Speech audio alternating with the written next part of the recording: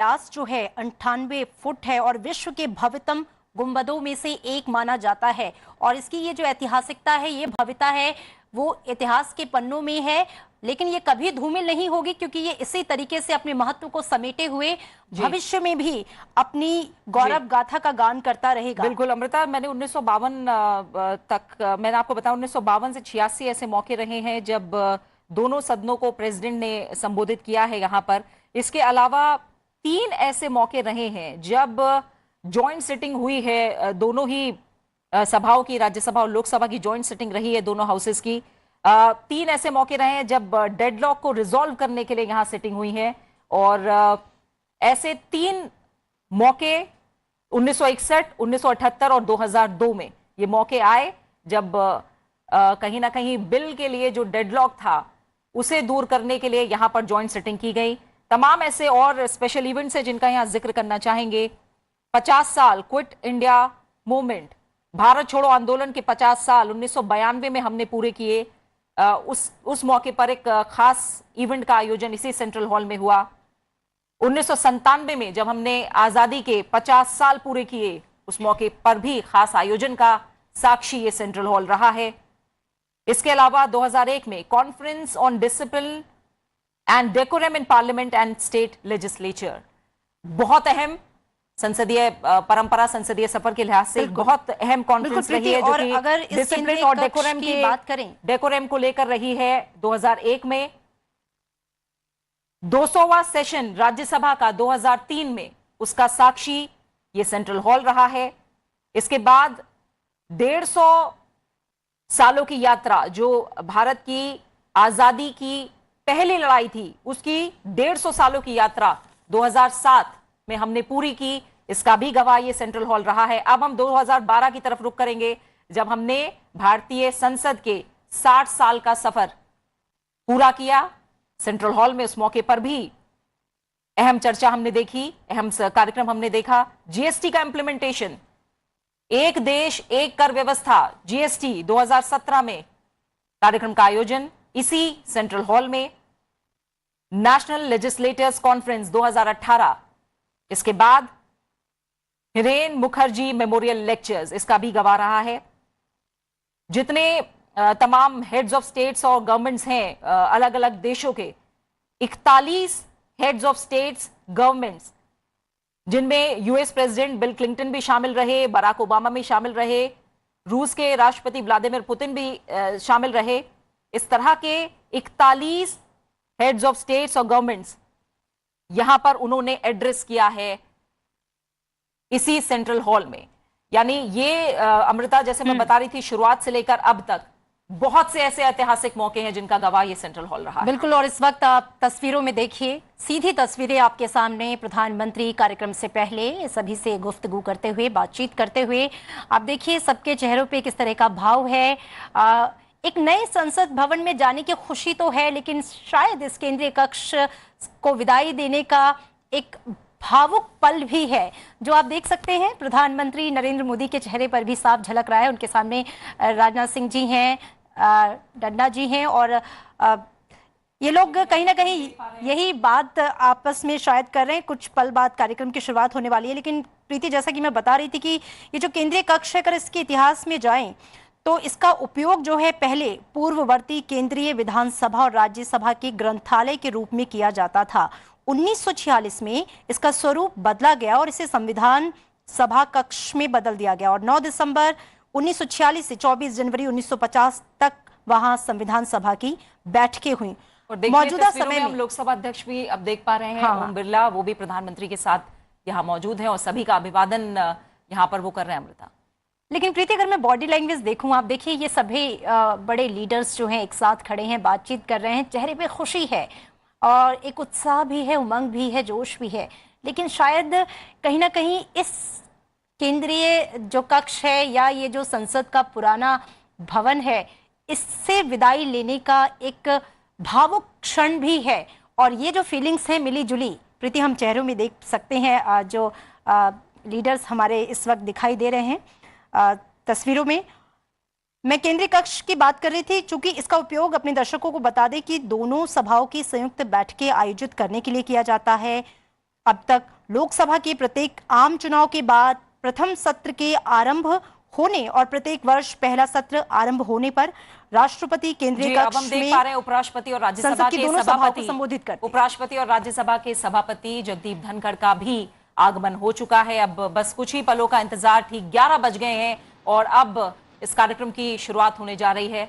एक नए संकल्प के साथ, एक नई ऊर्जा, एक नए जोश के साथ आज आखिरी बार इस ऐतिहासिक सेंट्रल हॉल में इस कार्यक्रम का आयोजन और एक नए संकल्प के साथ संसद के नए भवन की ओर सभी सांसद प्रस्थान करेंगे।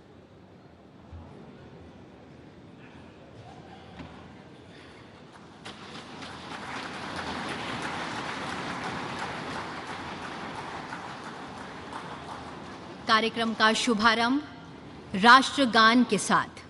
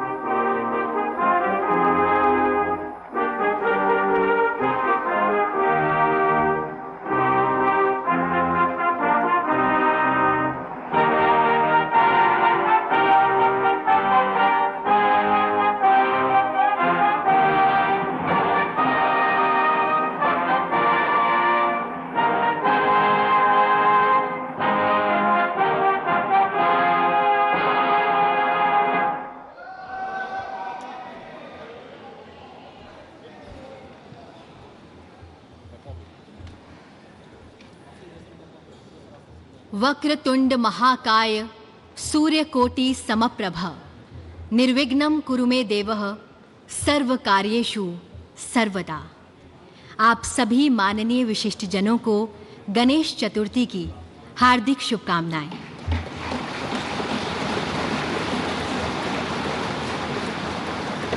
आज का दिन इतिहास के सुनहरे पन्नों में अंकित होने का दिन है। यह दिन परिवर्तन का है, एक नए शुभ आरंभ का, पुरातन से नवीनता की ओर बढ़ने का, परंपराओं को साथ लिए आधुनिकता के साथ कदम ताल करने का। और इसी पल को एक साथ जीने के लिए हम सब एकत्रित हुए हैं संसद के ऐतिहासिक केंद्रीय कक्ष में। आप सभी माननीय विशिष्ट जनों का हार्दिक स्वागत, अभिनंदन एवं शत शत वंदन।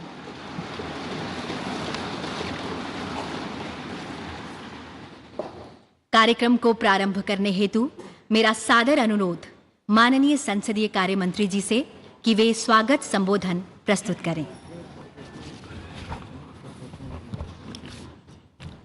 आप सभी को नमस्कार।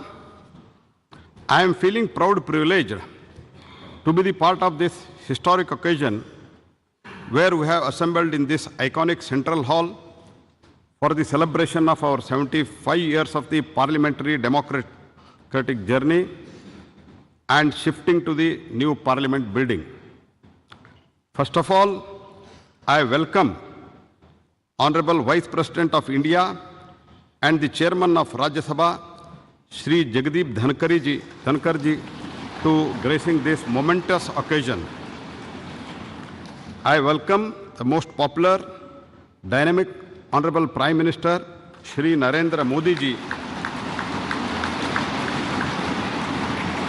who has been real force behind giving us the new temple of democracy in the shape of new state-of-art Parliament House building, which is emerging as a symbol of Atmanirbhar Bharat.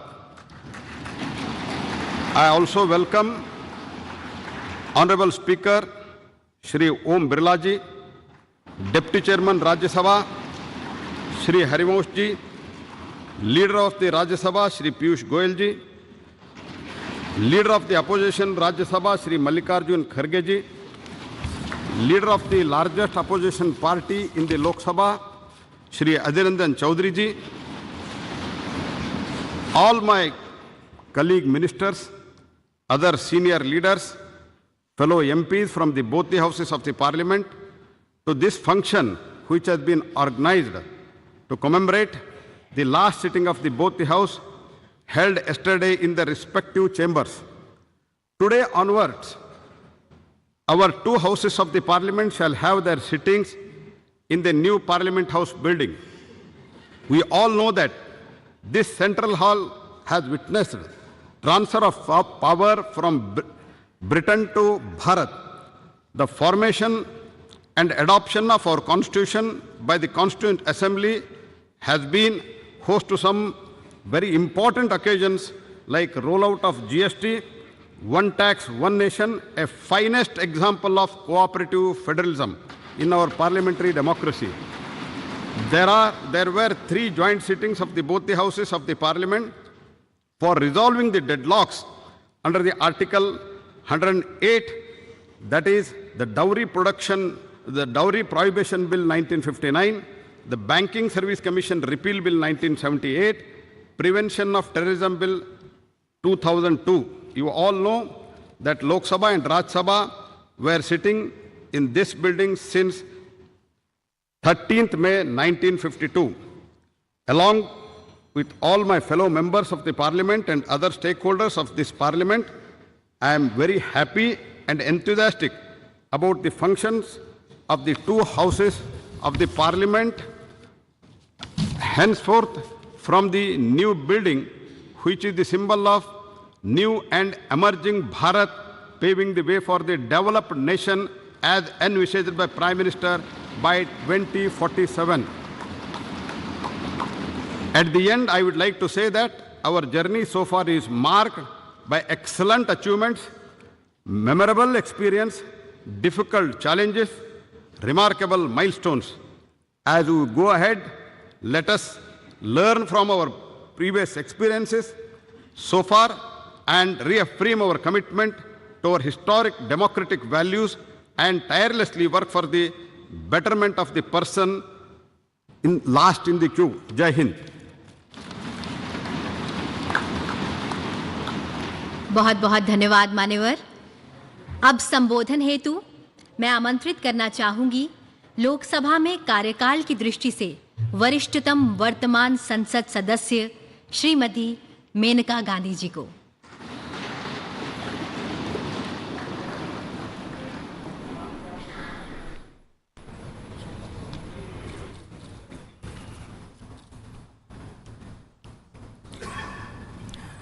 Honorable Vice President, Chairman of the Rajya Sabha, Honorable Speaker, Honorable Prime Minister, Ministers, and esteemed colleagues of this distinguished House.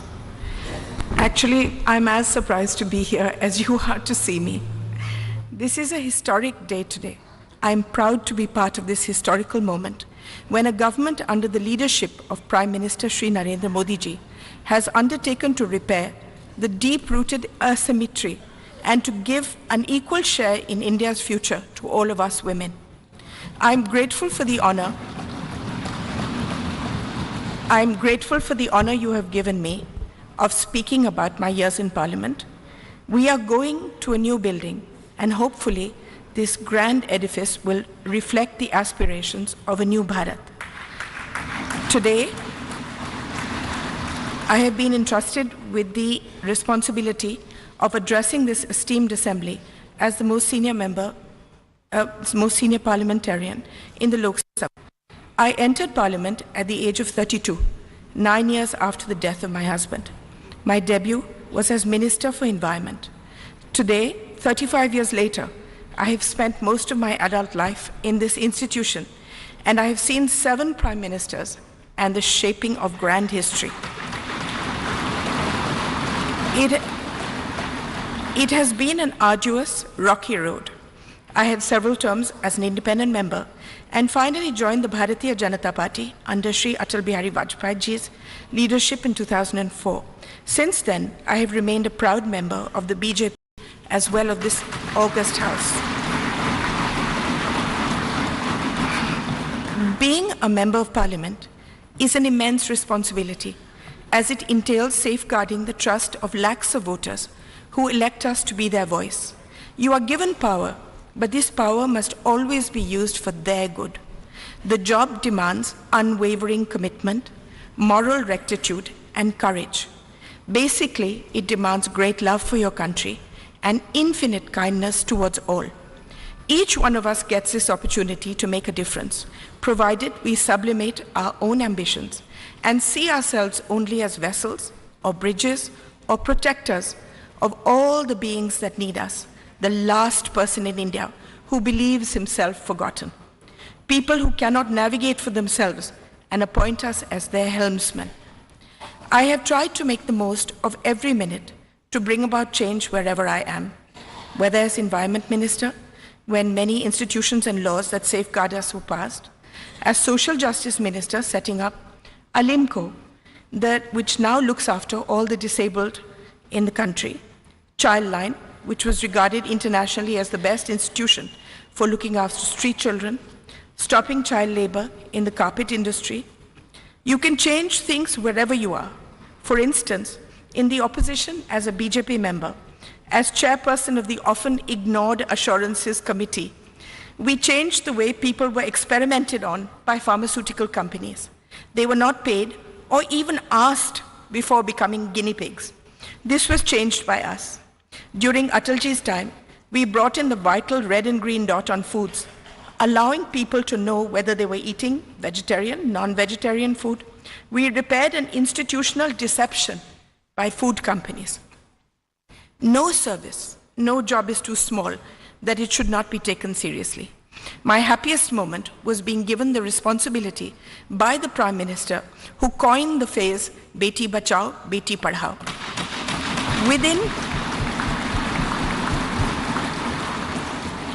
Within 2 years, we changed the thought of the country, the entire thought of the country, and the statistics show that it is a lasting change.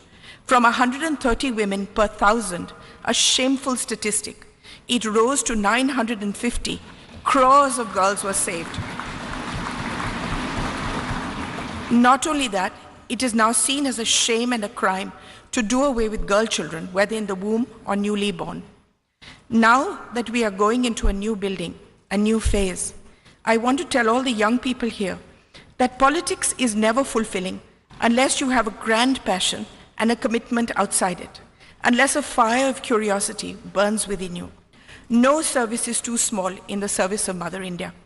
What I have learned is that each constituency is your family. Within my family, there are a million microcosms of individual families. Each of them depend on us. We are a part of their lives as they are of ours. I have seen my primary duty to look after each family that has placed itself in my care by electing me, by seeing me as one of their own. In this matter, I wish to say that the Prime Minister has seen beyond people as a statistic and has meticulously seen to the needs of each individual family. Opening bank accounts, giving dignity in the form of toilets, home water taps, building homes for the poor, gas cylinders, giving young people loans, skilling them, protecting them through the largest pandemic in history, seeing that no one remained hungry. Before I end, I would like to tell you a few things that I have learned in my long journey so far. Never give up. There are times in all our lives where the world sits heavy on our shoulders and there doesn't seem any path ahead. It will take courage, determination, and a commitment to something larger than ourselves to forge ahead. Have faith in the goodness of your fellow man. Quieten your mind and soldier on. Believe in yourself. You are an instrument of goodness. If you fight for good, you will always be protected. Use the pain that we all have in our hearts to make yourself a better human being, not to embitter you. Use the pain in your heart to see the pain in the hearts of millions of beings around you and dedicate your life to them. I want to speak to all the women here. The world is still an unequal place, and we as women need to be the greatest champions of and for each other. We need to support and protect each other, especially young women across the social spectrum who lead a marginalized existence so that they have the ability to forge their own destinies. There is no greater power in the world than the power of empathy and kindness. and this transforms the life of someone weaker than you.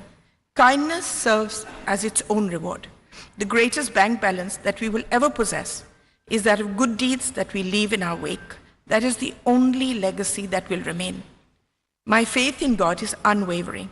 I see Him in everyone and everything. I see everything as sacred. I leave you with one thought. We are all part of one divine thread, and we are all connected, closer than we can imagine.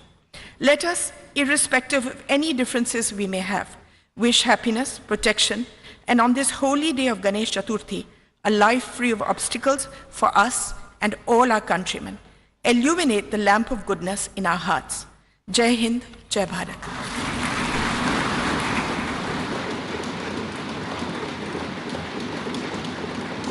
बहुत बहुत धन्यवाद ma'am.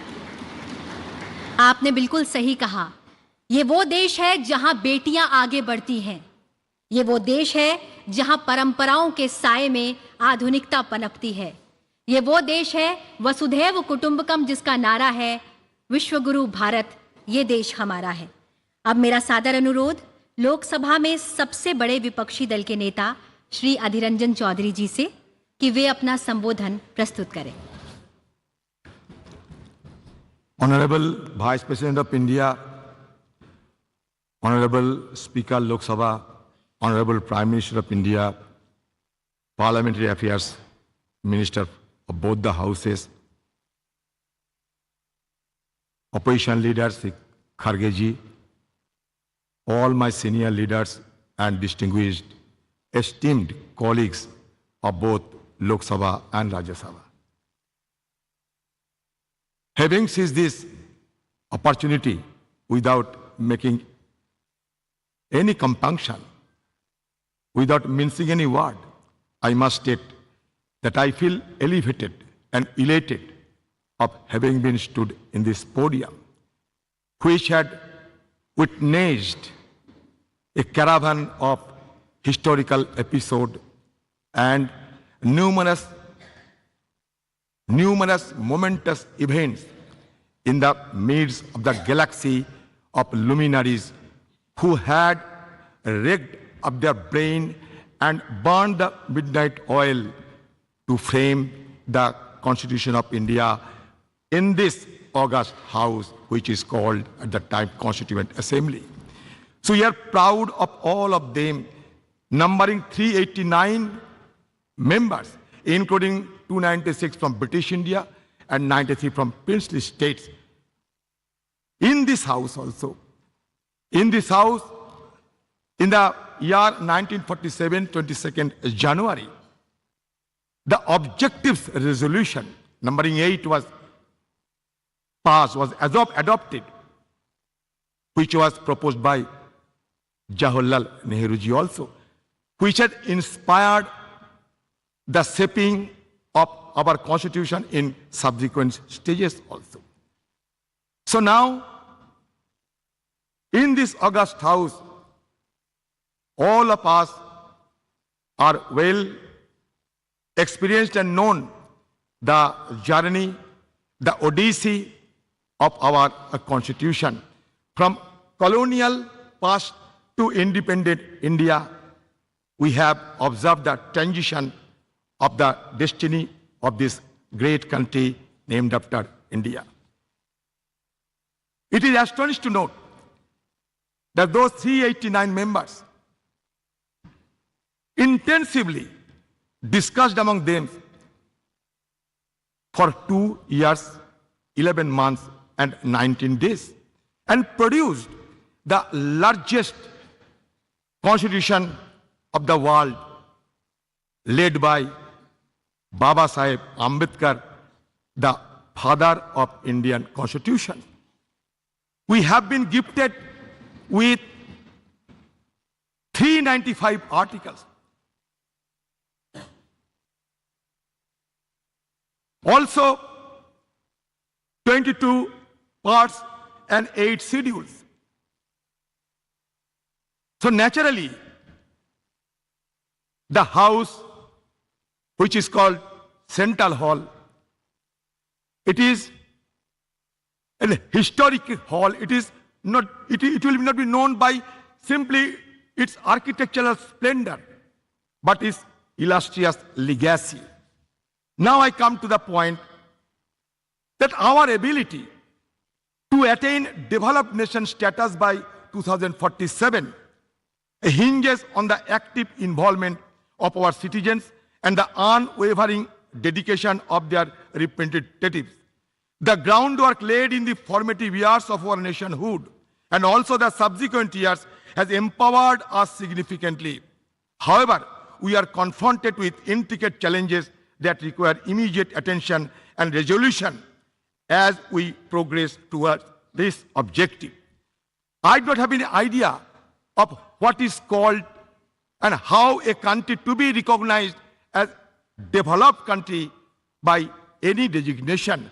I do not have any idea of any global consensus is existed or not, because when we see other developed countries, among the various key determinants, one determinant is always followed, that is Human Development Index. And insofar as Human Development Index, India has been lagging behind and we are ranked 131 out of 189 countries.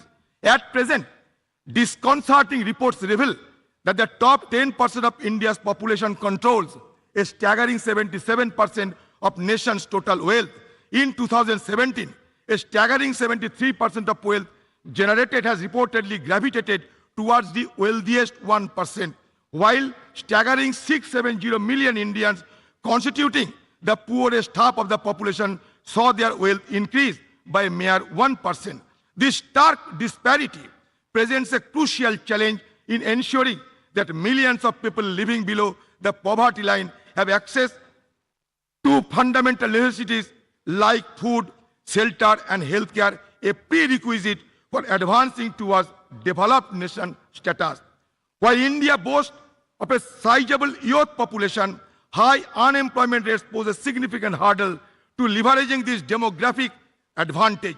Addressing this challenge is paramount, necessitating a concerted focus on job creation and the encouragement of entrepreneurship.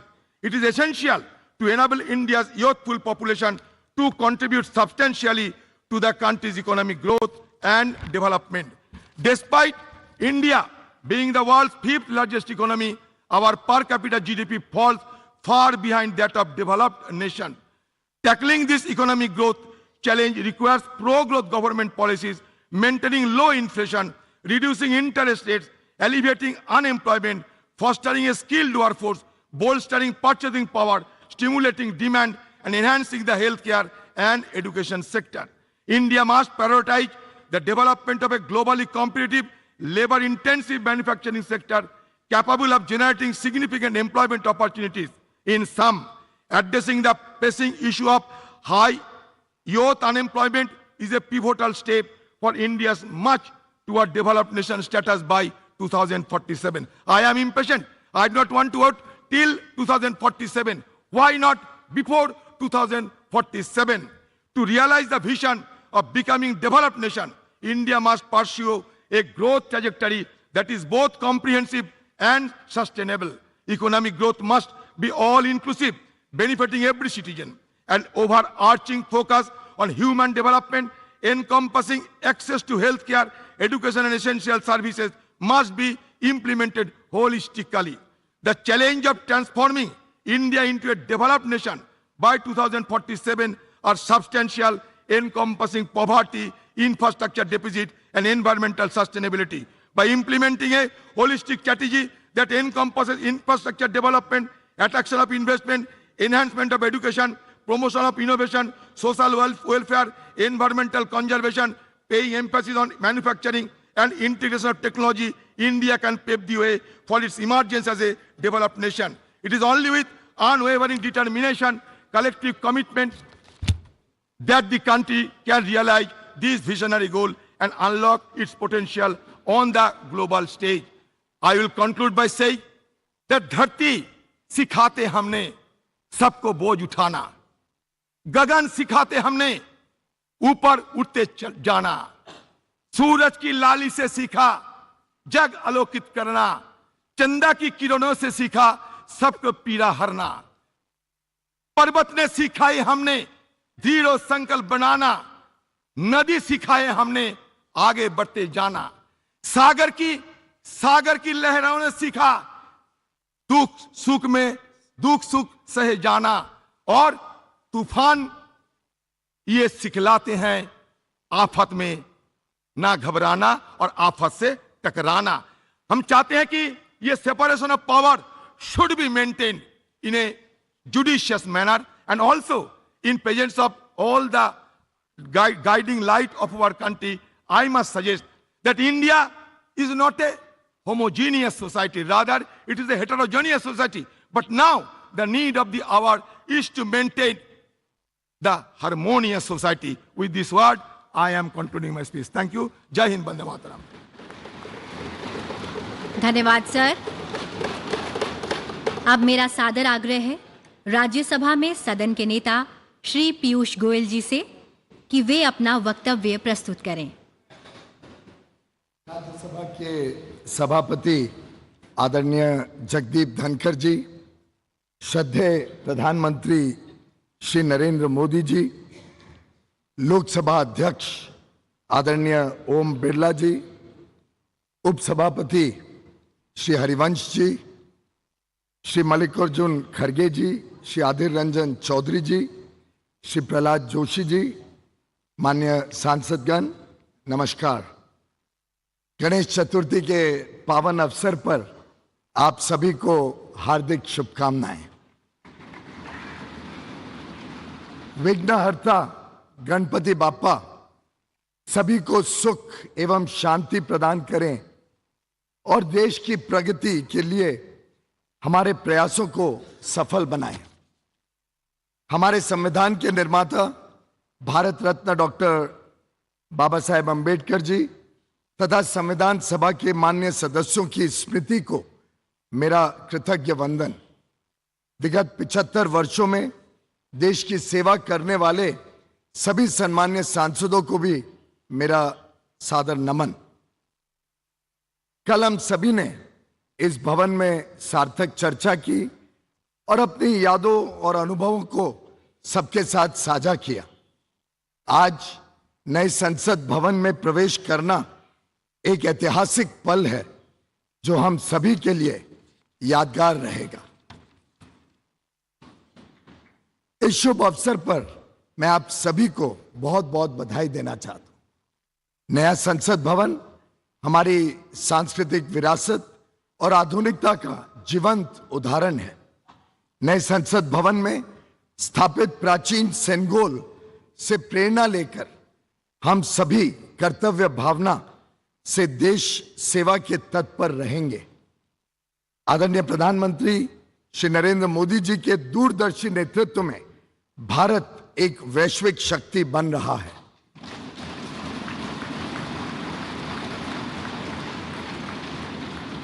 नया संसद भवन अपने विशाल और सुंदर स्वरूप में एक नए विश्वास से भरे आत्मनिर्भर भारत का पहचान बनेगा। पार्लियामेंट हमेशा से एकता का प्रतीक रहा है। यह हमारे संविधान के मूल्यों की सुरक्षा करता है जो विभिन्न भाषाओं, संस्कृतियों और परंपराओं के बावजूद हमें एक राष्ट्र के रूप में बांधने का काम करता है। यहां अनुभव का ज्ञान और युवाओं की ऊर्जा मिलकर 140 करोड़ देशवासियों के उज्जवल भविष्य को आकार देने का काम करते रहेगी। और मैं समझता हूं आज का दिन एक सकारात्मक सोच के साथ आगे बढ़ने का है। कई सारे विषय रहे, आजादी के बाद कई सारे चुनौतियां रहीं। शायद कई सारी चुनौतियां समय पे अगर समाधान कर दिया होता तो और जल्दी 2047 के पहले भी देश विकसित बन जाता। पर हमारे पास जो वर्ष मिले, जो काम करने का देश ने सेवा करने का मौका दिया, उसमें जो अभूतपूर्व प्रगति देश ने देखी है, मैं समझता हूं इसको आगे लेकर इस देश को नई ऊंचाइयों तक माननीय प्रधानमंत्री नरेंद्र मोदी जी के नेतृत्व में हम सब मिलकर काम करेंगे। लक्ष्य बड़ा है, राह कठिन है, पर मुझे पूरा विश्वास है संसद में जो जनप्रतिनिधि बैठेंगे वे अपने दायित्वों का पूर्ण निष्ठा से निर्वहन करेंगे और अमृत काल में एक समृद्ध, सशक्त और विकसित भारत के सृजन का आधार बनेंगे। बहुत बहुत धन्यवाद। भारत माता की जय। सादर धन्यवाद सर। अब मेरा सादर अनुरोध राज्यसभा में नेता प्रतिपक्ष श्री मल्लिकार्जुन खड़गे जी से कि वे अपना संबोधन प्रस्तुत करें।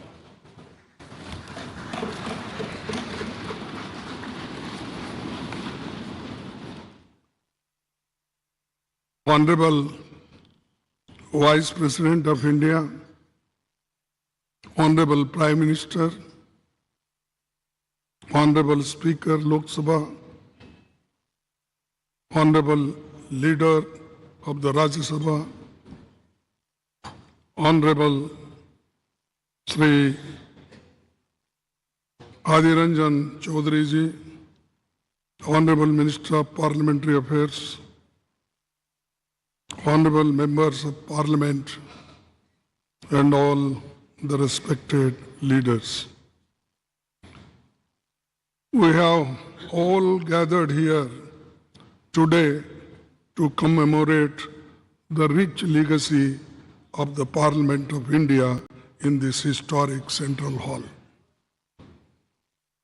When we talk about Indian parliamentary heritage, the hallowed precinct of this Parliament House and the Central Hall, where we have gathered today, hold a very special significance.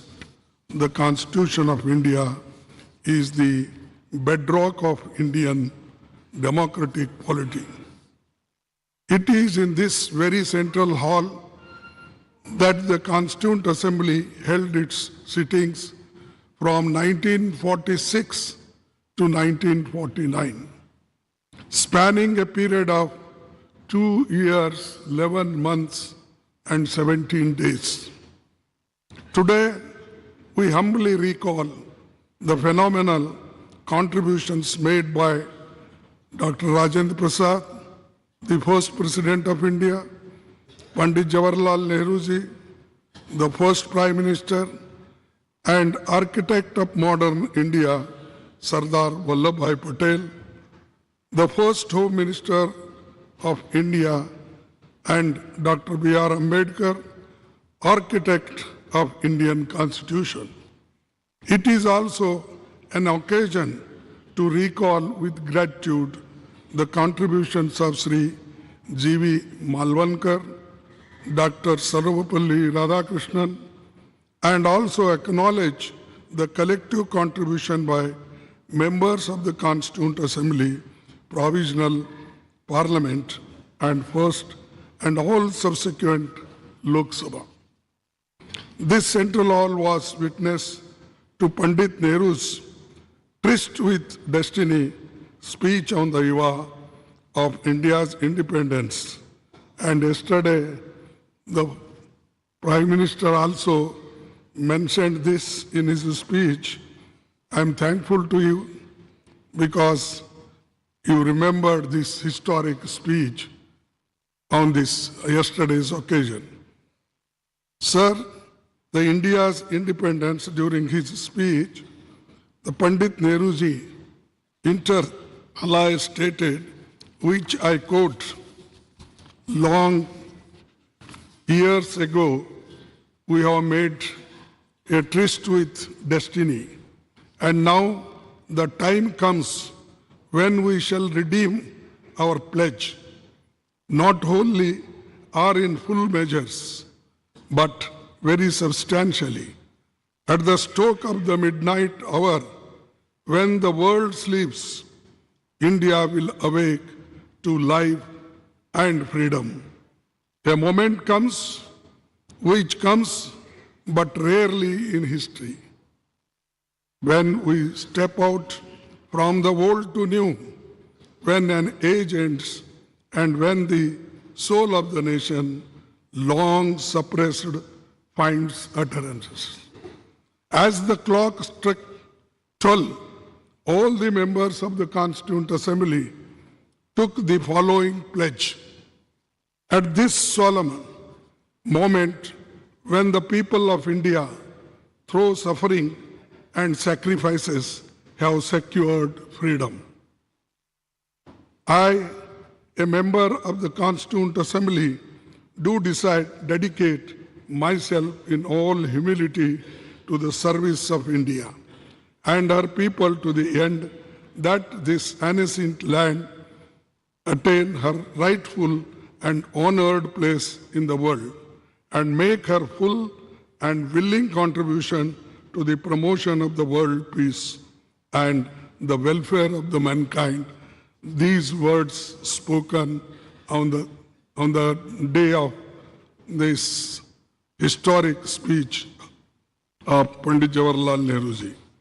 I wish to emphasize at this juncture that this is all due to the collective and dedicated effort by parliamentarians cutting across the party lines over the past 7.5 decades. This rich legacy has formed a strong foundation for India's growth as a powerful democratic nation. Every nook and corner of the Parliament House has witnessed the evolution of our parliamentary democracy over the past 75 years. As we bid adieu to the Parliament House and move to the new Parliament building today, I am overwhelmed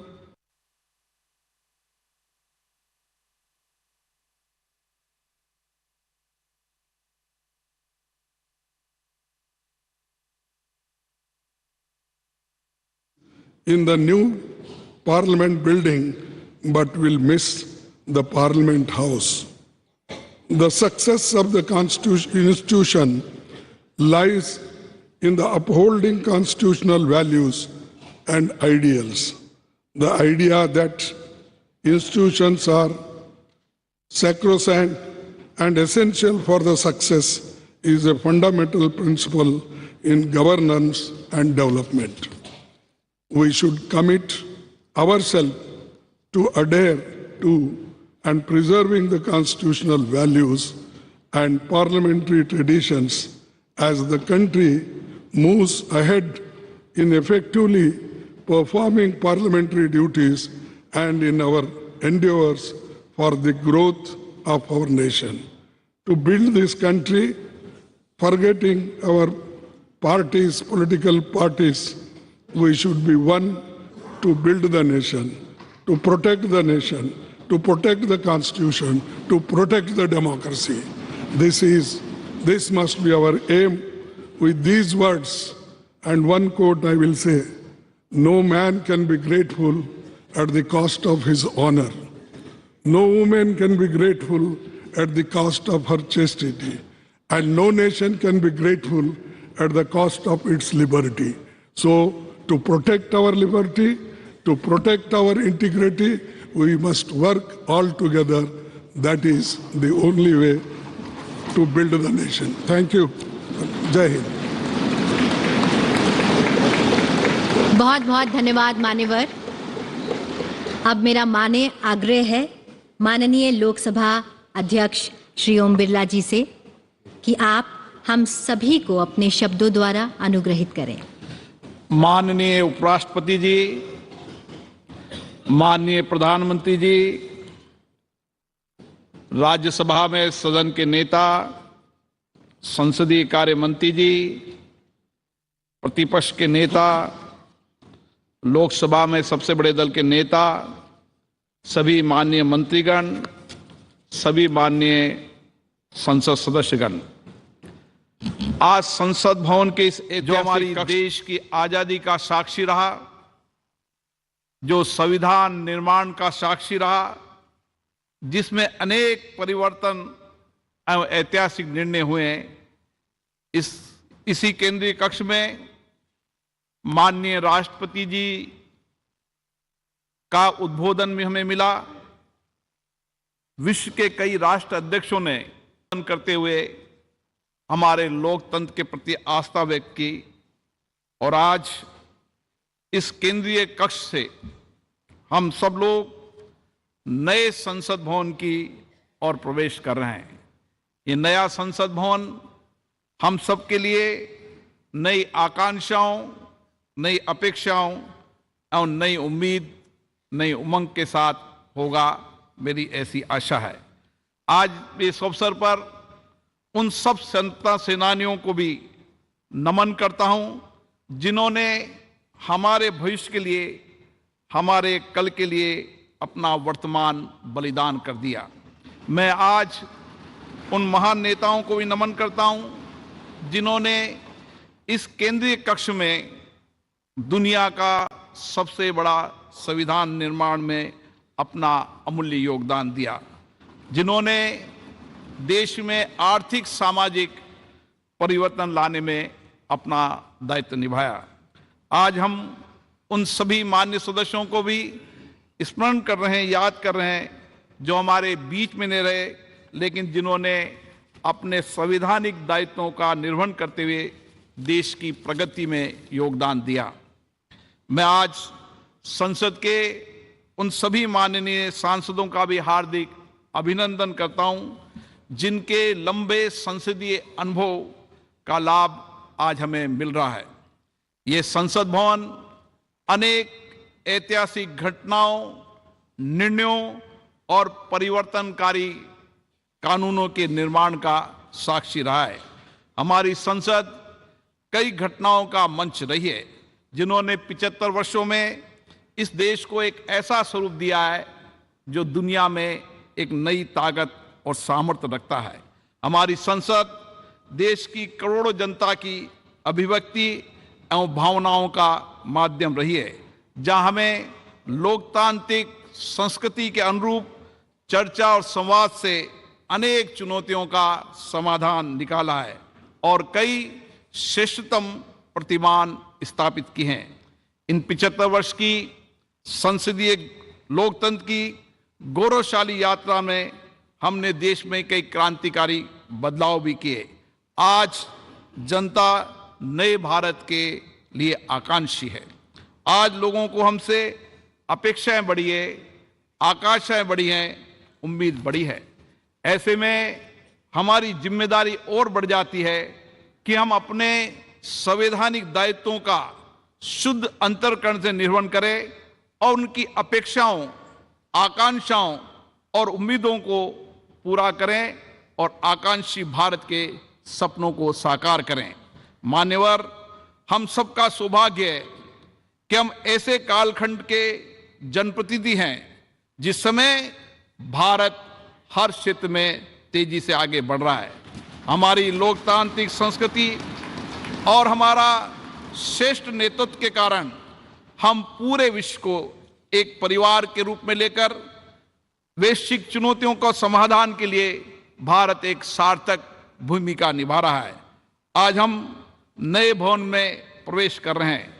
नए भवन में प्रवेश करते समय विकसित भारत बनाने की हमारी प्रतिबद्धता को हम दोहराने का अवसर भी है। हमारा संकल्प है कि हम इसी संसदीय लोकतंत्र से सामूहिक चर्चा, संवाद, सहमति, असहमति और कठिन परिश्रम से सारे देश की जन भागीदारी के साथ इन आकांक्षाओं को पूरा करेंगे। विश्व के सबसे बड़े संसदीय लोकतंत्र होने के नाते हमारी जिम्मेदारी और बढ़ जाती है।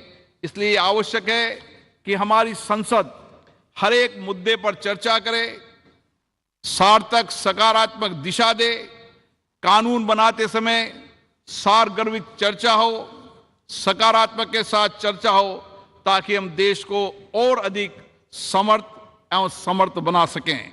और इसमें हमारी संसद की उल्लेखनीय भूमिका होनी चाहिए। आजादी के इस अमृत काल में हम 2047 तक विकसित भारत के निर्माण के लक्ष्य को लेकर चल रहे हैं। विकसित भारत बनाने का ये लक्ष्य हमारी संसद के माध्यम से साकार होगा। हम ऐसे संकल्प की प्रतिबद्धता के साथ नए भवन में प्रवेश करेंगे जहां हमारी भागीदारी भी होगी, जनता की अपेक्षाएं भी पूरी होगी और नए आकांक्षी भारत और 2047 में विकसित भारत के सपने को भी पूरा पकाएंगे। आज गणेश चतुर्थी के शुभ दिन, ऐसे शुभ दिन पर अच्छी परंपराएं, अच्छी परिपाटियां, अच्छी प्रथाएं, अच्छे अनुभव हम साथ लेकर जाएं और नए संसद भवन में उनको स्थापित करें ताकि विश्व के लिए भारत का लोकतंत्र मार्गदर्शक बन सके। नया भवन हमारे देश की आकांक्षी जनता के लिए परिणामदायक हो, परिवर्तनकारी हो, ताकि हमारे संविधान निर्माताओं ने समानता, न्याय और बंधुता का जो संदेश दिया है उसे हम पूरा कर सके। हम अपनी संसद को देश की जनता की सेवा में सच्चे भाव से समर्पित करें। इसी अपेक्षा के साथ मैं पुनः इस भवन को उन सब लोगों को जिनका इस लोकतंत्र को स्थापित करने में, लोकतंत्र की मर्यादा प्रतिष्ठा बढ़ाने में योगदान रहा, उन सबको भी नमन करता हूं। धन्यवाद। बहुत बहुत धन्यवाद मान्यवर। अब मेरा विनम्र अनुरोध माननीय प्रधानमंत्री श्री नरेंद्र मोदी जी से कि आप विशिष्ट जनों की सभा को संबोधित करें एवं हम सभी का मार्गदर्शन करें।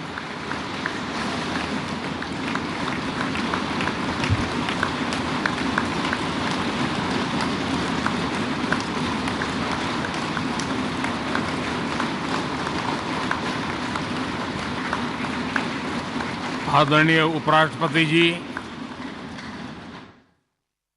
आदरणीय स्पीकर महोदय, मंच पर विराजमान सभी वरिष्ठ महानुभाव और 140 करोड़ देशवासियों के प्रतिनिधि, सभी माननीय सांसदगण, आपको और देशवासियों को गणेश चतुर्थी की अनेक अनेक शुभकामनाएं।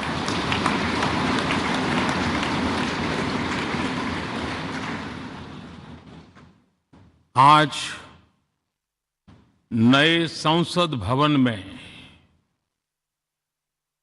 हम सब मिलकर के नए भविष्य का श्री गणेश करने जा रहे हैं।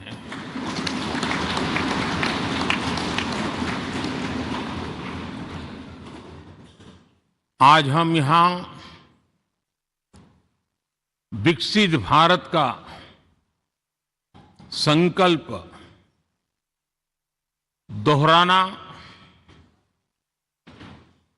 फिर एक बार संकल्पबद्ध होना और उसको परिपूर्ण करने के लिए जी जान से जुटने के इरादे से नए भवन की तरफ प्रस्थान कर रहे हैं।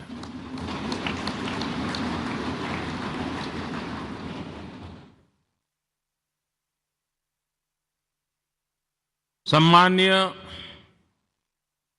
सभागृह, ये भवन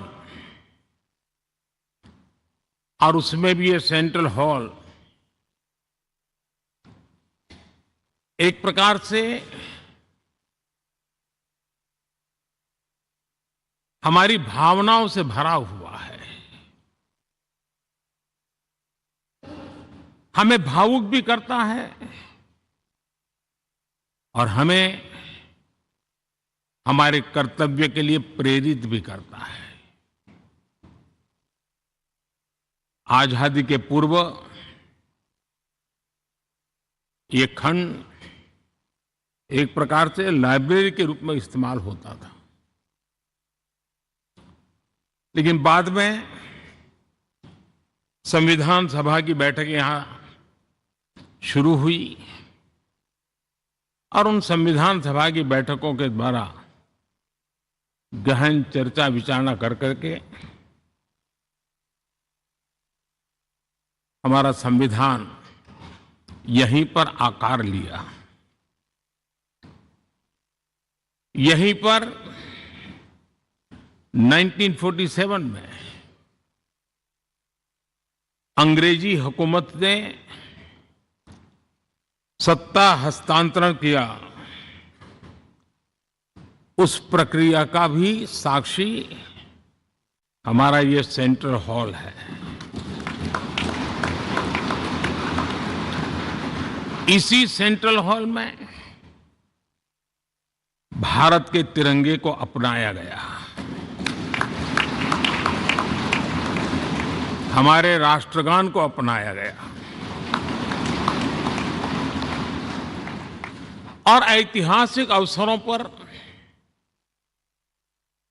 आजादी के बाद भी सभी सरकारों के दरमियान अनेक अवसर आए जब दोनों सदनों ने मिलकर के यहाँ पर भारत के भाग्य को गढ़ने के पर विचार किया, सहमति बनाई और निर्णय भी किए। 1952 के बाद दुनिया के करीब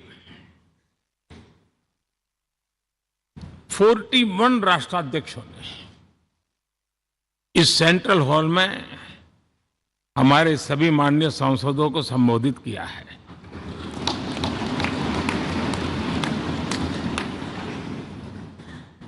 हमारे राष्ट्रपति महोदयों के द्वारा 86 बार यहां संबोधन किया गया है।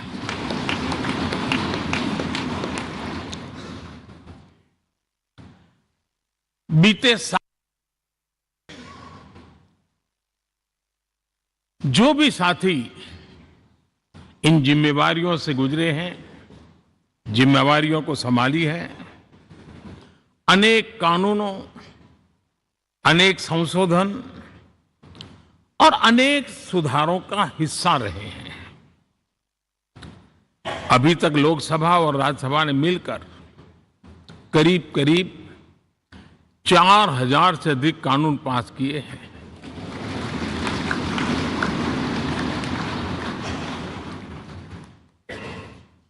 और कभी जरूरत पड़ी तो ज्वाइंट सेशन के माध्यम से भी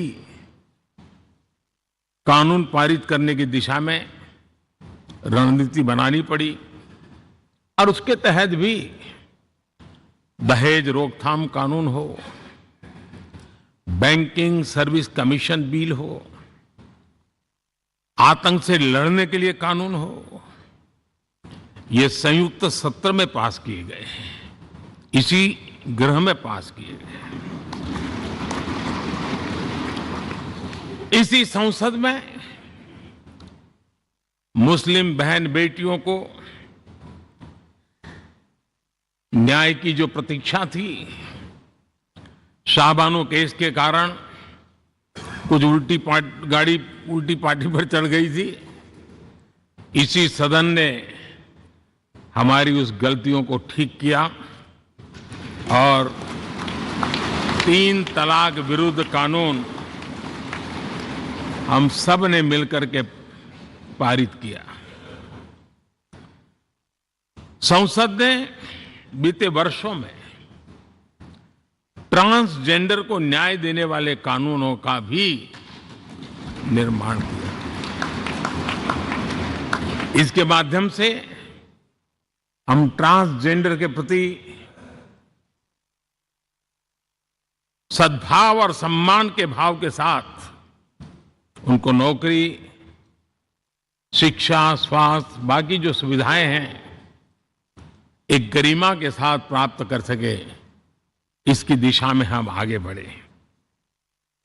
हम सभी ने मिलकर हमारे दिव्यांग जनों के लिए भी उनकी जरूरतों को देखते हुए, उनके एस्पिरेशंस को देखते हुए ऐसे कानूनों का निर्माण किया जो उनके लिए उज्जवल भविष्य की गारंटी बन रहे हैं। आर्टिकल 370 हटाने से लेकर वो विषय ऐसा रहा जो शायद ही कोई दशक ऐसा होगा कि चर्चा न हुई हो, चिंता न हुई हो और मांग न हुई हो। आक्रोश भी व्यक्त हुआ, सभागृह में भी हुआ, सभागृह के बाहर भी हुआ। लेकिन हम सबका सौभाग्य है कि हमें सदन में आर्टिकल 370 से मुक्ति पाने का, अलगाववाद, आतंकवाद के खिलाफ लड़ाई लड़ने का एक बड़ा महत्वपूर्ण कदम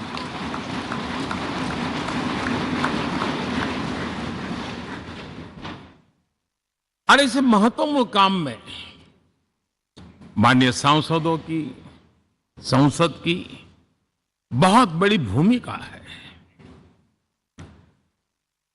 जम्मू कश्मीर में इसी सदन में निर्मित हुआ संविधान हमारे पूर्वजों ने दिया हुआ वो महामूल्य दस्तावेज जम्मू कश्मीर में लागू करते हैं तो इस मिट्टी को प्रणाम करने का मन करता है। आज जम्मू और कश्मीर शांति और विकास के रास्ते पर चलने के लिए प्रतिबद्ध हुआ है और नए उमंग, नए उत्साह, नए संकल्प के साथ जम्मू कश्मीर के लोग आगे बढ़ने का कोई मौका अब छोड़ना नहीं चाहते हैं। यह दिखाता है कि संसद के सदस्यों ने मिलकर के संसद के भवन में कितने महत्वपूर्ण काम किए हैं। माननीय सांसदगण, लाल किले से मैंने कहा था यही समय है, सही समय है।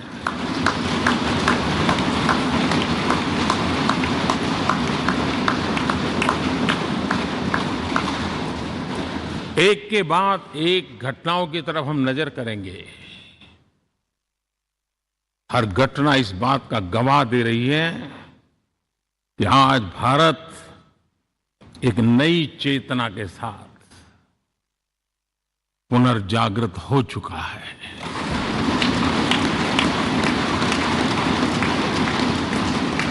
भारत नई ऊर्जा से भर चुका है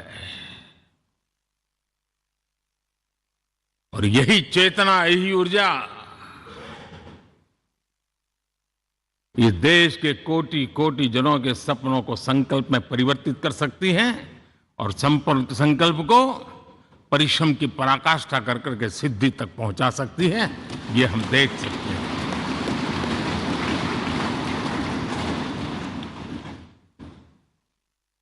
और मेरा विश्वास है देश जिस दिशा में चल पड़ा है, इच्छित परिणाम अवश्य प्राप्त होंगे।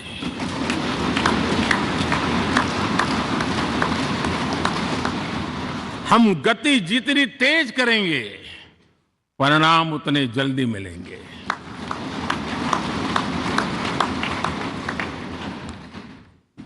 आज भारत 5वीं अर्थव्यवस्था पर पहुंचा है, लेकिन पहले 3 में पहुंचने के संकल्प के साथ बढ़ रहा है।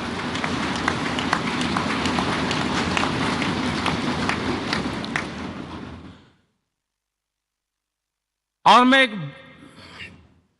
जिस स्थान पर बैठा हूं, जो जानकारियां प्राप्त होती है उसके आधार पर विश्व के गणमान्य लोगों से बातचीत करता हूं, उसके आधार पर मैं बड़े विश्वास से कह रहा हूं, हम में से कुछ लोगों की निराशा हो सकती है, लेकिन दुनिया आश्वस्त है कि भारत टॉप 3 में पहुंच के रहेगा।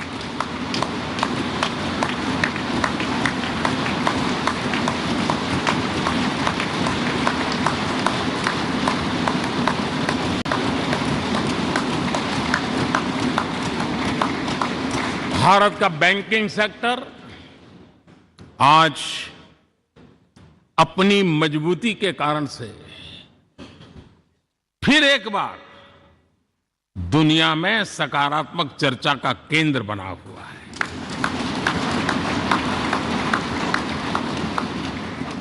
भारत का गवर्नेंस का मॉडल, यूपीआई, डिजिटल स्टैक, मैं इस G20 में भी देख रहा था, मैंने बाली में भी देखा। टेक्नोलॉजी की दुनिया को लेकर के भारत का नौजवान जिस प्रकार से आगे बढ़ रहा है, पूरे विश्व के लिए कौतुक भी है, आकर्षण भी है और स्वीकृति भी है।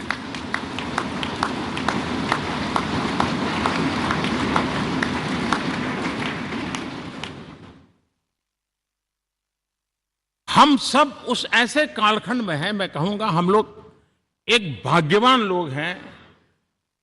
ऐसी भाग्यवान समय में हमें कुछ दायित्व निभाने का अवसर आया है और हमारा सबसे बड़ा भाग्य है कि आज इंडियन एस्पिरेशंस उस ऊंचाई पर हैं जो शायद पिछले 1000 साल में नहीं रहे होंगे।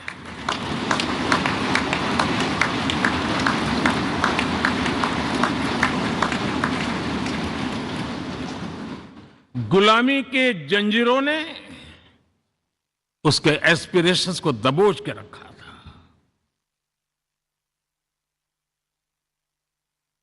उसकी भावनाओं को तहस नहस कर दिया था। आजाद भारत में अपने सपने संजो रहा था, चुनौतियों से जूझ रहा था, लेकिन मिलकर के आज जहां पहुंचे हैं, अब वहां वो रुकना नहीं चाहता है। वो एस्पिरेशनल सोसाइटी के साथ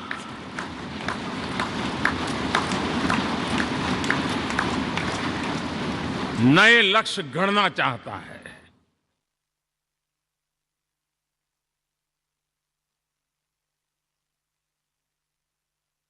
जब एस्पिरेशन सोसाइटी सपने संजोते ही हो, संकल्प लेकर के निकल पड़ी हो, तब पुराने कानूनों से मुक्ति पाकर नए कानूनों का निर्माण करके उज्जवल भविष्य के लिए एक मार्ग प्रशस्त करने का दायित्व हम सभी सांसदों का सविशेष होता है। संसद में बनने वाला हर कानून, संसद में होने वाली हर चर्चा, संसद से जाने वाला हर संकेत इंडियन एस्पिरेशन को बढ़ावा देने के लिए ही होना चाहिए। ये हम सबकी भावना भी है, कर्तव्य भी है और एक एक देशवासी की हमसे अपेक्षा भी है।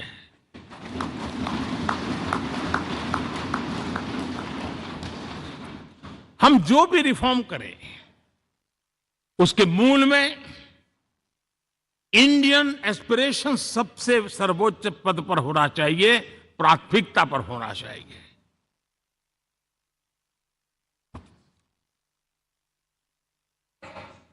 लेकिन मैं बहुत सोच समझ करके कहना चाहता हूं, क्या कभी छोटे कैनवास पर कोई बड़ा चित्र बना सकता है क्या?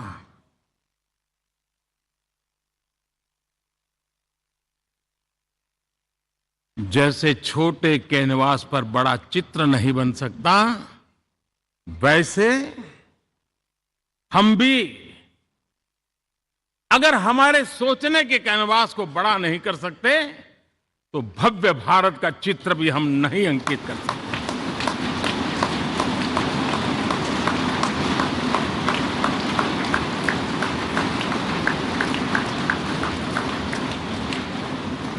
75 साल का हमारे पास अनुभव है। हमारे पूर्वजों ने जो कुछ भी रास्ते बनाए उससे हमने सीखा है। हमारे पास एक बहुत बड़ी विरासत है। इस विरासत के साथ अगर हमारे सपने, हमारे संकल्प जुड़ जाए, हमारा सोचने का दायरा बदल जाए, हमारा कैनवास बड़ा हो जाए, तो हम भी उस भव्य भारत के चित्र को अंकित कर सकते हैं, उस तस्वीर का खाका खींच सकते हैं, उसमें रंग भरने का काम हम भी कर सकते हैं और आने वाली पीढ़ी को वो भव्य दिव्य मां भारती के हम उनको सुपुर्द कर सकते हैं। दोस्तों, अमृतकाल के 25 वर्षों में भारत को अब बड़े कैनवास पर काम करना ही होगा। अब हमारे लिए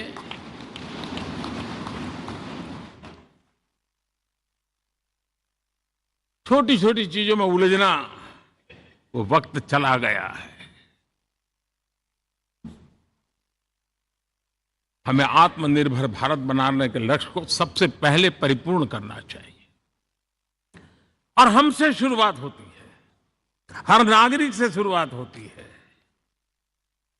और आज दुनिया में भी एक समय ऐसा था कि लोग मुझे कहते थे, हमारे बड़े बड़े बुद्धिजीवी और अर्थशास्त्री लिखते थे कि मोदी आत्मनिर्भर की बात करता है तो मल्टीलेटरलिज्म के सामने चुनौती तो बन नहीं जाएगा, ग्लोबल इकोनॉमी के जमाने में ठीक तो नहीं होगा। लेकिन 5 साल के भीतर भीतर देखा दुनिया भारत के आत्मनिर्भर मॉडल की चर्चा करने लग गई है।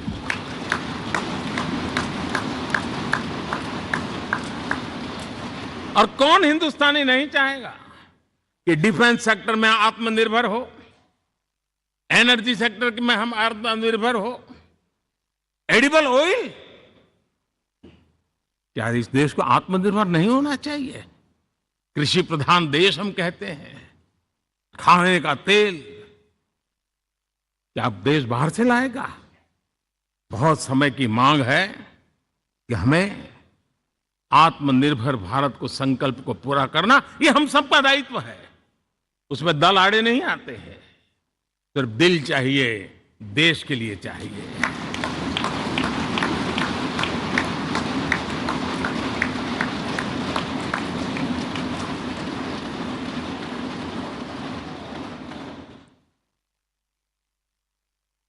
हमें अब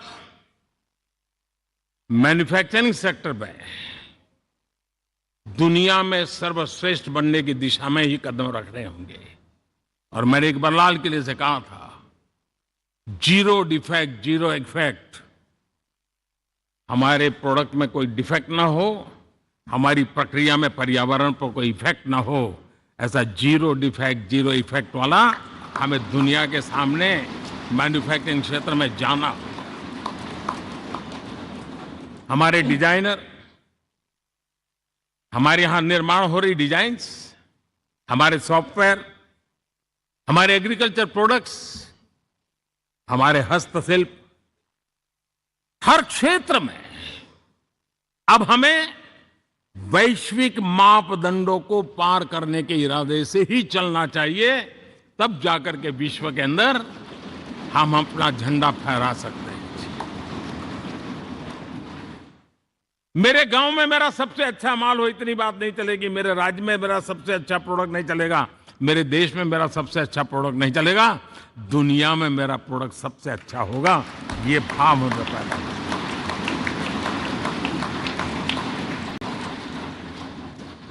हमारी यूनिवर्सिटीज दुनिया के अंदर टॉप रैंकिंग में आए, अब इसमें हमें पीछे नहीं रहना है। हमारे शिक्षा जगत को नई नेशनल एजुकेशन पॉलिसी मिली है, एक खुलापन है, सर्व स्वीकृत बनी है, उसके सहारे अब हमें चल पड़ना है। और दुनिया के टॉप मोस्ट यूनिवर्सिटीज में अभी जब G20 में विश्व के मेहमान आए तो मैंने नालंदा की एक तस्वीर रखी थी वहां, और जब मैं दुनिया को कहता था 1500 साल पहले मेरे देश में दुनिया की उत्तम से उत्तम यूनिवर्सिटी हुआ करती थी, तो उन सुनते ही रह जाते थे। लेकिन हमें उसे प्रेरणा लेनी है, पर प्राप्त तो अभी करके रहना है, ये हमारा संकल्प होना चाहिए। आज हमारे देश का नौजवान खेल जगत के अंदर दुनिया में हमारी पहचान बना रहा है। टियर 2, टियर 3 सिटी से, गांव, गरीब परिवारों से, गांव से देश के नौजवान, देश की बेटे बेटियां आज खेलकूद के जगत जीवन में हमारा नाम रोशन कर रही है। लेकिन देश चाहता है और देश का संकल्प होना चाहिए कि अब खेलकूद के हर पोडियम पे हमारा तिरंगा भी लहराता होगा।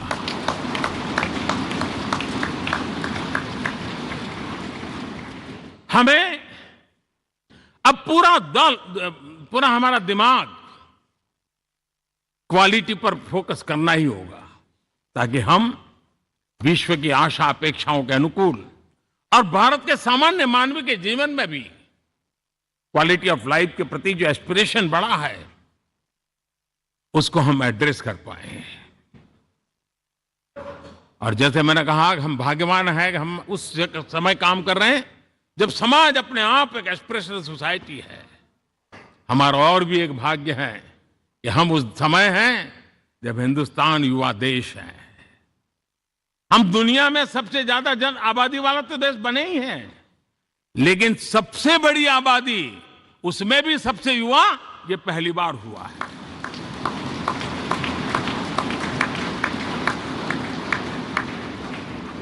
जिस देश के पास ये युवा शक्ति हो, युवा सामर्थ्य हो, तब हमें उसकी टैलेंट पे भरोसा है, हमें उसकी संकल्प शक्ति पे भरोसा है, उसकी साहस में हमें भरोसा है। और इसलिए हम चाहते हैं कि दुनिया में भारत का युवा अग्रिम पंक्ति में नजर आना चाहिए, वो स्थिति पैदा होनी चाहिए। आज पूरी दुनिया को स्किल मैन पावर की बहुत बड़ी जरूरत है और भारत विश्व की इस आवश्यकता की पूर्ति के लिए अपने आप को सज्ज कर सकता है और उन आवश्यकताओं को पूरी कर करके दुनिया में अपनी एक जगह भी बना सकता है। और इसलिए विश्व में उनकी आवश्यकता के लिए किस प्रकार के मैन पावर की जरूरत है, किस प्रकार के उनको ह्यूमन रिसोर्स की जरूरत है, उस स्किल मैपिंग का काम भी चल रहा है और उस स्किल मैपिंग के अनुसार भारत के अंदर स्किल डेवलपमेंट की तरफ हम बल दे रहे हैं। और जितना ज्यादा हम स्किल डेवलपमेंट पर बल देंगे, भारत के नौजवानों का सामर्थ्य विश्व में अपना डंका बजाने में कोई कमी नहीं रखेगा। और हिंदुस्तानी जहां गया है उसने अच्छाई की छाप छोड़ी है, कुछ कर गुजरने की छाप छोड़ी है। ये सामर्थ्य हमारे अंदर पहले से पड़ा हुआ है और हमारे पहले जो लोग गए हैं उन्होंने इससे छवि भी बना के रखी हुई है। आपने देखा होगा पिछले दिनों करीब 150 नर्सिंग कॉलेज एक साथ खोलने का निर्णय किया। पूरे दुनिया में बहुत बड़ी रिक्वायरमेंट है नर्सिंग की। हमारी बहन, हमारी बेटियां, हमारे बेटे उस क्षेत्र में दुनिया में पहुंच सकते हैं, आसानी से पहुंच सकते हैं। पूरे विश्व की जरूरत है और ये तो मानवता का काम है जिसमें हम पीछे नहीं रहेंगे। आज मेडिकल कॉलेजेस का इतना व्यापक रूप से निर्माण देश की आवश्यकता तो पूरी करनी ही करनी है, दुनिया की आवश्यकताओं में भी योगदान दे सकते हैं। कहने का तात्पर्य यही है, हर छोटी चीज पर बारीकी से ध्यान देते हुए, उस पर अपना ध्यान केंद्रित करते हुए हमें आगे बढ़ना है। हमें भविष्य के लिए सही समय पर सही फैसले भी लेने होते हैं। हम फैसलों को टाल नहीं सकते। हम राजनीतिक लाभ नुकसान के गणा भाग के अंदर अपने आप को बंधी नहीं बना सकते हैं। हमें तो देश के एस्पिरेशन के लिए हिम्मत के साथ नए निर्णय करने होते हैं। आज सोलर पावर के सफल मूवमेंट्स हमारी भावी पीढ़ी के लिए एनर्जी क्राइसिस से मुक्ति की गारंटी दे रहा है। आज मिशन हाइड्रोजन आने वाले दिनों में जो एनवायरमेंट की चिंता है, जो टेक्नोलॉजी में बदलाव आ रहा है, उसके समाधान का रास्ता देने का सामर्थ्य रखती है। आज हमारा सेमीकंडक्टर जिस प्रकार से जीवन चलाने में हमारे हृदय की जरूरत रहती है, वैसे ही आज हमारी टेक्नोलॉजी चिप्स के बिना चल नहीं सकती और सेमीकंडक्टर उसके लिए बहुत अनिवार्य है। उस दिशा में हम आगे जाकर के इलेक्ट्रॉनिक मैन्युफैक्चरिंग में कोई रुकावट ना आए और जीवन कहीं अटक न जाए, उसलिए एक बहुत बड़ी मात्रा में हम काम कर रहे हैं। जल जीवन मिशन, हर जिले में 75 अमृत सरोवर, हमारी भावी पीढ़ी को, हमारे बच्चों के उनको कभी पानी के बिना तरसना न पड़े, इसकी चिंता हम आज कर रहे हैं। विश्व के बाजार में हमारा हर व्यापार कारोबार पहुंचे, कॉम्पिटिटिव ताकत के साथ खड़ा रहे, लॉजिस्टिक सिस्टम को और अधिक कम खर्च वाला बनाना, एफिशिएंट बनाना, उस दिशा में हम बहुत नीतियां लेकर के चल रहे हैं। आज समय की मांग है कि भारत का एक ऐसा भारत का हम निर्माण करें। नॉलेज, इनोवेशन, ये समय की मांग है और दुनिया में हमें अग्रिम पंक्ति में जाने का ये रास्ता भी है। और इसलिए पिछले हमने समय नेशनल एजुकेशन पॉलिसी के साथ साथ टेक्नोलॉजी के बढ़ावे के लिए हमने रिसर्च और इनोवेशन का एक कानून भी पारित किया है, ताकि हमारे देश के नौजवानों को इस इनोवेशन के और चंद्रयान 3 की सफलता के बाद देश के नौजवानों के मन में विज्ञान की तरफ आकर्षण बढ़ रहा है। हमें मौका गंवाना नहीं है। हमारी युवा पीढ़ी को हमने रिसर्च और इनोवेशन के लिए पूरे अवसर देने हैं और इस इकोसिस्टम को बनाने के लिए हमने एक उज्जवल भविष्य के निर्माण की नींव रखी है। आदरणीय बंधुगण, सामाजिक न्याय ये हमारी पहली शर्त है। बिना सामाजिक न्याय, बिना संतुलन, बिना समभाव, बिना समत्व हम इच्छित परिणामों को घर के भीतर प्राप्त नहीं कर सकते। लेकिन सामाजिक न्याय की चर्चा बहुत सीमित बन के रह गई। हमें उसको व्यापक रूप में देखना होगा। हम किसी गरीब को कोई सुविधा दें, किसी समाज में दबे कुचले व्यक्ति को कोई सुविधा दें, वो तो सामाजिक न्याय की एक प्रक्रिया है। लेकिन उसके घर तक पक्की सड़क बन जाए ना, वो भी सामाजिक न्याय के लिए उसको मजबूती देती है। उसके घर के नजदीक में बच्चों के लिए अगर स्कूल खुल जाए तो वो भी उसको सामाजिक न्याय की मजबूती देती है। उसको बिना खर्च अगर आरोग्य में समय की जरूरत पड़े वो मिले, तब जाकर के सामाजिक न्याय की मजबूती मिलती है। और इसलिए जिस प्रकार से समाज व्यवस्था में सामाजिक न्याय जरूरत है, वैसा ही राष्ट्र व्यवस्था में सामाजिक न्याय की आवश्यकता है। अब देश का कोई हिस्सा पीछे रह जाए, अविकसित रह जाए, ये भी सामाजिक न्याय के खिलाफ है। दुर्भाग्य से देश का पूर्वी इलाका, भारत का पूर्वी भाग जो समृद्धि से भरा हुआ है, लेकिन वहां के नौजवानों को रोजगार के लिए दूसरे इलाके में जाना पड़ रहा है। ये स्थिति हमें बदलनी है। हमारे देश के उस पूर्वी भाग को, इलाका को समृद्ध बना करके सामाजिक न्याय की मजबूती भी हमने देनी है। असंतुलित विकास, शरीर कितना भी स्वस्थ क्यों न हो, लेकिन एक उंगली को भी अगर लकवा मार गया है तो शरीर स्वस्थ नहीं माना जाता है। भारत कितना ही समृद्ध हो, लेकिन कोई अंग उसका दुर्बल रह जाए तो भारत समृद्धि में पीछे है, मानना पड़ेगा। और इसलिए हम सर्वांगीण विकास के पक्ष में, सामाजिक न्याय की उस ऊंचाई को प्राप्त करने के पक्ष में, दिशा में हमें आगे बढ़ना है। चाहे पूर्वी भारत हो, चाहे नॉर्थ ईस्ट हो, हमें उन चीजों को प्राप्त करना। और उसी लिए जो रणनीति कितनी सफल हुई है, 100 एस्पिरेशनल डिस्ट्रिक्ट पर विशेष काम किया, नौजवान अफसरों को लगाया गया, एक स्ट्रेटेजी बनाई गई।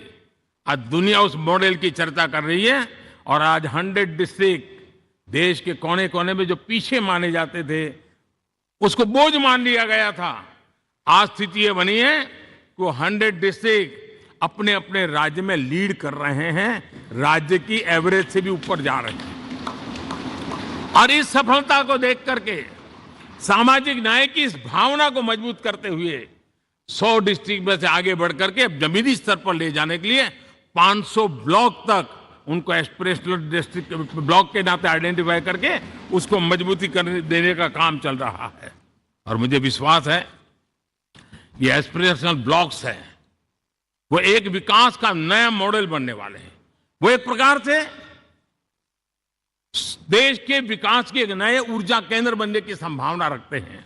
और उस दिशा में भी हम आगे बढ़ रहे हैं। माननीय सांसदगण, आज विश्व की नजर भारत पर है। शीत युद्ध के समय हमारी पहचान कूटनिरपेक्ष देश के रूप में रही। उस समय की जो जरूरत थी, उसके जो लाभ होने थे, उस समय से हम गुजरे हैं। लेकिन अब भारत का स्थान कुछ और बना है और इसलिए उस समय कूटनिरपेक्ष की अवस्था आवश्यक होगी। आज हम उस नीति को लेकर के चल रहे हैं, जिस नीति को अगर हमें पहचानना है तो विश्व मित्र के रूप में हम आगे बढ़ रहे हैं। हम दुनिया से मित्रता कर रहे हैं, दुनिया हमारे में मित्र खोज रही है। ये शायद विश्व में एक भारत ने और दूरी नहीं, हो सके उतनी निकटता, उस रास्ते पर चल करके भी हम अपने विश्व मित्र के रूप में भाव आज सफलतापूर्वक आगे बढ़ा रहे हैं। और मुझे लगता है कि इसका लाभ आज भारत को हो रहा है।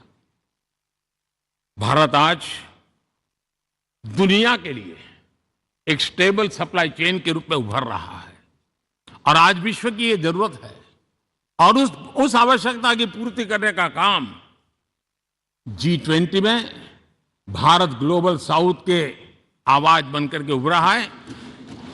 ये बीज G20 समिट में जो बीज बोया गया है, मेरे देशवासी आने वाले समय देखेंगे कि वो ऐसा वटवृक्ष बनने वाला है, ऐसा वटवृक्ष बनने वाला है, विश्वास का ऐसा वटवृक्ष बनने वाला है जिसकी साया में आने वाली पीढ़ियां सदियों तक एक गर्व के साथ अपना सीना तान करके खड़ी रहेगी। ये मुझे विश्वास है।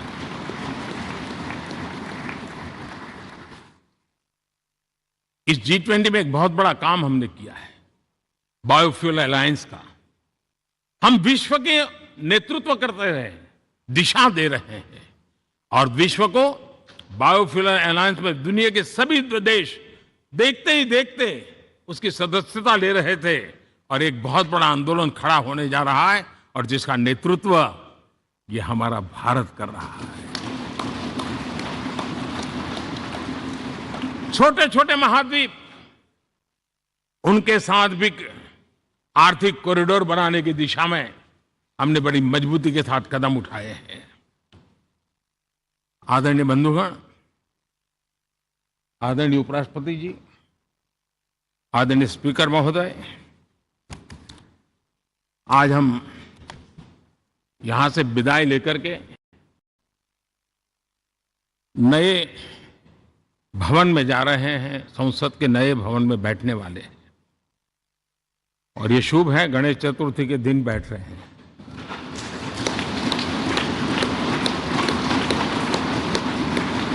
लेकिन मैं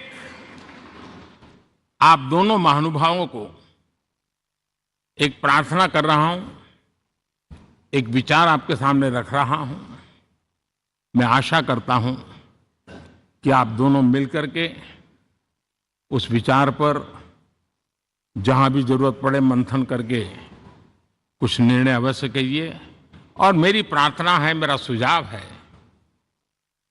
कि अब हम जब नए सदन में जा रहे हैं तब इसकी गरिमा कभी भी कम नहीं होनी चाहिए।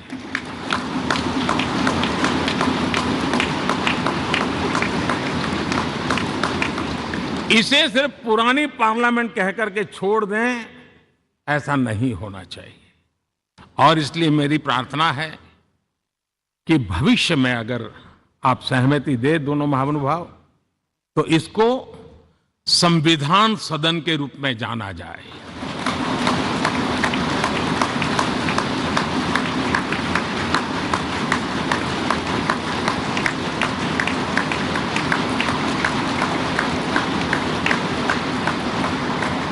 ताकि ये हमेशा हमारे रक्षा के लिए हमारी जीवन प्रेरणा बनी रहेगी। और जब संविधान सदन कहेंगे तब उन महापुरुषों का याद भी उसके साथ जुड़ जाएगी जो कभी संविधान सभा में यहाँ बैठा करते थे, गणमान्य महापुरुष बैठा करते थे। और इसलिए भावी पीढ़ी को ये तोहफा भी देने का अवसर हमें जाने नहीं देना चाहिए। मैं फिर एक बार इस पवित्र भूमि को प्रणाम करता हूं। यहां पर जो तपस्या हुई है, जन कल्याण के लिए संकल्प हुए हैं, इसको परिपूर्ण करने के लिए 7 दशक से भी अधिक समय से जो पुरुषार्थ हुआ है, उन सबको प्रणाम करते हुए मैं मेरी वाणी को विराम देता हूं और नए सदन के लिए आप सबको शुभकामनाएं देता हूं। बहुत बहुत धन्यवाद।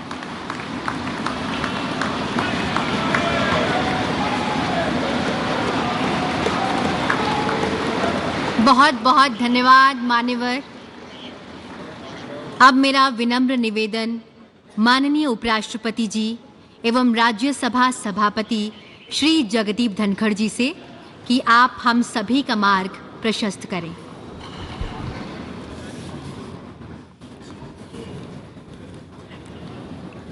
Honourable prime minister of Bharat Shri Narendra Modi ji, honourable speaker Lok Sabha Shri Om Birla ji, Shri Prahlad Joshi ji, union minister of parliamentary affairs,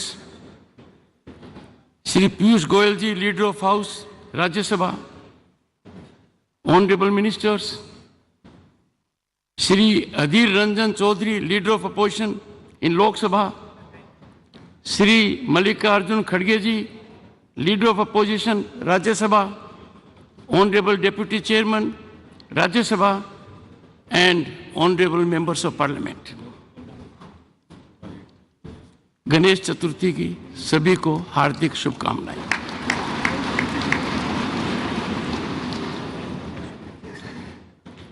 माननीय प्रधानमंत्री जी ने अचानक होमवर्क दे दिया और प्रधानमंत्री जी के बाद बोलना अपने आप में बहुत बड़ी चुनौती है।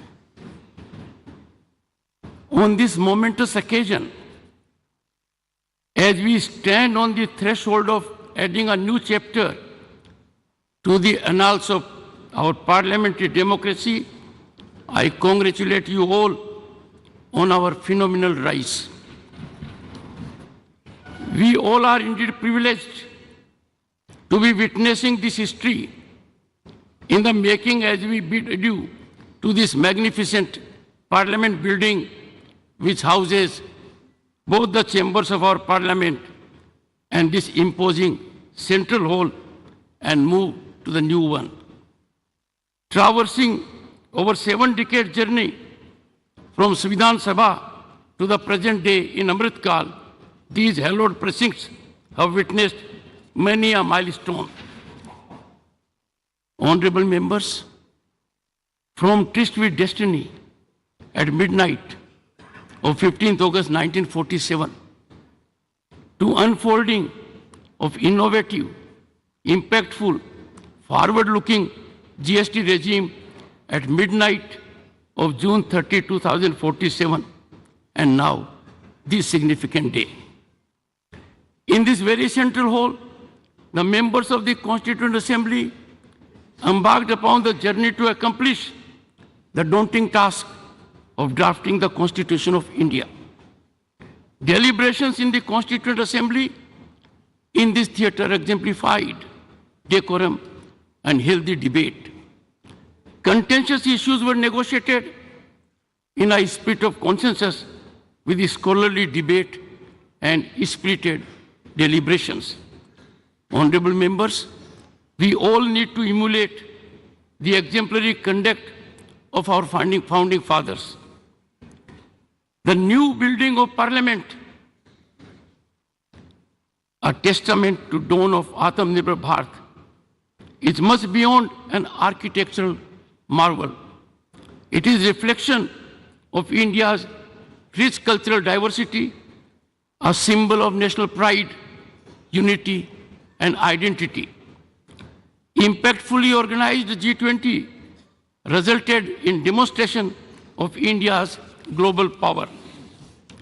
The new building of Parliament, Bharat Mandapam and Yasho Bhumi are the most recent infrastructure masterpieces competing with the best in the world.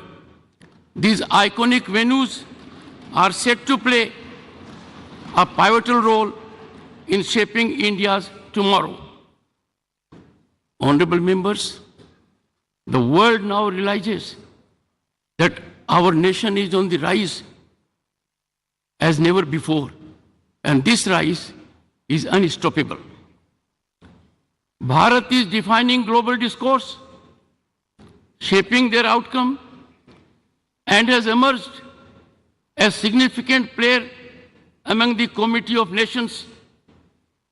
Bharat is dominating as an agenda setter for global peace, climate transition, and economic development on par with other leading players. In this encouraging scenario, generating hope and optimism all around, I find it a befitting occasion to congratulate Prime Minister Narendra Modi for his sagacious approach, people-centric vision, missionary zeal, and exemplary execution. Salute and appreciate contribution of the people in all walks of life and our bureaucracy that is enjoined with execution of policies. Honorable members, time has come to give up once and for all the premise of justifying transgression of conduct and outrageous disregard of rules in the temples of democracy by making reference to past instances. As we march into the new parliament building, we must enhance cooperation and consensual approach. Time for us to bid farewell to confrontational stance and resolve to ever keep national interest uppermost. Honorable members, it is time, right time, to bury the strategy of weaponizing disturbance and disruption in parliamentary functioning, as these are antithetical to democratic values and can never have sanction of our people who are our ultimate masters. I would like to quote Dr. B.R. Ambedkar, who in his final speech in the Constituent Assembly stated, I quote, "If we wish to maintain democracy, not merely in form, but also in fact, what must we do? The first thing in my judgment we must do is to hold fast to constitutional methods of achieving our social and economic objectives," unquote. Let us heed his clarion call. On this decisive moment, as we are witnessing the transformation of Bharat, appreciations to Prime Minister Narendra Modi's vision and sagacity for fructifying tryst with modernity. We had tryst with destiny in 1947. We are lucky and fortunate by efforts of the Prime Minister that we are having today tryst with modernity for over 1 billion hearts. His role in this monumental task of shaping the destiny of 1/6 of humanity would forever be etched in history. Honorable members, this historic walk to the new building of Parliament in Amrit Kal be the march to Bharat at 2047 as developed nation. Let us in togetherness make the new chambers of the Parliament the sanctorum of our temple of democracy. Jai Hind.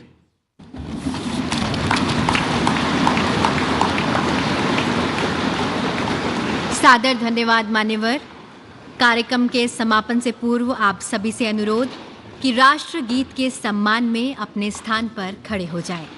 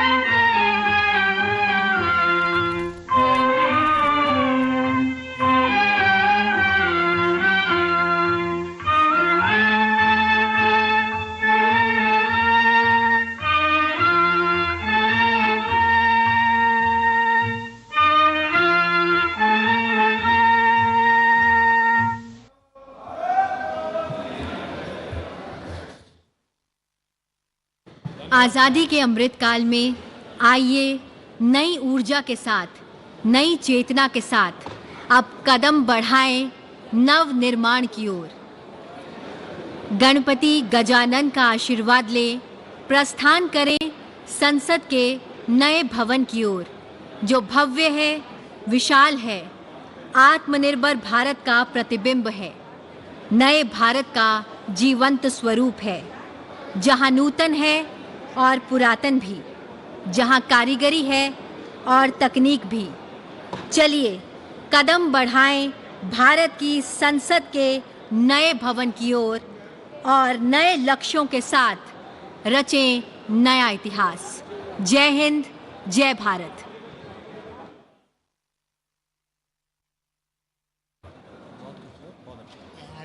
Send a hello to me on WhatsApp.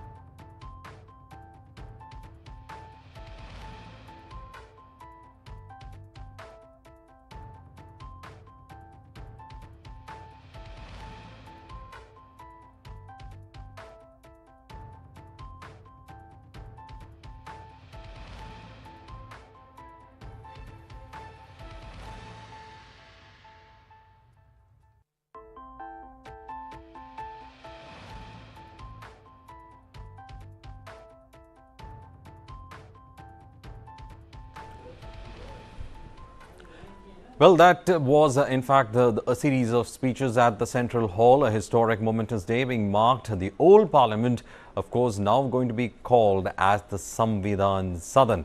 The big question being asked is that how much of a legacy in the last 75 years does the old Parliament leave, as many of the people who were giving their speeches at the Central Hall, including the Prime Minister, was sharing the kind of historic moments that were witnessed in the old Parliament. He said that it is not the Parliament that can be considered to be forgotten. It is going to be the inspiration for the people coming hereafter. Though the entire process of legislating is now moving to the new Parliament, the old Parliament will draw or continue to give the kind of inspiration it will be giving, is what the Prime Minister said in his speech. Many of them said that it is historic that some of the aspects of GST tryst with the destiny. These are the words that were of the Vice President Jagdeep Dhankar, who said that from tryst of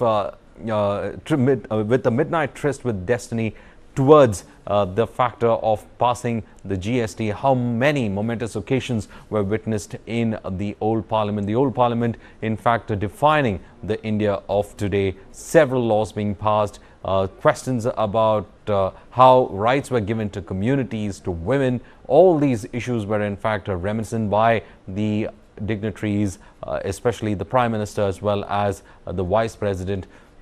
Some of them also saying that the spirit of the old Parliament should in fact be led to the new Parliament, and also word of caution, as the Vice President said, that the members should leave behind the confrontationist politics that was in fact some of the reasons that was in fact seen inside it. We have with us Suresh Kochatal, who joins us. Suresh Kochatal, you saw how in the Central Hall of Parliament, everyone reminiscent about how they had seen several historic moments. It is going to be part of history. It is going to be called as the Samvidhan Sadan. It will always be there. But new reality is also knocking at our doors. The old building wouldn't have, in fact, looked at the 2026 delimitation exercise, and also with the possibility of women's reservation coming in, you needed space, you had to move. But there is a lot of guiding spirit coming in from the old parliament, many of them saying that as they move towards the new parliament, the old parliament will continue to inspire. Well, I think it is, because if you look at our neighbors, I mean, that's a best example to look for. Look at Pakistan, look at Sri Lanka, look at Bangladesh. Bangladesh is more or less stable now. Sri Lanka has just got out of a mess and it's trying to stabilize itself. But Pakistan, which we can claim a generational legacy because we are one nation at one time, is today in a mess. And I keep watching a lot of these Pakistani news debates, very interesting, very mature kind of debates than what we see on many of our channels. And they all are hankering for saying, how does that India succeeded? How is it that India has stayed together? How is it that India is achieving its economic growth, its scientific temper? Whereas Pakistan is fighting for atta. Pakistan is fighting for power. Pakistan is fighting for fuel at 326 rupees a litre. How is it that India has managed? Because internally, we might sit in the room and crib about our democracy, our lack of freedom, and whatever you want to call it. But at the end of the day, we should remember that 75 years since we got the independence, we have retained a major part of it, even though more than 100 amendments have come to the original constitution. And definitely this move from the old building to the new signifies that moment when the tryst with destiny is now kind of sprinkled with modernity, and we have a more efficient parliament. We are having a more kind of people who are going to be introduced. I think there's going to be an increase in the number of seats. That is very, very obvious if you look at the seating system. There is women's reservation bill coming up, which will see a lot more women, over 170 of them instead of the 76 that we have right now. So when you look at it in an entirety, there might be different aspects to it, saying, why did we spend so much money? We could have retained the old parliament building, so what? But I think there comes a moment in time when you need to take certain calls, and I think this was one of the moment when it happened. And I think even the Congress leaders on stage today, Adhir Ranjan Chaudhary and Mallikarjun Kharge, understood the moment what it was, even though they tried bringing in Nehru's aspect and other things into it, which, okay, as a politics part of it, which they would do, they're expected to do. But I think what Prime Minister Modi has done is that he's kind of leaving behind a debate. He's kind of started, this is what I've observed over the last 6 years. I'm sure as professional newscasters, you would have observed, is that over the last 4 to 5 years, Modi ji has been setting the debate. He has been setting the agenda, and the opposition is reacting to it. I always felt it was the other way around. The previous BJP administration, be it under Atal Bihari Vajpayee ji, or the earlier ones, which were the coalition governments. The agenda is now being set by Modi ji. He never said what's going to come up in this session of parliament, apart from plain vanilla stuff that was described. The women's reservation bill was brought in like a kind of a surprise element that he did with his demonetization and other moves, totally in secret, nobody knew what was happening.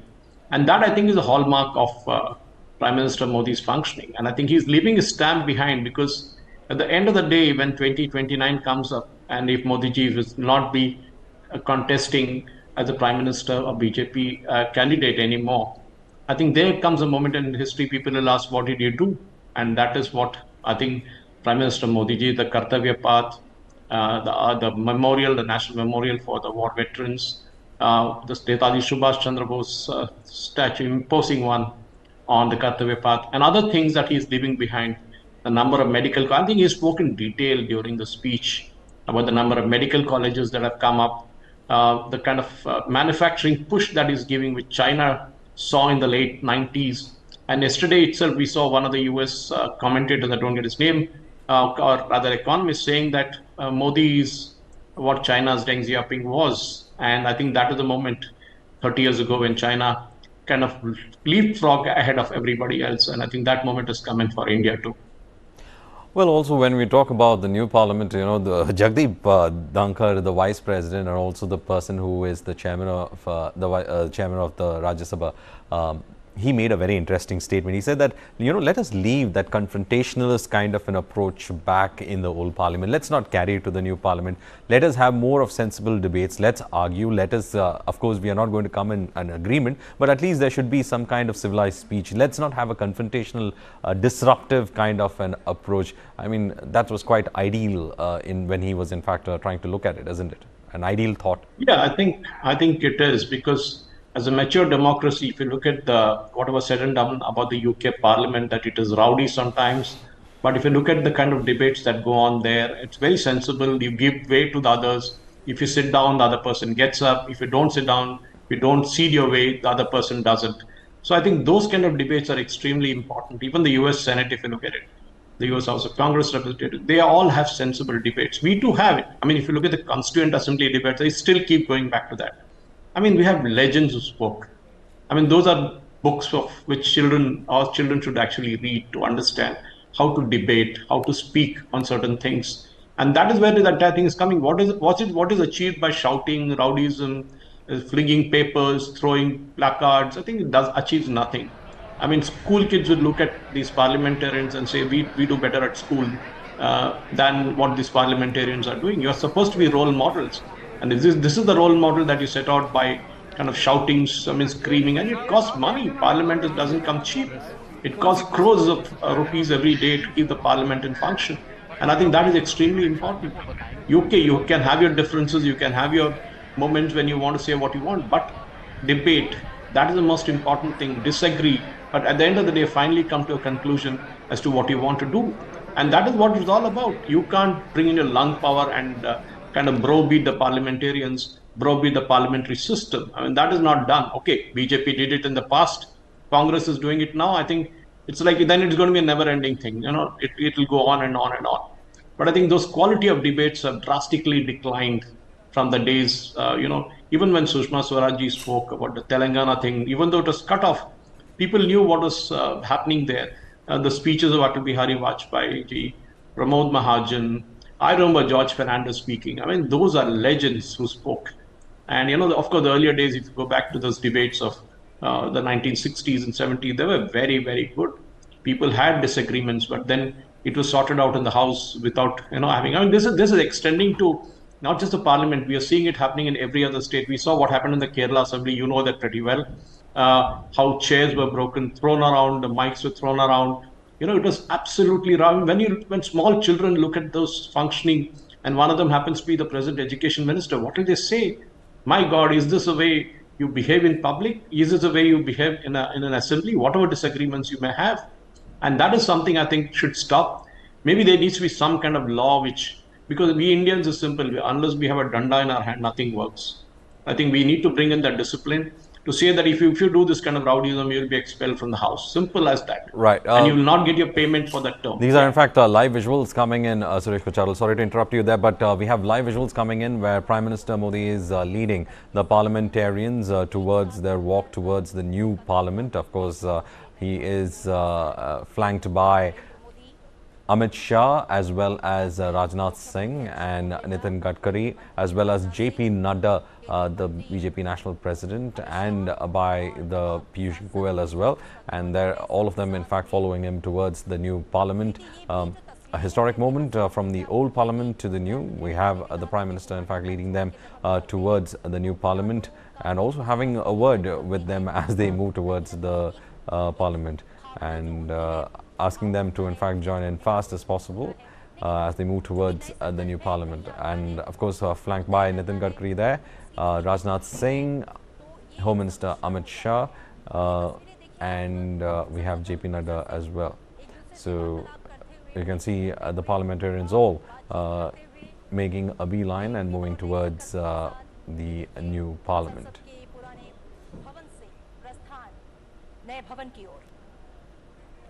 75 साल की जो गाथा है उस पर एक तरह से विराम है और अब नए संसद भवन की तरफ ये प्रस्थान किया जा रहा है और पुराने संसद भवन से निकलकर प्रधानमंत्री नरेंद्र मोदी तमाम मंत्रियों और सांसदों के साथ नए संसद भवन की तरफ रवाना हो गए हैं। अब जिस तरह से इस विशेष सत्र की शुरुआत के वक्त प्रधानमंत्री नरेंद्र मोदी ने भी कहा था, जब उन्होंने अपना संबोधन भी दिया, जब हम 75 सालों की यात्रा पर बात कर रहे थे, संविधान सभा से लेकर जो 75 साल का संसदीय सफर रहा है, इसके बारे में चर्चा के वक्त प्रधानमंत्री ने ये बात भी कही कि कई मायनों में ये सत्र ऐतिहासिक होने वाला है, जिसमें सबसे बड़ा इतिहास आज लिख दिया गया है। पुराने भवन को अलविदा कहकर नए भवन की तरफ प्रस्थान।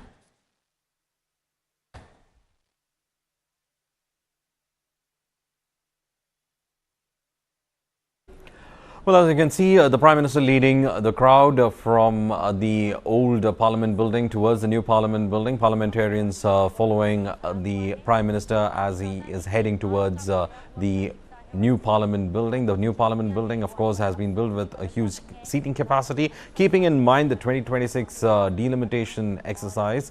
And of course, all the parliamentarians following him, flanked by Amit Shah, the Home Minister, Defence Minister Rajnath Singh, Nitin Gadkari also joins him, and you have Anurag Thakur also in the background, Piyush Goyal also in the background, and JP Nadda, the BJP National President, also present as they move towards the new Parliament. This is the visuals coming in from there, the live location from where Prime Minister Modi is now leading all the parliamentarians towards the new Parliament, signifying a change of sorts. A change especially in the Amrit Kal, 75 years of India's Parliament. The old Parliament building had several issues regarding the seating capacity, but had been witness to some of the momentous occasions in India's history. And as we can see from history itself, now another epoch-making history. The old Parliament will, from now on, would be called the Samvidhan Sadan. From there, the parliamentarians now marching towards the new Parliament. The new Parliament that has been built with a lot of vision, strategy, and as at the same time incorporating features of Indian culture. It has been said that the Lok Sabha has been designed as a peacock who has completely shown its feathers, and it is designed in a manner that spreads out from the speaker's seat onwards. Sengol from Tamil Nadu has also been kept at that particular Lok Sabha as well. There you have the parliamentarians sloganeering with Bharat Mata Ki Jai and moving straight towards the new Parliament there.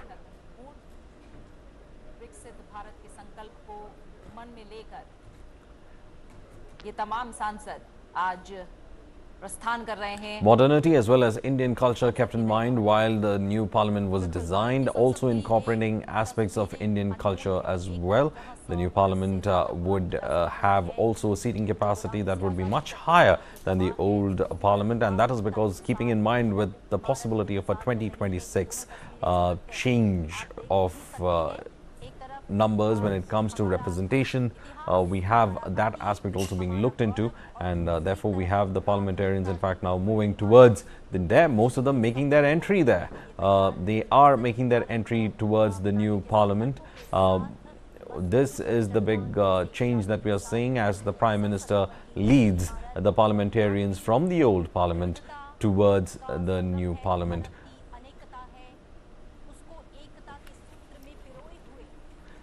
There are parliamentarians also making a beeline to enter the new Parliament there. There you can see how the big change is taking place. You have the Prime Minister in fact leading a group of parliamentarians towards the new Parliament from the old Parliament. The old Parliament is a rounded structure which was built according to the design of Lutyens, and it had housed some of the finest moments in India's history. But now with India's current reality, especially when it comes to the more need for more representation as well as keeping with the aspirations of the country, the new Parliament, which was designed very close to the old Parliament, and you have the security also now following with the Prime Minister towards the new Parliament, and parliamentarians just follow the Prime Minister and they have entered the new parliament. And we are expecting the session to start also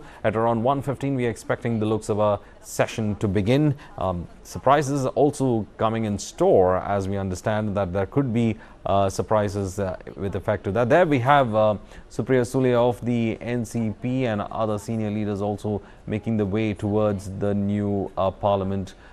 Some of them, in fact, taking a selfie as well as they move towards the new parliament in New Delhi. And what a momentous occasion it has been, especially when it comes to the history of the country. Change in building structure, but continuity of the nation being kept in mind, as we are going to see more representation possibly happening after 2026, and therefore a new parliament being put into place, designed and structured with Indian ethos in mind. And you can see the beeline of MPs trying to get into the new parliament, probably also getting ready for the session at 1:15 is what we understand when it comes to the Lok Sabha, and 2:15 in the Rajya Sabha. We're also joined in by Bhanu Chandran, who is a political analyst as well. Your first reaction from the old to the new, of course, reflecting the new realities of the country. We are probably going to look at that 2026 delimitation exercise that would actually increase the number of parliamentary seats. We have been fixing it to the 1971 population till now, and then there was a cap till 2026. So it was a need of the hour that we had a new parliament, isn't it? Absolutely. So before we impose our analytical selves, I think like we have to take a step back and savor the whole moment. The moment, yes, I understand. You need to savor the moment. So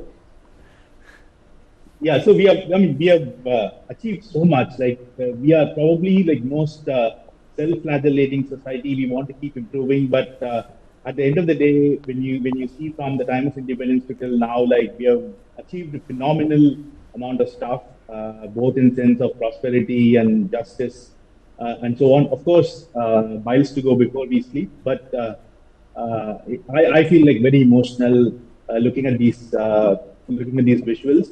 And like what the Prime Minister was saying, the challenge before us is bigger. I mean, we are going to become the third largest economy in the world. Our thinking and aspirations, everything has to be bigger.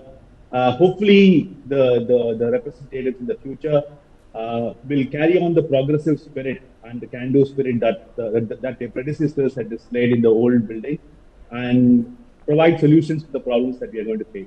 I'm actually quite looking forward to the next 25 years of India in this parliament.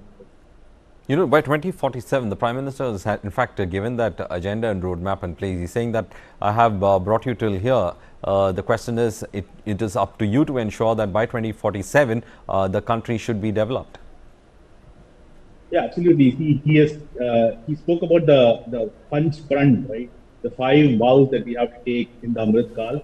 I'm sure like the representatives will reflect that. And also like it's a point of time where all of us in the society have to reflect on how we have to play our parts in making India a developed country by 2047, like with the civil society, the media, and citizens ourselves. What should be our role in the developed India is something that we have to reflect, and we have to act on those reflections. I think it's a point where society has to turn its gaze inside and see how we can do better. Also, Bhanuchandra, you know, when I was watching through that Central Hall of Parliament speeches, you know, there was a lot of people who were talking about what should be the guiding factor, the diverseness of our country. The diversity should be actually taken into as a strength. Adhir Ranjan Chaudhary was in fact speaking about how India is not a homogeneous society but a heterogeneous society. Dankar saying that we need to have more discipline when we move to the new parliament. It is still very aspirational. Still, we are we are an old civilization but a young modern nation. So we are still trying to find our feet. Oh, absolutely. Behind all of this is it's a very progressive society. See, there are still many social ills that we have to attend to. But no one can fault that we've ignored it. Okay, so take the SC/ST reservations, or like take the many development post-pro-poor development programs that have been carried through the instructions from the parliament. So we have done quite a lot. So we are talking about the women's reservation bill. and I think it's one of the most progressive actions that any parliament would have taken around the world. So I think, see, the spirit of progressiveness and the spirit of taking society forward is there in our society, and that is reflected in our parliamentarians as well. Well, our parliamentary there, in fact, the visuals of the Prime Minister making that grand entry into the new Parliament along with the other parliamentarians. We just got that visual as he was, in fact, moving into the new Parliament. There we can see the other parliamentarians following him, moving towards the Lok Sabha as well. But the Lok Sabha will be in session at 1:15 is what we are expecting. And you can see how the parliamentarians are making that grand entry into the new Parliament and led by Prime Minister Narendra Modi. A lot of hopes that are coming in. The central hall of the old Parliament, where momentous occasions were there, it will still remain relevant. It will still remain momentous for the history that it holds. And the Prime Minister himself saying that the old Parliament will be an inspiration for the new Parliament and the parliamentarians and for the generations to come as well. So there, the big moment when Prime Minister Narendra Modi leading a group of parliamentarians towards the new Parliament, as the new Parliament, the switchover is in fact complete from the old Parliament to the new Parliament. We are going to see the first debate coming out around 1:15 the Lok Sabha and at around 2:15 in the Rajya Sabha. We're also having Suresh Kochatal with us. Suresh Kochatal, you saw the Prime Minister making the grand entry into the new Parliament aspirations. So many things have been put into place when it comes to the new Parliament. But when we look at the direction of the country, it is a totally different world that we live in. We are out of the Cold War and probably in the beginning or the cusp of a new one. And that path just seems to be very close to supposed to be our neighbor as well. And at the same time, we are in fact engaging with the world completely on our terms. It's not that whether there was a time when you had to think what would appease Moscow or what would appease Washington. Those times have gone. Now the question is, what is going to be beneficial for Delhi? Exactly. We had a fancy club called the Non-Aligned Movement at one time, if you recollect, and we had the likes of Nasser and Tito and all in that. Today, when you look back at them, you say they are dictators. Yes, they were dictators. And non-aligned movement outlived its life because there's nothing called non-aligned. Every country looks for what isn't good for me. Simple as that. India buying Russian oil at $70 per barrel. Yes, as Dr. Jaishankar said, I have to look after my country. I have to look at what is good for my country. We saw what Canada did to us today by expelling an Indian consulate member from there. We will do a kind of quid pro quo there, but more importantly, we will twist Canada's arms. We will simply say that we will not buy any product, be it an aircraft built in the US, which has a Canadian part. That is how the world works today. Simple as that. You saw how MBS reacted when he was in India, staying back for an extra day, got a state visit, and Rashtrapati Bhavan, he had a traditional, welcome there. This is what infuriates our neighbors because suddenly they're seeing even the West Asia, which at one time, being a Muslim countries around the place, be it UAE, be it Iran, be it Iraq, all of them are today gravitating towards India. Why? Because we have that power. And today's world, power speaks. And we're seeing that in case of Russia. As Russia keeps getting hit by small drones, we realize that the world of war is no longer the same. We don't need those huge tanks. We don't need huge amounts of infantry. What we need is smart weapons which can destroy a kind of a ship, a naval ship, imagine. And that is what is happening today. And I think India is speaking on its own terms because we have kind of withstood the test of time. I think we have moved on. If we had still stuck and we would have said Hindi Chini Bhai Bhai and non-aligned movement, those days are gone, finished. There was a disaster. If you're looking back at that, if you ask a strategic expert why we lost Aksai Chin, they would tell us that it was a pure disaster, be it, of course, the then defense minister and Nehru, both of them messed up the entire thing. We all knew this part of history, but I think we have moved on. We are a power now, and world respects that power. But remember, Pakistan and India got the independence just a day apart from each other. They also went atomic, and those famous statement of Zulfikar Ali Bhutto, if we have to eat grass, we will eat grass, but we will become an atomic power. And today they're eating grass. That is the problem with Pakistan. We have moved on, and we have moved on to a stage where the world powers come. and the respect for what we stand for. And that is what it is all about. Be it Joe Biden, or be it, the Italian Prime Minister, be it the Brazilian Prime Minister. So India is there everywhere. We are there in the BRICS. We are there in the Quad. We are there in the G20. Everywhere we have gotten, we are there in ASEAN. So that is what it's all about. We decide who comes in. We decide what resolution will be unanimously adopted at the G20. Every other country from the West wanted, the Russia to be condemned, but we stood our ground and we said, no, this is what it will sound like. Even though it will, at the end of the day, the resolutions are nothing. I mean, I still believe that United Nations is a big debating society, just like we have in schools. Mock UNs, I think the mock UNs are better than the real UNs, actually, if you ask me. So we have moved on. I think we as a country, because it's easy to criticize, as I said earlier, sitting in your living rooms, we can tell Mahendra Singh Dhoni how to bat.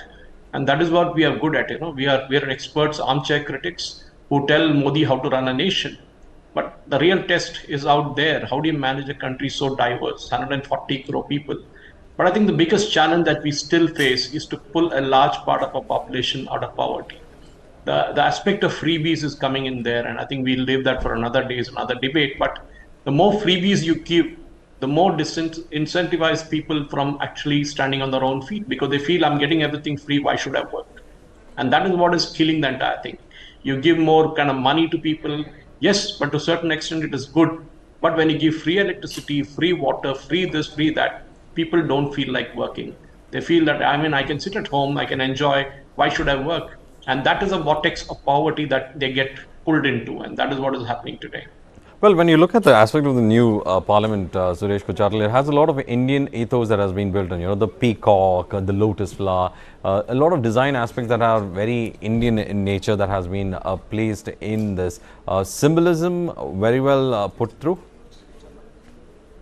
Yes, I think it is obvious, isn't it? Why would you bring in other motives? Of course, there have been disputes as to why the parliamentary staff uniform has lotus on it. Why not something else? And these are all, small pinpricks that will happen everywhere. We should leave that aside. Every party will try to bring in his or its own ethos into the system. But as long as, we don't have band galas, we have moved on from band galas to kind of more relaxed kind of uniforms for the staff. We have got motifs all around the place. I think that is what the Bharat that we are speaking of is all that.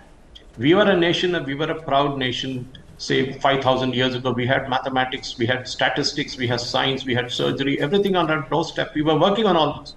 But today what is happening now is that we are reclaiming that Bharat which was not there before. And that part, when we moved to India, we lost a lot of it. And now I think we are reclaiming that territory. And I think rightly so. I mean, whether it's Bharat or India, it's a different context. But even if we look at a Pakistani today, he doesn't call us India. They call us either a Hindustan or Bharat. But we feel ashamed to call ourselves as Bharat. That is the problem with us. And I think there's nothing wrong with it. I mean, if you want to call yourself as something, okay, people say that why should you want to change a name? Why fix when it is not broken? Fine, that's correct. But then there comes a moment when you say Kolkata has to be, it can't be Calcutta. Chennai can't be Madras. Yes, it took time. It's not happening overnight. Our passport still has its Bharatiya Ganraj. So it is there actually. So it's just that we ignored that part of it. And rightly so, BJP will do its part. I think Stalin will not like it, or others, the Dravidian parties will not like it. That's very, very obvious. And I think Adhir Ranjan Chaudhary or anybody for that matter whom we see in the picture holding up the constitution there, I think that all kind of things, is a kind of a photo opportunity that you're looking for. But beyond all this, coming back to the Bharat of yesterday, and that's what I keep telling people, I keep telling today's youngsters, how many kings and queens of past do you know who never lost a battle? I'm talking Indian kings and queens. But we never feature them on our history books because the Romila Thapas and the Irfan Habibs are written on history books. Where Akbar was great, he may have been great, but there are so many kings. In fact, just a moment, Suresh Kochatal. I'll just explain the visuals that are happening. Adhir Ranjan Chaudhary, the opposition leader from the Congress, along with other opposition leaders, Derek O'Brien, others, in fact, moving into the new parliament, that is with the constitution being upheld. Most of them following Adhir Ranjan Chaudhary after he raised the book, the constitution and the book of the constitution, and he entered the parliament. Also in the studios, we have with us Brijesh Pandey, our political editor. Well, it starts with politics, of course. The parliament is the area of politics. It starts with politics, and this time the politics of how to enter, whether to be led by Prime Minister Modi or the constitution. Well, I think, the Prime Minister himself, what we've been given to understand was supposed to carry a copy of the Constitution, and then all the others would be, following the Prime Minister. There you see, Prime Minister along with Home Minister Amit Shah, Defence Minister Rajnath Singh, Party President JP Nadda, walking along to the new Parliament is sanctum sanctorum of Indian democracy, and you are talking about the motifs. I think it has been completely Indianized. It's built with ethos of the Indian culture, if that is there in the full subtext. It's also an amalgamation of the Sengol has been put there, the scepter has been put there. Then you also saw peacocks and all other motifs in full display. So I think it's as Indianized a version of Parliament that can be is on full display. The opposition parties also, leaders led by Adhir Ranjan Chaudhary and others are also going there. When we saw Ashwani Chaubey entering, he was greeted with chants of Jai Shri Ram inside the new building. So, of course, it's a momentous political happening which we are witnessing with our own eyes, Varghese, because, I've covered Parliament for a very long time, and by that you have your own memories associated with the old Parliament, but this new Parliament is also a marvelous architecture, and it will be fascinating to see the shift from the old Parliament to the new Parliament. And I think when Prime Minister spoke about the historicity of the occasion, he also ensured that that he starts the historicity of the occasion with bringing in one issue which has been there on the pipeline. We saw 33% reservation women bill in panchayats, but somehow it failed to make a cut as far as the Lok Sabha and the Rajya Sabha is concerned. So today that bill is going to be tabled by Law Minister Arjun Ram Meghwal. We have an exclusive copy of that. We are flashing there on the screen about the women reservation bill, why the government thought about what are the reasons why this particular bill should be there. Because one of the emphasis of, if you remember, right from May 2014, ever since Prime Minister came to power, has been, there's several issues aimed at ameliorating the situation of women folk in this country. From Beti Bachao, Beti Padhao to ensuring that the situation would be there. The toilets being inside the house and all. So all of that is like now going to culminate when Arjun Ram Meghwal is going to put that thing there. And if I may read the Constitutional Amendment Bill 2023. The government has in detail about what all are going to be inserted, and they have told in great detail about what exactly this women reservation bill means. They have spoken about how the clauses and the sub clauses will be entered. In Article 239A of the Constitution, the following clause shall be inserted, namely, seats shall be reserved for women in the Legislative Assembly of the National Capital Territory of Delhi. As nearly as maybe 1/3 of the seats reserved for scheduled caste in the Legislative Assembly of the National Capital Territory shall be reserved for women. As nearly as maybe 1/3 of the total number of seats to be filled in direct election in the Legislative Assembly, including the number of seats reserved for women belonging to scheduled caste, shall be reserved for women in such manner as Parliament may by law determine. So I think a whole host of issues, the entire technicalities of how this bill is going to be introduced and what are the insertion which has been put forward by the government so far. And they're saying that that seats shall be reserved for women in the House of the People as nearly as maybe 1/3 of the total number of seats reserved under Clause 2 of Article 330 shall be reserved for women belonging to scheduled caste or the scheduled tribes. As nearly as maybe 1/3, including the number of seats reserved for women belonging to the scheduled caste and the scheduled tribes, of the total number of seats to be filled by direct election to the House of People shall be reserved for women. And then they say that Article 332 of the Constitution, the following article shall be inserted, namely, seats shall be reserved for women in the Legislative Assembly of every state. And then as nearly as maybe 1/3 of the total number of seats reserved under Clause 3 of Article 332 shall be reserved for women belonging to scheduled caste or tribe. And so, there's a whole host of provisions, what all, subtext that is being inserted in the women reservation bill, which is about to be tabled, which will be tabled in the Lok Sabha by Law Minister. What we have been also given to understand, Varghese, is that discussion is likely to take place on this from tomorrow. So okay. Today, so only the tabling of the bill is happening. Only today the tabling of the bill is there. All this is circulated so that members can go through of what exactly this means. And they also say that after Article 334 of the Constitution, the following articles shall be inserted, namely 334A1, notwithstanding anything in the foregoing provision of this part of Part 8, the provision of the Constitution relating to the reservation of seats for women in the House of People, the Legislative Assembly of a state and the Legislative Assembly of the NCT shall come into effect after an exercise of delimitation. After an exercise of delimitation is undertaken for this purpose, after the relevant figures for the first census taken after commencement of the Constitution, which is 128th Amendment Act 2023, have been published and shall cease to have effect on the expiration of the period of 15 years from such commencement.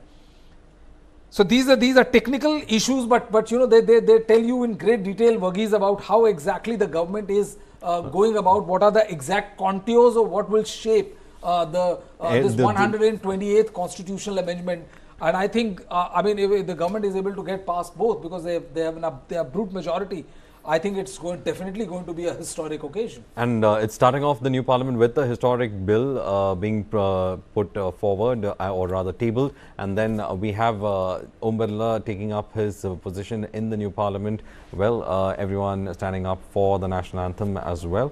And we are awaiting for the tabling of this very crucial bill. It's going to change a lot of parliamentary dynamics, isn't it? When you talk about 33% reservation, dual membership is what we're saying in 180. How does that in fact work out as well? So it's going to be a different way of understanding what the situation was. Absolutely. I think, I think in a day's time, we'll get to see more clarity of where exactly how the entire thing is going to pan out. And it will definitely change the way we see the parliaments and the state assembly, because one of the interesting thing in the Indian democracy is, Varghese, is basically women are the 50% of the constituents, and they never found that kind of representation which is proportionate to their strength in the country.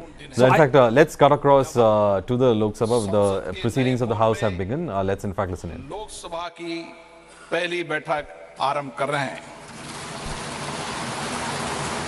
हमारा सौभाग्य है कि हमें संसद के पुराने और नए दोनों भवनों में अपने संसदीय दायित्वों के सम्यक निर्वहन का अवसर मिला। इस ऐतिहासिक अवसर का साक्षी बनने का अवसर हमें मिला है। इस शुभ अवसर पर मैं आप सबको शुभकामनाएं देता हूं, बधाई देता हूं। आज हम सबके लिए शुभ दिन है। मैं सभी को भी गणेश चतुर्थी की भी बहुत बहुत शुभकामनाएं, बधाई देता हूं। माननीय सदस्यगण, आज हम अपने देश के उन संस्थापकों, राष्ट्र निर्माताओं को स्मरण करते हैं और उन्हें श्रद्धांजलि देते हैं, जिनके संघर्ष एवं बलिदान के कारण हमें आज़ादी मिली। उन्होंने एक ऐसा संविधान दिया जो जनता को केंद्र में रखकर राष्ट्र के प्रत्येक नागरिकों की प्रगति को सुनिश्चित करता है। माननीय सदस्यगण, जो हमारी श्रेष्ठ संसदीय परंपराएं, परिपाटियां और अनुभव रहे, हम इस नए भवन में उन श्रेष्ठ परंपराओं को आगे बढ़ाएंगे। जो हमारे अच्छे अनुभव रहे उनको आगे बढ़ाएंगे, और जो हमारे अच्छे अनुभव नहीं रहे उन अनुभवों को त्याग करेंगे। ये हम संसद की उच्च मर्यादा और प्रतिष्ठा कायम करें। हम नए भवन में नए विचारों के साथ लोकतंत्र की संस्कृति को, चर्चा संवाद की श्रेष्ठ परंपराओं को स्थापित करें। हम सदन में शालीनता और मर्यादा से अपने विचारों को रखें। सहमति असहमति लोकतंत्र का मूल मंत्र है, किंतु हम उसे गरिमा के साथ व्यक्त करें, मुद्दों पर चर्चा करें। हमारा यह सदन स्वस्थ चर्चा और संवाद का केंद्र बने। हमारे राजनीतिक और वैचारिक मतभेद हो सकते हैं, लेकिन हमने देश हित में एक साथ मिलकर बड़े फैसले लिए हैं। मुझे आशा है इस सदन में भी हम उसी परंपराओं का निर्वहन करेंगे। इसलिए मेरा आपसे आग्रह है कि नए भवन में हम एक ऐसे प्रतिमान स्थापित करें जिससे लोकतंत्र और लोकतांत्रिक संस्थाओं के प्रति जनता का विश्वास, भरोसा और मजबूत हो। आज हमारे सदन की गतिविधियों को सूचना प्रौद्योगिकी और नई तकनीक के माध्यम से पूरा देश देख रहा है। इसलिए हम इस नए भवन में देश की अपेक्षाओं, आकांक्षाओं के अनुरूप जनता के विश्वास और भरोसे को जीतने का प्रयास करें। उनके मुद्दे, उनकी आकांक्षाओं को जिम्मेदारी के साथ मर्यादित तरीके से सदन में रखें। माननीय सदस्यगण, सदन के सुचारू संचालन में सभी माननीय सदस्यों का सहयोग मुझे निरंतर मिलता रहा है। मुझे आशा है नए संसद भवन में भी, इस कक्ष में भी अच्छी परंपराओं और प्रॉपर्टियों को लागू करते हुए आप मुझे सहयोग करेंगे और सदन को सुव्यवस्थित नियमों प्रक्रियाओं से चलाने में मेरा सहयोग करेंगे। हमारा यह भवन हमारी विरासत, विविधता और आधुनिकता का भव्य संगम है। रिकॉर्ड समय में इस भवन का निर्माण सुनिश्चित करने के लिए मैं माननीय प्रधानमंत्री जी का हार्दिक धन्यवाद देता हूं। मैं भवन के निर्माण में योगदान के लिए भारत सरकार, लोकसभा सचिवालय और श्रमवीर कर्मयोगियों को भी इस हार्दिक धन्यवाद देता हूं।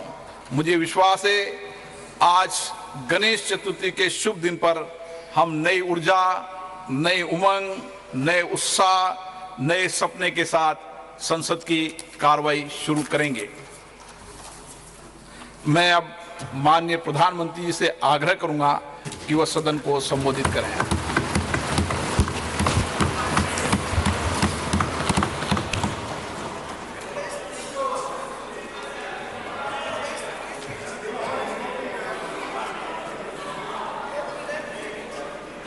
आदरणीय अध्यक्ष जी,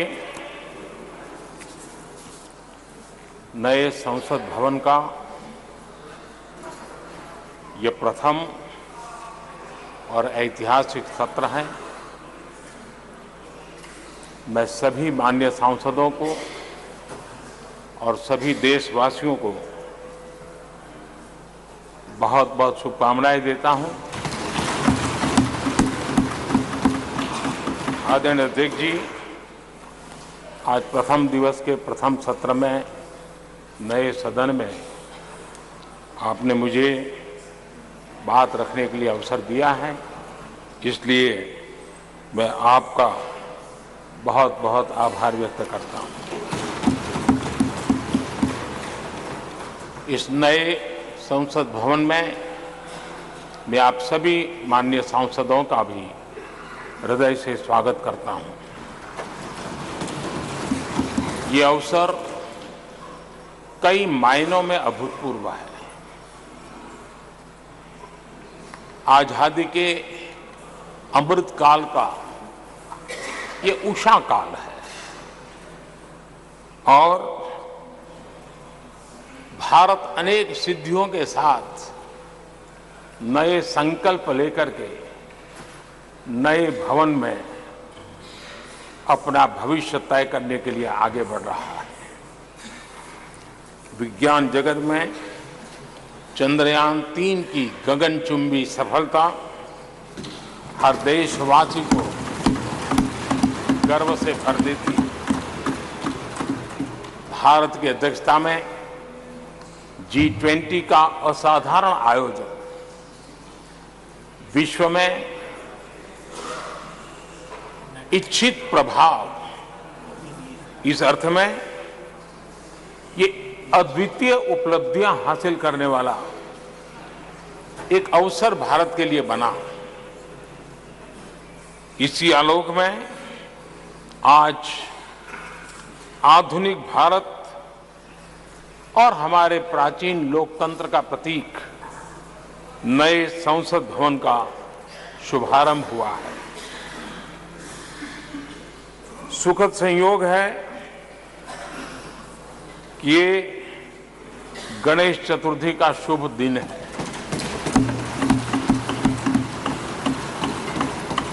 गणेश जी शुभता और सिद्धि के देवता है। गणेश जी विवेक और ज्ञान के भी देवता है। इस पावन दिवस पर हमारा ये शुभारंभ संकल्प से सिद्धि की ओर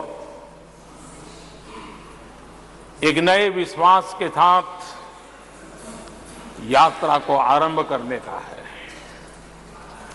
आजादी के अमृत काल में हम जब नए संकल्पों को लेकर के चल रहे हैं, तब अब जब गणेश चतुर्थी का पर्व आज है, तब लोकमान्य तिलक की याद आना बहुत स्वाभाविक है।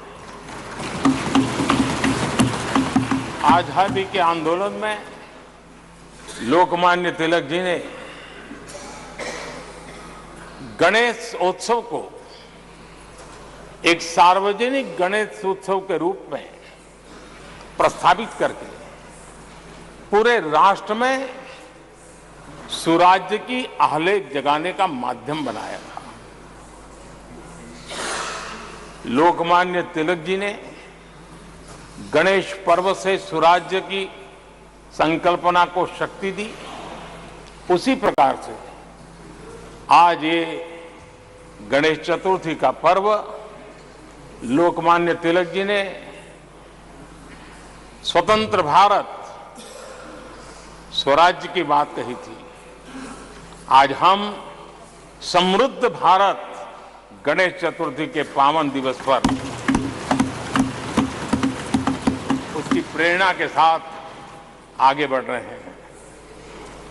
सभी देशवासियों को इस अवसर पर फिर एक बार मैं बहुत बहुत बधाई देता हूं। आदरणीय अध्यक्ष जी, आज संवत्सरी का भी पर्व है। ये अपने आप में एक अद्भुत परंपरा है। इस दिन को एक प्रकार से क्षमा वाणी का भी पर्व कहते हैं। आज मिच्छामि दुक्कड़म कहने का दिन है।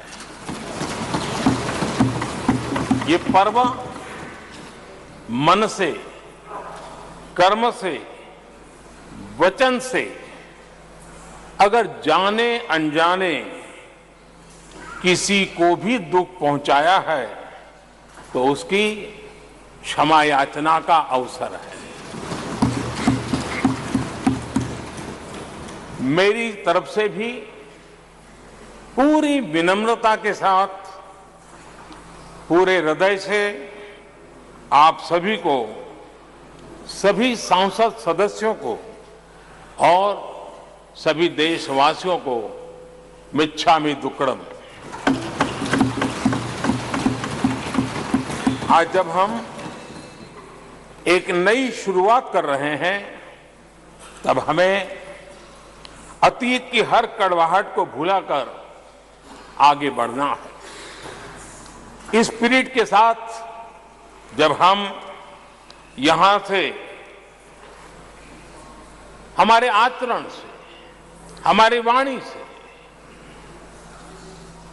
हमारे संकल्पों से जो भी करेंगे, देश के लिए, राष्ट्र के एक एक नागरिक के लिए वो प्रेरणा का कारण बनना चाहिए और हम सबको इस दायित्व को निभाने के लिए भरसक प्रयास भी करना चाहिए।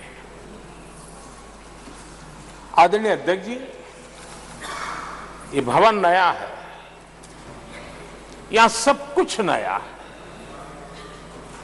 सारी व्यवस्थाएं नई हैं। यहां तक आपके सब साथियों को भी आपने एक नए रंग रूप के साथ प्रस्तुत किया है।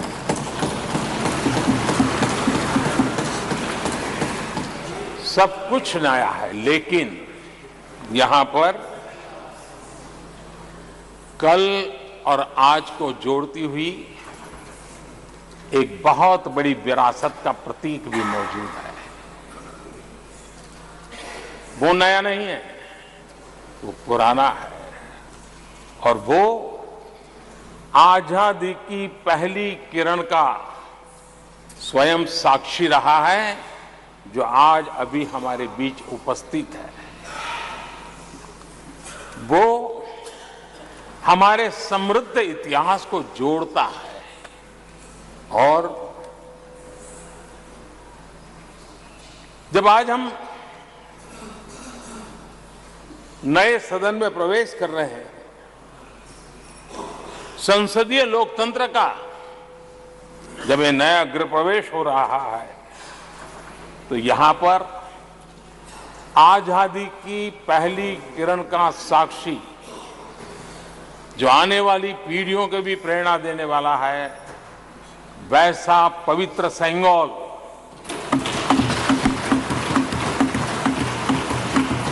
और ये वो सेंगोल है जिसको भारत के प्रथम प्रधानमंत्री पंडित नेहरू का स्पर्श हुआ था।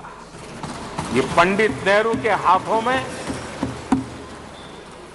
पूजा विधि कर करके आजादी के पर्व का प्रारंभ हुआ था और इसलिए एक बहुत महत्वपूर्ण अतीत को उसके साथ ये सेंगोल हमें जोड़ता है। तमिलनाडु की महान परंपरा का वो प्रतीक तो है ही, देश को जोड़ने का भी, देश की एकता का भी वो प्रतीक है। और हम सभी माननीय सांसदों को हमेशा जो पवित्र सेंगोल पंडित नेहरू के हाथ में शोभा देता था, वो आज हम सबकी प्रेरणा का कारण बन रहा है। इससे बड़ा गर्व क्या हो सकता है। आदरणीय अध्यक्ष जी, नए संसद भवन की भव्यता आधुनिक भारत के महिमा को भी मंडित करती है। हमारे श्रमिक, हमारे इंजीनियर्स, हमारे कामगारों, उनका पसीना इसमें लगा है और कोरोना काल में भी उन्होंने जिस लगन से इस काम को किया है, क्योंकि मुझे कार्य जब चल रहा था तब उन श्रमिकों के बीच आने का बार बार मौका मिलता था और खास करके मैं उनके स्वास्थ्य को लेकर के उनसे मिलने आता था। लेकिन ऐसे समय भी उन्होंने इस बहुत बड़े सपने को पूरा किया। आज मैं चाहूंगा कि हम सब हमारे उन श्रमिकों का, हमारे उन कामगारों का, हमारे इंजीनियर्स का हृदय से धन्यवाद करें, हृदय से, क्योंकि उनके द्वारा निर्मित भावी पीढ़ियों को प्रेरणा देने वाला है। और 30,000 से ज्यादा श्रमिक बंधुओं ने परिश्रम किया है, पसीना बहाया है इस भव्य व्यवस्था को खड़ी करने के लिए और कई पीढ़ियों के लिए ये बहुत बड़ा योगदान है। माननीय अध्यक्ष जी, मैं उन श्रमयोगियों का नमन तो करता ही, लेकिन एक नई परंपरा का प्रारंभ हो रहा है, इसका मुझे अत्यंत आनंद है। इस सदन में एक डिजिटल बुक रखी गई है, जिस डिजिटल बुक में उन सभी श्रमिकों के पूरा परिचय इसमें रखा गया है, ताकि आने वाली पीढ़ियों को पता चलेगा कि हिंदुस्तान के किस कोने से कौन श्रमिक ने आकर के इस भव्य इमारत को, यानी उनके पसीने को भी अमरत्व देने का प्रयास इस सदन में हो रहा है। ये एक नई शुरुआत है, शुभ शुरुआत है और हम सब के लिए गर्व की शुरुआत है। मैं इस अवसर पर 140 करोड़ देशवासियों की तरफ से, मैं इस अवसर पर लोकतंत्र की महान परंपरा की तरफ से हमारे इन श्रमिकों का अभिनंदन करता हूं। आदरणीय अध्यक्ष जी, हमारे यहाँ कहा जाता है यत् भावो तद भवति, और इसलिए हमारा भाव जैसा होता है वैसे ही कुछ घटित होता है। यद भावो तद भवति, और इसलिए हम जैसी भावना करते हैं और हम जैसी भावना करके प्रवेश किया है, मुझे विश्वास है भावना भीतर जो होगी हम भी वैसे ही खुद भी बनते जाएंगे, और वो बहुत बड़ी स्वाभाविक है। भवन बदला है, मैं चाहूंगा भाव भी बदलना चाहिए, भावना भी बदलनी चाहिए।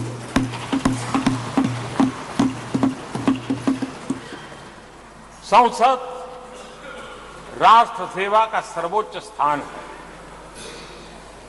ये संसद दलहित के लिए नहीं है। हमारे संविधान निर्माताओं ने इतनी पवित्र संस्था का निर्माण दलहित के लिए नहीं, सिर्फ और सिर्फ देश हित के लिए किया।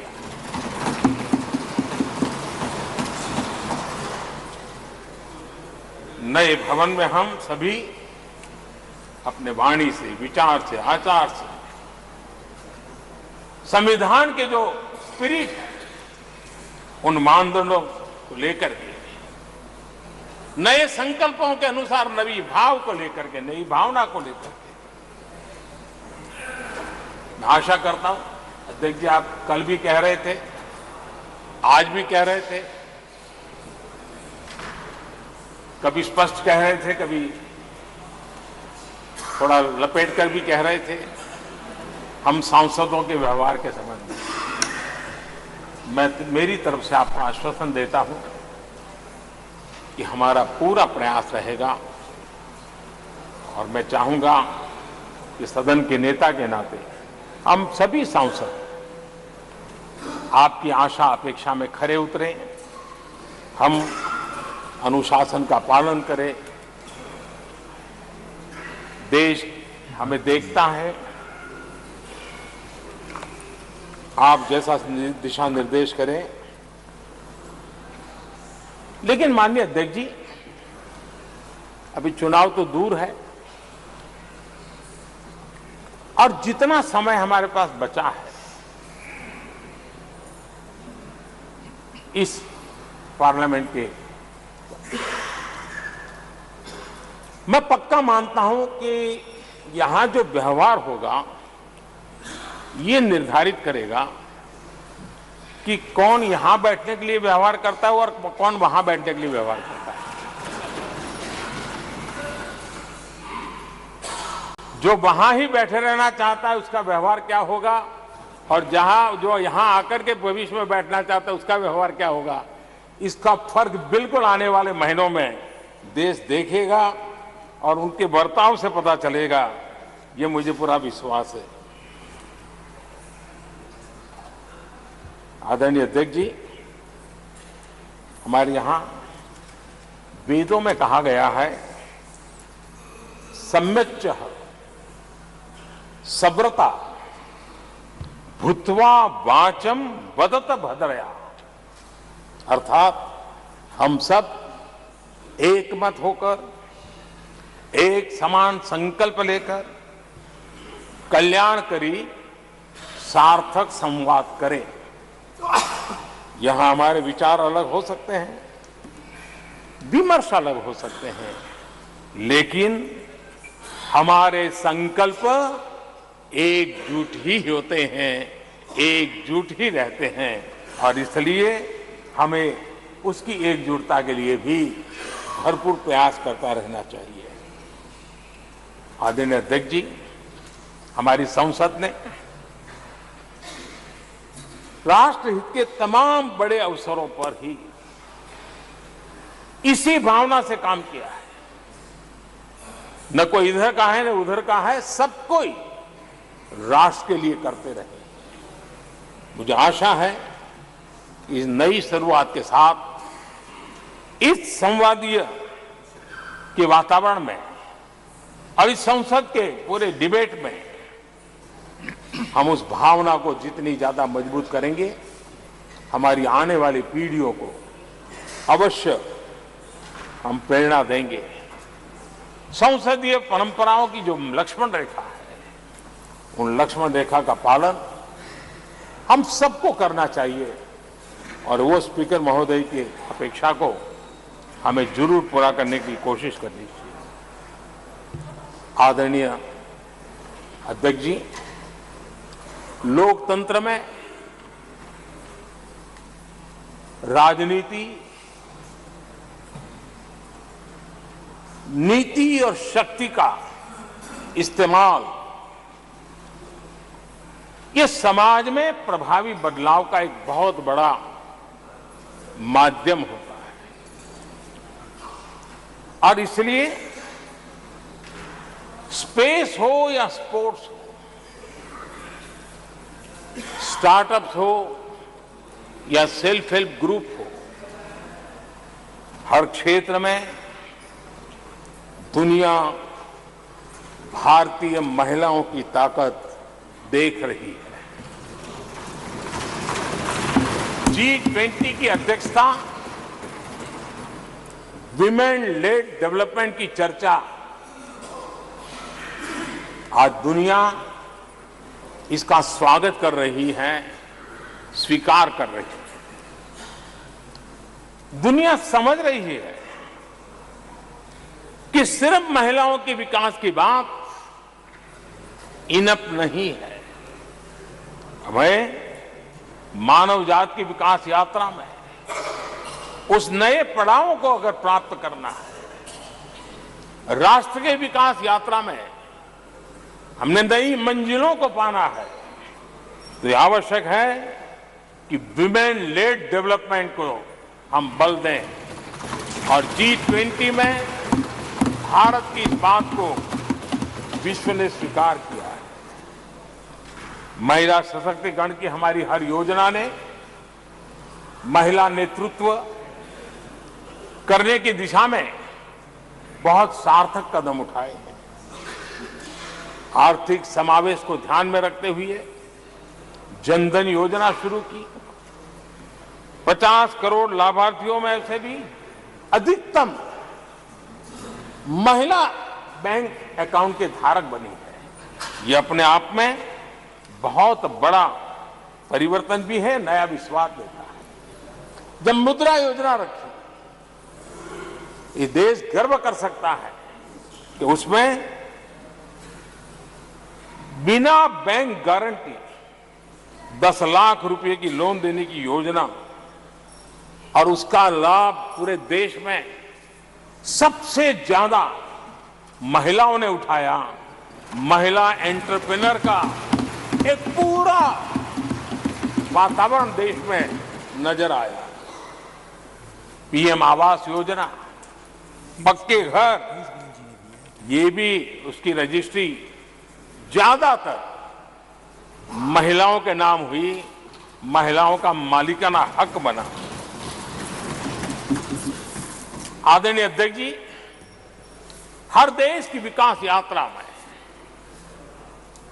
ऐसे माइलस्टोन आते हैं जब वो गर्व से कहता है कि आज के दिन हम सब ने नया इतिहास रचा है।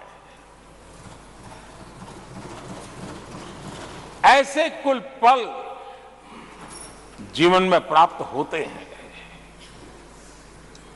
और आदरणीय अध्यक्ष जी, नए सदन के प्रथम सत्र के प्रथम भाषण में मैं बड़े विश्वास और गर्व से कह रहा हूं कि आज की ये पल, आज का ये दिवस,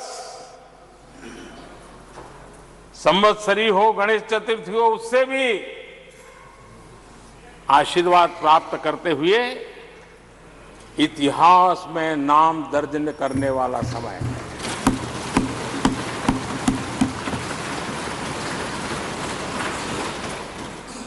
हम सब के लिए पल गर्व की पल है। अनेक वर्षों से महिला आरक्षण के संबंध में बहुत चर्चाएं हुई हैं, बहुत वाद विवाद हुए हैं। महिला आरक्षण को लेकर संसद में पहले भी कुछ प्रयास हुए हैं। 1996 में इससे जुड़ा बिल पहली बार पेश हुआ था। अटल जी के कार्यकाल में कई बार महिला आरक्षण का बिल पेश किया गया, कई बार, लेकिन उसे पार कराने के लिए आंकड़े नहीं जुटा पाए और उसके कारण वो सपना अधूरा रह गया।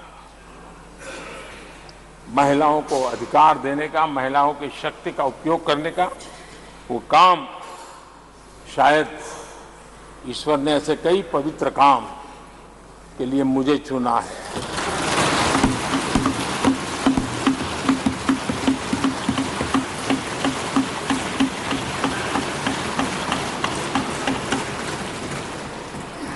एक बार फिर हमारी सरकार ने इस दिशा में कदम बढ़ाया है। कल ही कैबिनेट में महिला आरक्षण वाला जो विधेयक है उसको मंजूरी दी गई है।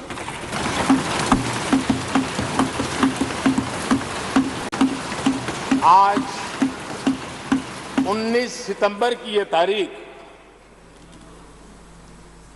इसीलिए इतिहास में अमरत्व को प्राप्त करने जा रहे हैं। आज जब महिलाएं हर सेक्टर में तेजी से आगे बढ़ रही हैं, नेतृत्व कर रही हैं, तो बहुत आवश्यक है कि नीति निर्धारण में, पॉलिसी मेकिंग में हमारी माताएं, बहनें, हमारी नारी शक्ति अधिकतम योगदान दें, ज्यादा से ज्यादा योगदान दें। योगदान ही नहीं, वे महत्वपूर्ण भूमिका निभाएं। आज इस ऐतिहासिक मौके पर नए संसद भवन में सदन की पहली कार्यवाही के रूप में,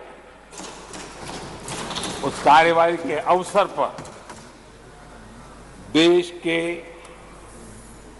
इस नए बदलाव का आह्वान किया है और देश की नारी शक्ति के लिए सभी सांसद मिलकर के नए प्रवेश द्वार खोल दें, इसका आरंभ हम इस महत्वपूर्ण निर्णय से करने जा रहे हैं।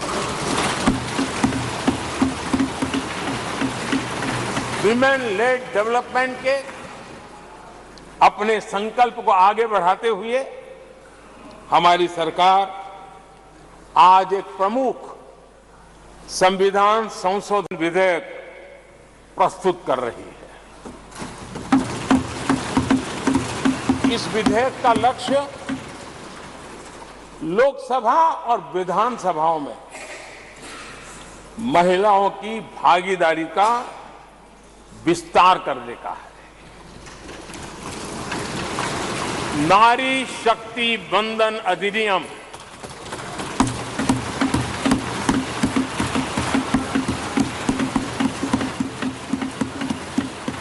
नारी शक्ति बंधन अधिनियम, इसके माध्यम से हमारा लोकतंत्र और मजबूत होगा। मैं देश की माताओं, बहनों, बेटियों को नारी शक्ति बंधन अधिनियम के लिए बहुत बहुत बधाई दूंगा। मैं सभी माताओं, बहनों, बेटियों को आश्वस्त करता हूं कि हम इस बिल को कानून बनाने के लिए संकल्पबद्ध है।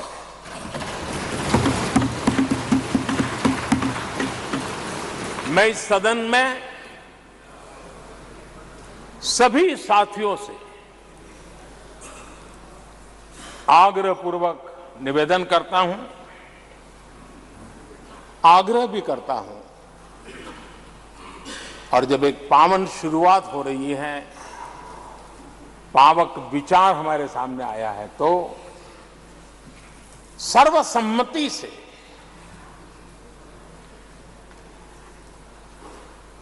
जब ये बिल कानून बनेगा तो उसकी ताकत अनेक गुना बढ़ जाएगी।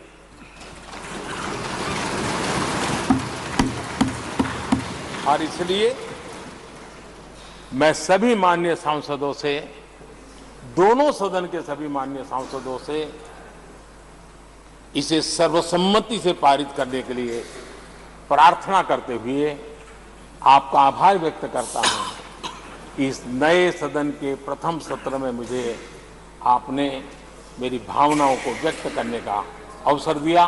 बहुत बहुत धन्यवाद। श्री अधीर रंजन चौधरी जी।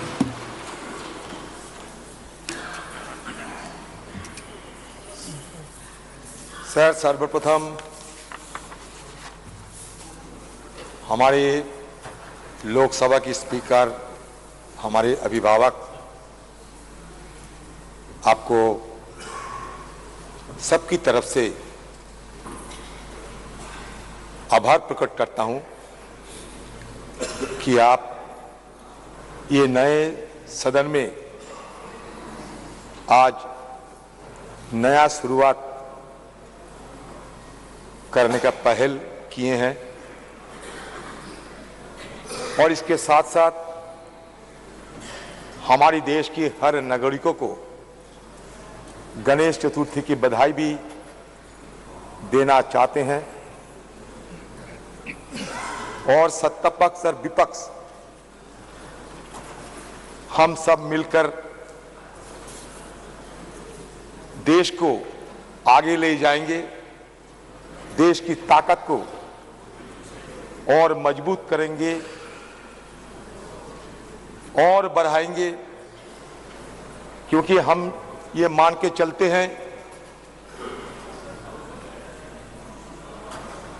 मंजिल की पार कर, नया मंजिल की तलाश कर। तुझे अगर दरिया मिल जाए तो समुंदर की तलाश कर। ये हिंदुस्तान एक दिन में नहीं बने, हजारों लाखों शहादातों की चलते, खून पसीना बहाने की चलते हमारे देश आजाद हुई थी। और इसलिए सारे सदन की तरफ से उन सारे हमारे देश की आजादी लाने में जो अपना खून पसीना बहाया, मेहनत की, दिन रात एक करते हुए देश को ब्रिटिश हुकूमत से निकल के आजादी की रास्ते ले गए थे, उन सबको भी नमन करता हूं। ये नए सदन से, ये आप लोगों का ही विरासत, जो विरासत के चलते पुराना संसद भी हमें देखने को मिला, और वही विरासत को आगे ले चलते नया संसद में हम सब मिलकर काम करेंगे, प्रयास करेंगे। यही मंशा के साथ ये नया सदन में पाए रखे हैं। मैं ये पहली बार इसके अंदर आते हैं, किसी ने पूछा था कि एक बार चलो नया सदन को देख लिया करो। मैंने कहा नहीं, अगर जाना है तो सीधा सदन के अंदर ही जाएंगे और उसके बाद धीरे धीरे सदन के हर कोने से परिचित होंगे। से नया सदन की ये कल्पना ये नहीं है सर। हमारे पूर्व लोकसभा की सांसद श्रीमती मीरा कुमार जी, उन्होंने पहले ये मुद्दा उठाई थी। उन्होंने ये भी कही थी कि हमारे जो भवन वो चुप से हुए रोते हैं, साइलेंटली वीपिंग। हमारे और एक महिला लोकसभा की अध्यक्ष रही सुमित्रा महाजन भी ये गुहार लगाते थे कि हमें नया एक संसद, एक नया भवन की जरूरत है, क्योंकि बहुत सारे खामियां धीरे धीरे निकल आते हैं। अच्छा हुआ देर सवेर नया संसद हमें मिले हैं, और इस सरकार जो आज सत्ते पे है, इन्हीं सरकार की इस पहल की चलते नया सदन बने हुए हैं। तो इसमें हम ये सबका है, ये कोई पार्टी के नहीं, कोई व्यक्ति के नहीं, सबका है। हमारे पूर्व प्रधानमंत्री जवाहरलाल नेहरू कहते थे कि देश में कार्टिज्म नहीं होना चाहिए, कोई व्यक्ति पूजा नहीं होना चाहिए, देश सबका है। ये सिर्फ एमपी का नहीं है, ये देश, ये पार्लियामेंट सिर्फ एमपी का नहीं, हिंदुस्तान के हर नागरिकों की इसमें हिस्सा है। तो ये हमारे देश की संपदा माना जाता है। अटल जी भी कहते थे, होने ये ना होने की ये क्रम इसी तरह चलता रहेगा, हम रहेंगे, ये भ्रम भी सदा पलते रहेंगे। तो स्वाभाविक रूप से कोई यहां हो या ना हो, हमारा ये ट्रेडिशन, ये विरासत, ये चलते रहेंगे जितने दिन ये देश हिंदुस्तान है, उतने दिन ये हमारे ये विरासत आज हम कल दूसरों ने ये लेते आगे निकलेंगे। सर, मैं सर्वप्रथम हमारे प्रधानमंत्री जी और आप सबके सामने मैं एक बात कहना चाहते हैं, जो भी करें आप लोग ये मान के चलिए कि हमारे लिए संविधान सर्वोपरि है। ये संविधान मान लीजिए हमारे लिए गीता, कुरान और बाइबल से कमी नहीं है। ये संविधान जिसमें लिखा हुआ है सत्यमेव जयते, ट्रूथ ऑलवेज प्रिवेल्स। हम भी चाहते हैं कि सत्य की मार्ग पर हम आगे निकले और हमारे देश को सारे दुनिया में हम रोशन करें। सर, ये संविधान में ये लिखा गया पहली पन्नों में, जिसको हम कहते हैं कि प्रीएम्बल, ये प्रीएम्बल में ये लिखा गया, we the people of India, we the people of India having solemnly resolved to constitute India into a sovereign democratic republic and to secure to all its citizens. Sir, the people of India having solemnly resolved to constitute India into a sovereign, secular, socialist, democratic republic and to secure to all its citizens justice. Justice for what? Social justice, economic and political justice. Liberty. Liberty for what? Liberty of thought, expression, belief, faith and worship. Sir, हो गया sir? प्रधानमंत्री तो काफी बोले sir, कुछ बोलने दो। आप इजाजत दो यहाँ से बैठ के। सर, संविधान पढ़ रहा हूं ना सर। आप पढ़े ना संविधान? Sir, equality for what? Equality of status and of opportunity and to promote among them all fraternity. Fraternity for what? Assuring the dignity of the individual and the unity of the nation. In our Constituent Assembly, this 26th day of November 1949, do hereby adopt, enact and give to ourselves this Constitution. Sir, मैंने इसलिए पढ़ा इसमें लिखा है we the people of India. ये नहीं लिखा गया कि ये हिंदू, ये मुसलमान, ये क्रिश्चियन, ये जैन, अलग अलग किसी ने ये प्रस्ताव पारित करते हैं। समग्र मिलके we the people of India मतलब सारे देश की, सारे भारत की, सारे इंडिया की, सारे हिंदुस्तान की, सब मिलके ये शपथ लिए गए थे। सर हमारे आर्टिकल 395 आर्टिकल इसमें शामिल किए गए थे। उसमें जब पहला आर्टिकल, उसमें यही लिखा जाता है कि India that is Bharat shall be A union of state, मतलब भारत और इंडिया के बीच कोई अंतर नहीं है। जो भारत होते हैं वो इंडिया है, जो इंडिया होते हैं वो भारत है। हम जबरदस्ती किसी बहाने इसके अंदर दरार पैदा करने की कोई कोशिश ना करे तो बेहतर होगी, क्योंकि कुछ जगह में ये आशंका फैला जाते हैं कि हमारे देश में हिंदुत्व की तो बात हम सुनते ही है, लेकिन इसके साथ साथ हिंदुत्व बात भी आ जाएंगे क्या, ये आम लोगों में ये चर्चा है। मैं सबको संज्ञान में ये लाना चाहते हैं, क्योंकि ये मुद्दा हमारे देश के लिए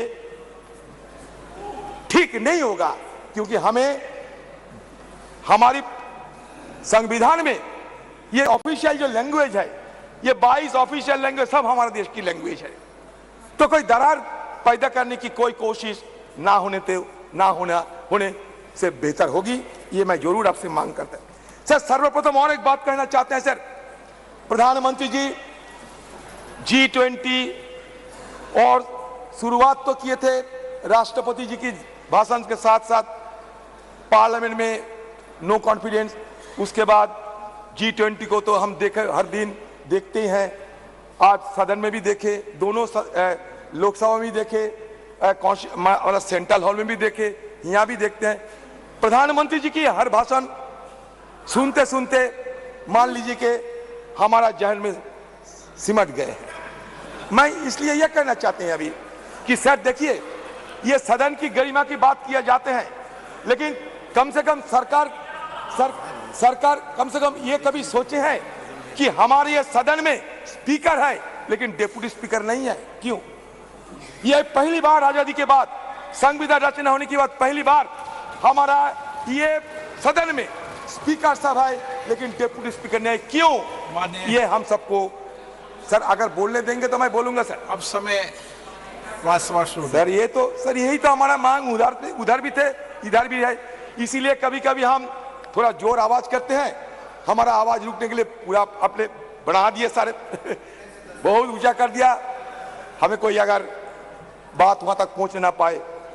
सर मैं ये कहना चाहते, जो आरक्षण की बात हमारे प्रधानमंत्री जी अभी अभी कहे हैं, मैं ये कहना चाहते कि महिला आरक्षण 1989 में जब राजीव जी प्रधानमंत्री थे, तब स्थानीय निकायों के चुनाव में उन्होंने 1/3 आरक्षण महिलाओं के लिए सुनिश्चित किया था। तत्पश्चात कांग्रेस की सरकारों ने लगातार प्रयास किया कि महिला आरक्षण का बिल पास हो, कानून बने, लोकसभा एवं विधानसभाओं के लिए भी 1/3 आरक्षण के लिए राजीव जी की सरकार, देखो प्रधानमंत्री जी कह रहे थे कि व्यवहार से पता चलेगा कौन कैसा व्यवहार करता है, प्रधानमंत्री खुद अब देख लो, प्रधानमंत्री का अपमान कर रहे हैं आप लोग, प्रधानमंत्री खुद आप लोगों को सिखाता कि व्यवहार की उल्टा व्यवहार करते हैं।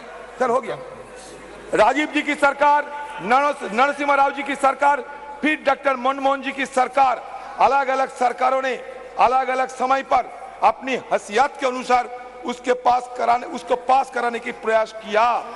कभी राज्यसभा में पास होता था, लोकसभा में नहीं होता था, कभी लोकसभा में होता था, राज्यसभा में गिर जाता था। डॉक्टर मनमोहन सिंह की सरकार के वक्त जो ये बिल आया वो आज तक जीवित है, आज तक जीवित है, राज्यसभा में पास हुआ है। हमारी CWC कांग्रेस कार्य समिति की बैठक में जो रेजोल्यूशन पास हुआ, प्रस्ताव पारित हुआ, उसमें ये मांग की गई है कि ये जो आने वाले विशेष सत्र जो है इसमें महिला आरक्षण की उस बिल को पास किया जाए, पारित किया जाए, ये बहुत महत्वपूर्ण है, ऐतिहासिक है। आपको ज्ञान है कि पूर्व कांग्रेस अध्यक्षा श्रीमती सोनिया गांधी ने पत्र भी लिखा था हमारे प्रधानमंत्री जी को, पत्र लिखा था। हम फिर से उस मांग को इस प्रस्ताव के जरिए दोहराते हैं। अच्छा हुआ सर बात तो बहुत कुछ है। प्रधानमंत्री जी सिंगल दिखा रहे थे, आप बोलना बाद में, अभी बाद में बोले सर। बोल में महिला आरक्षण, प्रधानमंत्री सिंगल दिखा रहे थे महिला आरक्षण बिल के समय। आज तो स्वागत कर दें आपके, ये सिंगल सदन में स्वागत कर दें आज तो। सर सिंगल दिखा रहे थे सर, ये सिंगल की इतिहास बता देता है last. No sir when India attained, sir ये सुनिए, इतिहास सुनिए, when India attained independence from the British, the then Viceroy Lord Mountbatten posed a question to the to-be Prime Minister Jawaharlal Nehru. What is the ceremony that should be followed to symbolize the transfer of power from British to India hand? Sir गृह मंत्री जी clarification देना चाहते हैं sir कृपया अलो कर दिया जाए please. Sir माननीय गृह मंत्री जी, गृह मंत्री जी, मैं माननीय अधीर रंजन जी ने दो चीजें फैक्चुअली इनकरेक्ट कही है, या तो वो विड्रॉ करे या तो आपने सदन के टेबल पर उसको रखवाना चाहिए। एक, महिला आरक्षण बिल लोकसभा में पास हुआ था, कभी पास नहीं हुआ। और दो, कि ये बिल पुराना लोकसभा में लंबित है। ये बिल 2014 में ही लोकसभा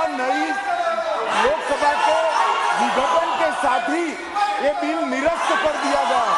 माननीय अध्यक्ष, दोनों स्टेटमेंट फैक्चुअल इनकरेक्ट स्टेटमेंट है, इनकी स्पष्टता मैं आपसे अपेक्षा करता हूं कि इसकी स्पष्टता उनसे मांगी जाए, या तो रिकॉर्ड से दूर किया जाए या तो वो उसके समर्थन में कोई डॉक्यूमेंट टेबल पर रखें। अर्जुन मेघवाल जी,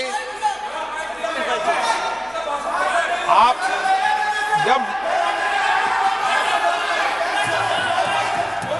एक मिनट, आप सीट बैठे, आप कंक्लूड कर दो प्लीज, बैठे कंक्लूड करो आप प्लीज।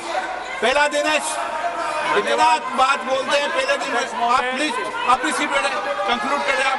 अधीर रंजन जी धन्यवाद देते हैं। Sir Lord Mountbatten posed a question to the to-be Prime Minister Jawaharlal Nehru. What is the ceremony that should be followed to symbolize the transfer of power from British to Indian hands?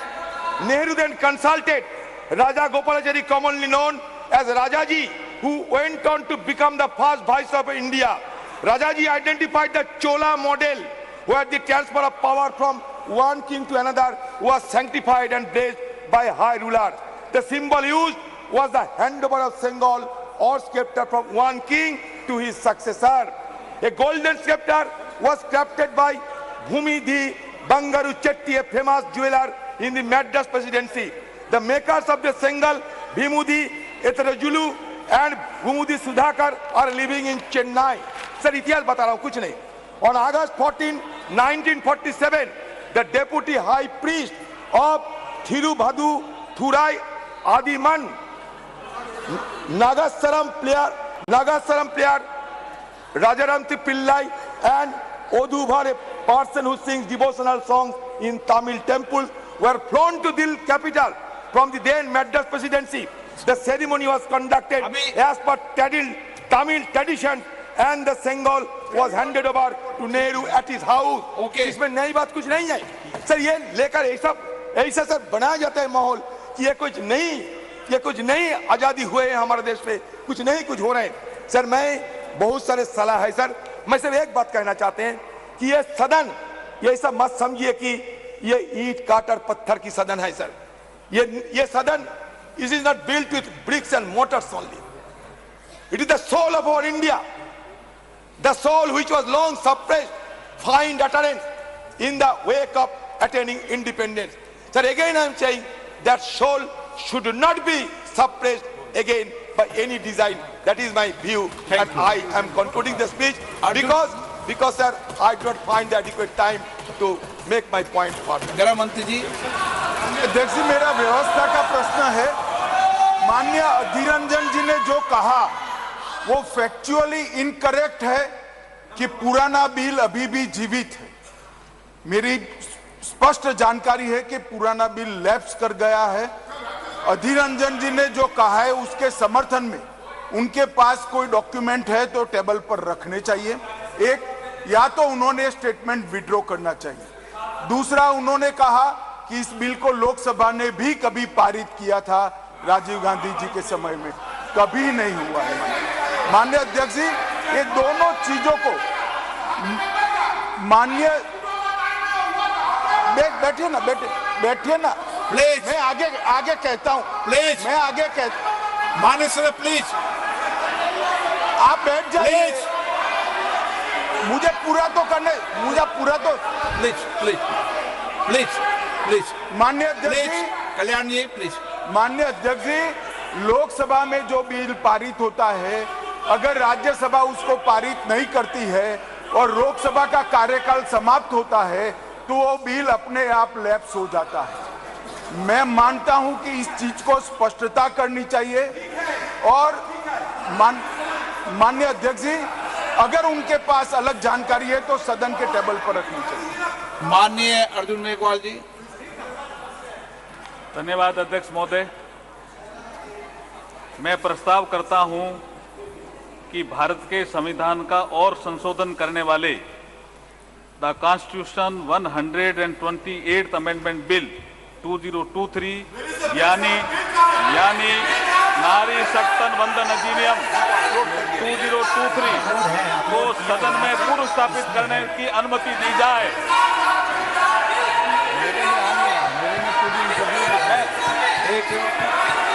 मैं बोलना भी चाहता हूं sir. Supplementary business में देखिए, bill को upload, supplementary business में देखिए, बिल को अपलोड कर दिया गया है। नई टेक्नोलॉजी है संसद की, और नई टेक्नोलॉजी में आप इसमें देख ले, अपलोडेड भी है, बिल अपलोडेड कर दिया है, अपलोडेड भी है। अध्यक्ष जी, मैं कुछ बोलना चाहता हूं। अध्यक्ष जी, नई टेक्नोलॉजी है संसद में, आप इसको चलाइए, इसमें बिल लोड कर दिया गया है। आप बिल अपलोडेड भी है। मैं बोलना चाहता हूं अध्यक्ष जी, कुछ बोलना चाहता हूं अध्यक्ष जी।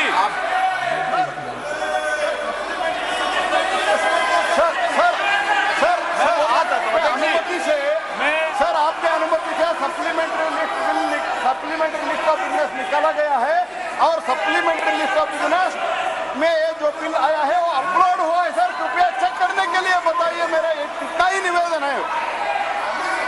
मैं अध्यक्ष जी बोलना चाहता हूं कुछ। अध्यक्ष जी मैं बोलना चाहता हूं।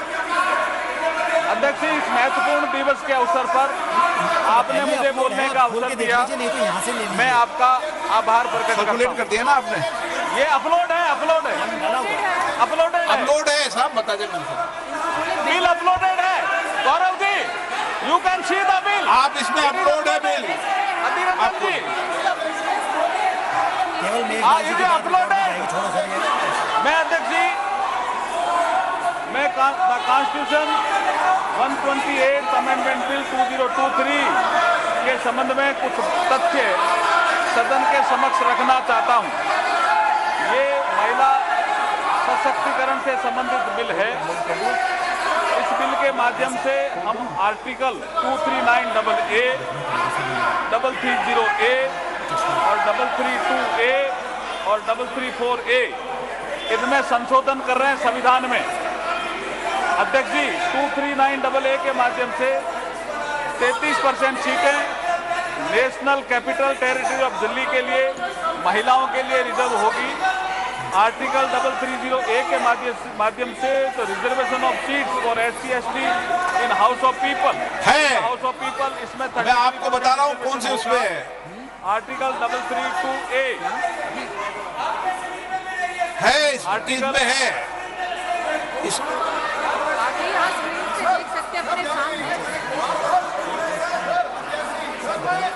I would like to clear them, sir.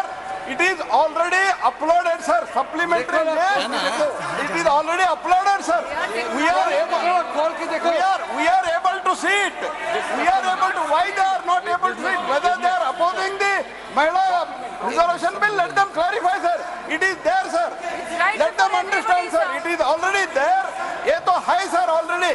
ए मेरे अभी जो इधर रखा है टैब, ये टैब में आ रहा है. You please try to understand the technology.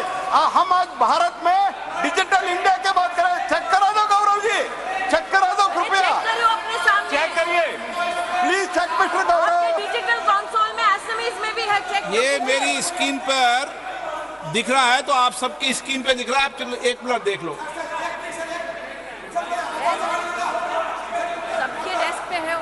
Revise list of business में देखिए. Revise list of. Arjun ji आप कंटिन्यूस कीजिए. ठीक अध्यक्ष जी, इनको शांत कराइए. आप तो कंटिन्यूस कीजिए. अध्यक्ष जी, इतना महत्वपूर्ण बिल है, महिला सशक्तिकरण से संबंधित महत्वपूर्ण. अधीर जी सुनिए, 2 मिनट सुनिए. मैं वही बोल रहा हूं अध्यक्ष जी. The constitution 128 amendment bill 2023. It's a very important amendment. It's a very important bill. Adhir Ranjan ji सुनिए थोड़ा. आर्टिकल 239AA हम इसमें इंसर्ट कर रहे हैं, जिसके माध्यम से 33% महिलाओं को रिजर्वेशन मिलेगा. किसमें? The national capital territory of Delhi.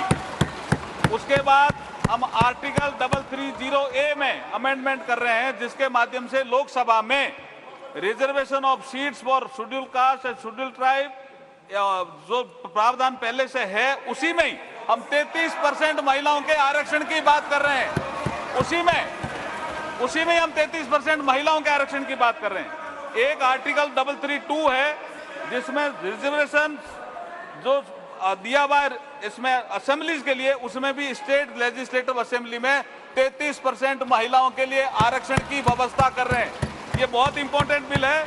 और फिर आर्टिकल 334A में एक नया हम क्लॉज जोड़ रहे हैं, जिसके माध्यम से इस महिला रिजर्वेशन की जो अवधि होगी वो 15 साल के लिए होगी. उसकी यदि बढ़ाना होगा तो संसद इसको अधिकार होगा वो बढ़ाने का. मैं इसके माध्यम से कहना चाहता हूं आपको एक समझाना चाहता हूं धीरजन जी. अभी जैसे 543 नंबर है, it is already there in the you can see in the supplementary list of the business. You can see in the supplementary list of the business. देखिए 543 नंबर है अभी उसमें. Balu ji you can see now. You can see now. Bill also in your hand. Balu ji, you can sit now. 1 minute Arjun ji. आज bill introduce हो रहा है केवल. कल बिल पर बिल डिबेट होगी, जब आपने विचार रख करना. अर्जुन जी बेगवाल. हाँ अध्यक्ष जी, मैं इस बिल के माध्यम से जो परिवर्तन होने वाला है वो बता रहा हूं अधीर रंजन जी.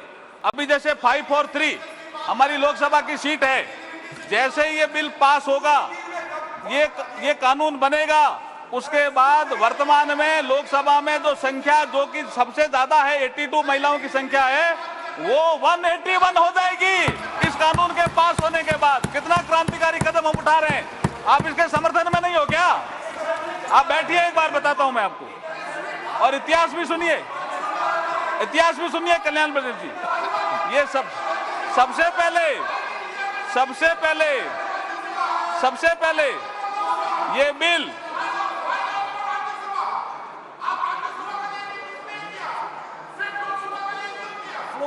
राज्यसभा में भी करेंगे हम. अब आप सुनिए कल्याण जी, राज्यसभा में भी लाएंगे.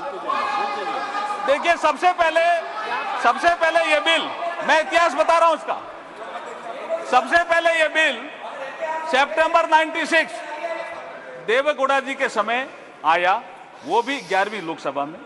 उसके बाद दिसंबर 98 में माननीय अटल बिहारी वाजपेयी की जब सरकार थी तब आया, वो 12वीं लोकसभा में.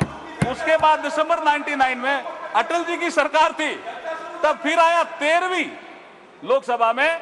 और ये जिसका जिक्र कर रहे हैं डॉक्टर मनमोहन सिंह जी के समय जो बिल आया वो लोकसभा में नहीं आया, वो आया मई 2008 में राज्यसभा।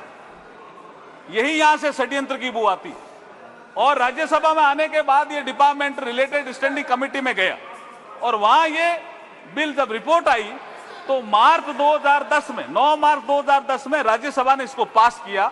उसके बाद राज्यसभा ने कम्युनिकेट किया लोकसभा को और जब रिपोर्ट किया तो लोकसभा के सेक्रेटरी जनरल जब इसको रिपोर्ट किया तो ये लोकसभा की प्रॉपर्टी बन गई और 15वीं लोकसभा जैसे ही भंग हुई, अध्यक्ष जी 15वीं लोकसभा जैसे ही भंग हुई 18 मई 2014 को ये बिल भी लैप्स हो गया और इन लोगों ने पारित नहीं किया, जानबूझ के पारित नहीं किया। मैं कॉन्स्टिट्यूशन का प्रोविजन पढ़ना बताता हूँ अधीर रंजन के लिए। अभी सुनिए, आप सुनिए द प्रोविजन। ये इसके बाद मैं अधीर रंजन जी देखिए आर्टिकल 107। अरे सुनो तो सही। मैं अध्यक्ष जी इसके बिल के प्रावधान में मैं देखिए माननीय अध्यक्ष महोदय, आज नई संसद के पटल पर इस नारी शक्ति वंदन विधेयक 2023 को प्रस्तुत करते हुए मुझे अपार हर्ष और गर्व की अनुभूति हो रही है। आज ये सदन नारी शक्ति को लोकसभा और राज्यसभा में 33% भागीदारी देने का साक्षी बनेगा। भारत के यशस्वी प्रधानमंत्री श्री नरेंद्र मोदी जी की सोच हमेशा से नारी को शक्ति स्वरूप मानने की रही है और माननीय प्रधानमंत्री जी के नेतृत्व में देश में आज वुमन डेवलपमेंट से वुमन लेड डेवलपमेंट की ओर तेजी से कदम बढ़ा रहा है देश। आज हर क्षेत्र में, चाहे वो अंतरिक्ष हो, सेना हो, पुलिस हो, खेल जगत हो, उद्यमिता हो, व्यवसाय हो, साहित्य हो, कला हो, महिलाएं प्रभावशाली नेतृत्व करके देश को गौरवान्वित कर रही है। आज हम प्रधानमंत्री मोदी जी के नेतृत्व में नारी शक्ति वंदन विधेयक प्रस्तुत कर सच्चे अर्थों में नारी शक्ति को उनका अधिकार देने जा रहे हैं। अध्यक्ष महोदय, हमारी संस्कृति में नारी को सदैव से शक्ति स्वरूपा माना गया है। हमारे श्लोकों में भी कहा गया है, या देवी सर्वभूतेषु शक्ति रूपेण संस्थिता, नमस्ते नमस्ते नमस्ते नमो नमे। अध्यक्ष महोदय, मैं इस अवसर पर भारत के संविधान निर्माता बाबा साहब भीमराव अम्बेडकर का एक कोट आपके समक्ष प्रस्तुत करना चाहता हूं, कोट अनकोट। बाबा साहब को किसी ने पूछा कि आप किसी समाज के उत्थान की प्रगति कैसे नापते हो, व्हाट इज द पैरामीटर कि ये समाज या देश, ये राष्ट्र उन्नति कर रहा है। तो बाबा साहब ने एक कोट कहा था, उसको मैं कोट अनकोट कह रहा हूं। उन्होंने कहा, I measure the progress of a community by the degree of progress which women have achieved, महिलाएं अगर किसी देश में प्रगति कर रही है तो मैं समझता हूं कि वो समाज, वो राष्ट्र प्रगति कर रहा है। ये बाबा साहब ने कहा था। अध्यक्ष महोदय, मैं इस अवसर पर भारत के संविधान के शिल्पकार बाबा साहब भीमराव अम्बेडकर जी को इसलिए भी याद करना चाहता हूं कि 25 नवंबर 1949 को बाबा साहब ने कहा था इसी सेंट्रल हॉल में, जिसमें आज लास्ट फंक्शन हुआ, कि हम एक ऐसे युग में प्रवेश कर रहे हैं कि हम राजनीतिक क्षेत्र में तो समानता होगी लेकिन सामाजिक और आर्थिक क्षेत्र में समानता नहीं होगी। इसको कौन दूर करेगा? आने वाली सरकारों का ये इसका काम होगा। लेकिन ये नहीं कर पाए जो सरकारें आई। लेकिन जब प्रधानमंत्री मोदी जी आए 2014 में तो जन धन अकाउंट आया, एक महिला के अकाउंट, एक के अकाउंट नहीं, ये असमानता थी। अध्यक्ष महोदय, पीएम आवास, एक के घर कच्चा एक के पक्का, ये असमानता थी जिसकी ये बात अधीर रंजन की कर रहे थे। एक के घर शौचालय, एक के घर शौचालय नहीं, ये असमानता थी। एक के घर बिजली, एक के घर बिजली नहीं। एक के घर गैस, एक के घर गैस नहीं। एक के घर नल से जल और एक के घर नल से जल नहीं। और मुद्रा योजना में भी जैसे प्रधानमंत्री ने जिक्र किया, स्टैंड अप इंडिया में भी 1 लाख से 10 करोड़ तक का लोन। ये असमानता दूर करने का काम अगर किसी ने किया है तो प्रधानमंत्री नरेंद्र मोदी जी ने किया है। इसलिए ये महिलाओं को सशक्तिकरण भी करेगा और महिलाओं का उत्थान भी करेगा और ये दिशा भी देगा। इसलिए मैं इसकी अनुमति चाहता हूं आपसे। ये नारी शक्ति वंदन विधेयक भारत के विकास में नारी शक्ति की भूमिका को निर्धारित करने वाला होगा। 2047 तक के अमृतकाल में विकसित भारत के निर्माण में मील का पत्थर साबित होगा। महिला सशक्तिकरण में, वुमेन लेड डेवलपमेंट को नई दिशा देने वाला होगा। नए भारत के निर्माण में ऐतिहासिक महिला नेतृत्व को पहचान दिलाने वाला होगा। संपूर्ण विश्व के लिए प्रेरणा देने वाला ये सिद्ध होगा। इसलिए मैं आपसे अनुमति चाहता हूं कि इस विधेयक को पुनर्स्थापित करने की अनुमति दी जाए। धन्यवाद। प्रश्न ये कि विधेयक को पुनर्स्थापित करने की अनुमति प्रदान की जाए।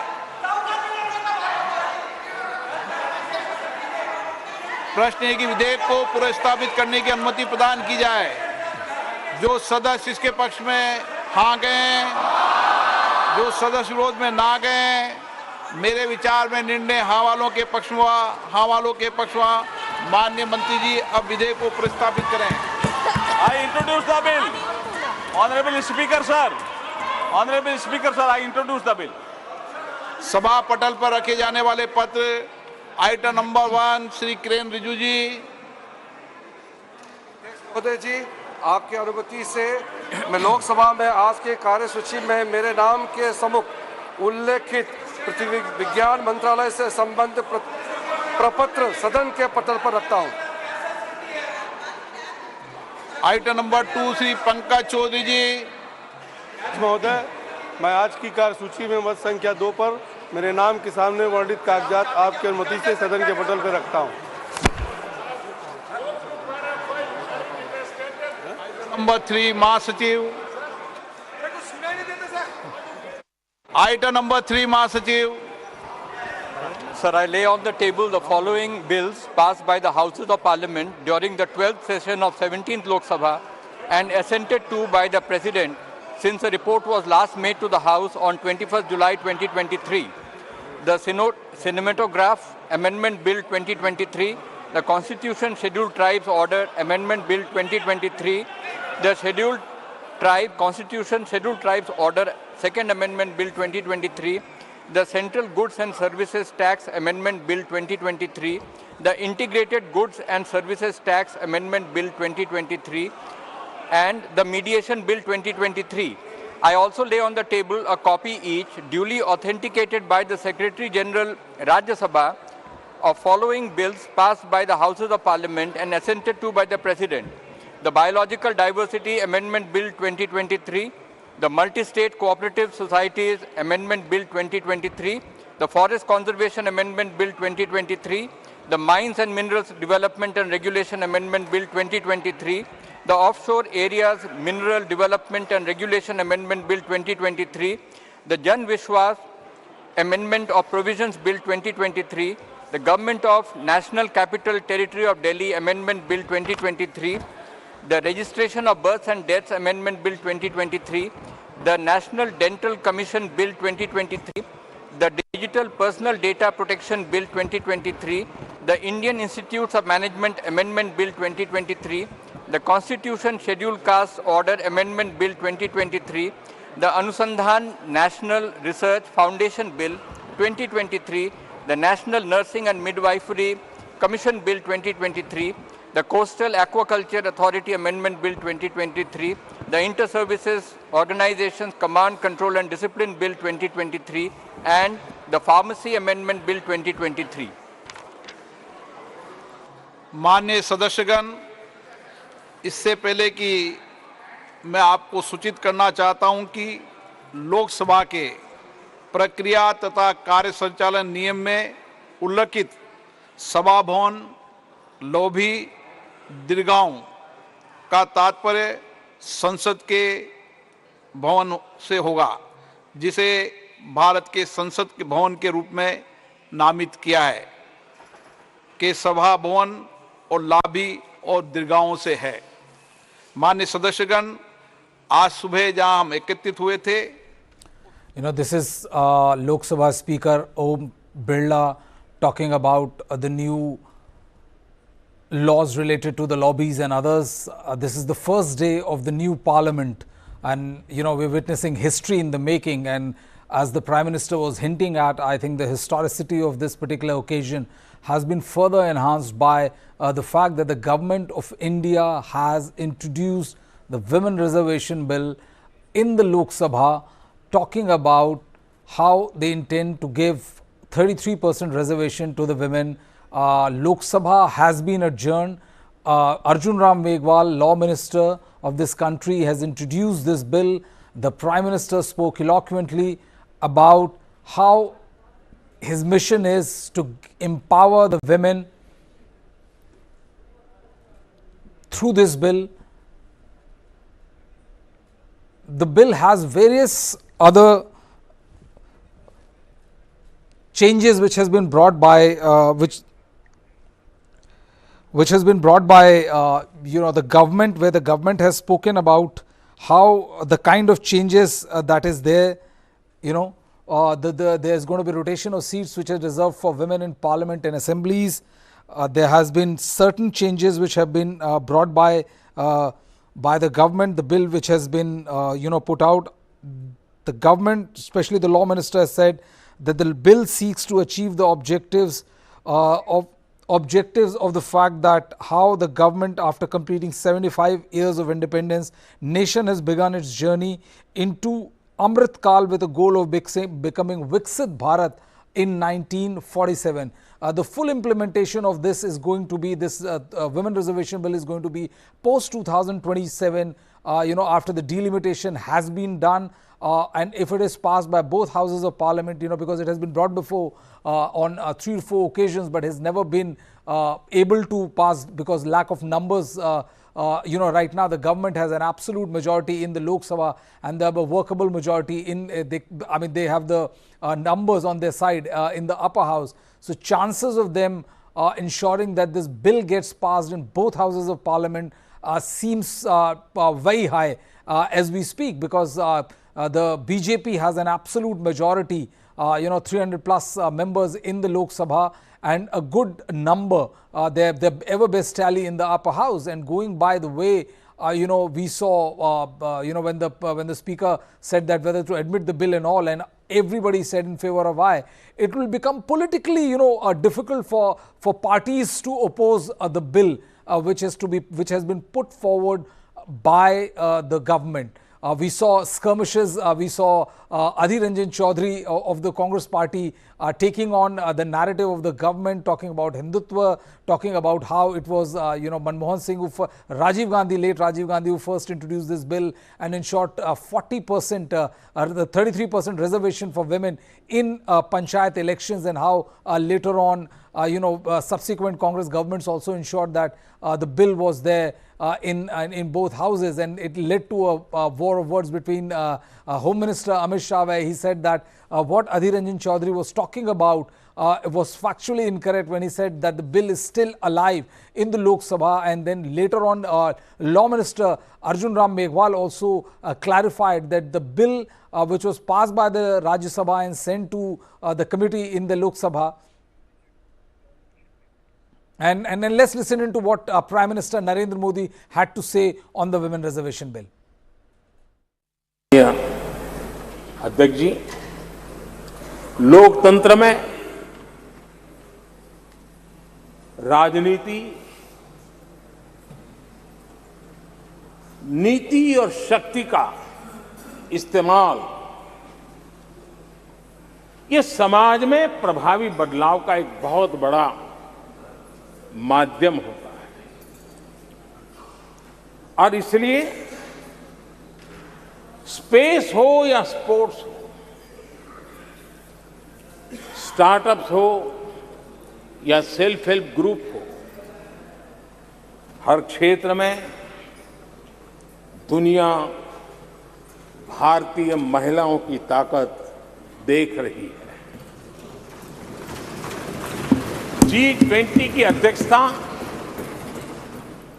विमेन लेड डेवलपमेंट की चर्चा,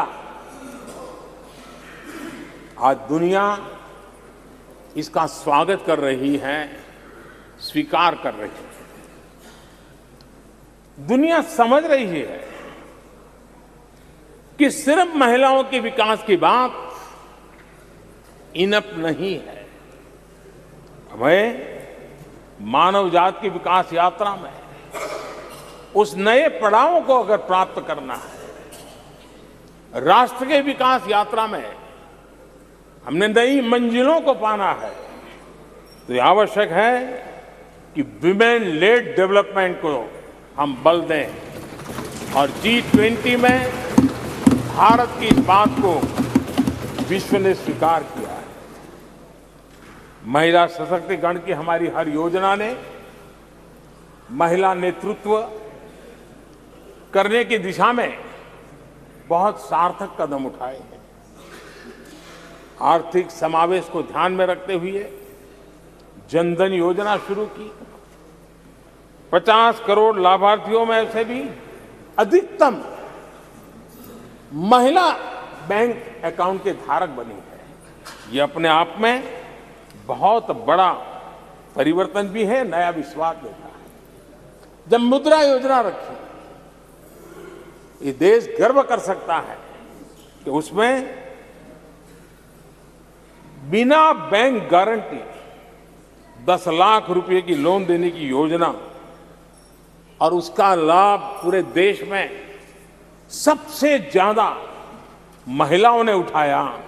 महिला एंटरप्रेन्योर का एक पूरा वातावरण देश में नजर आया।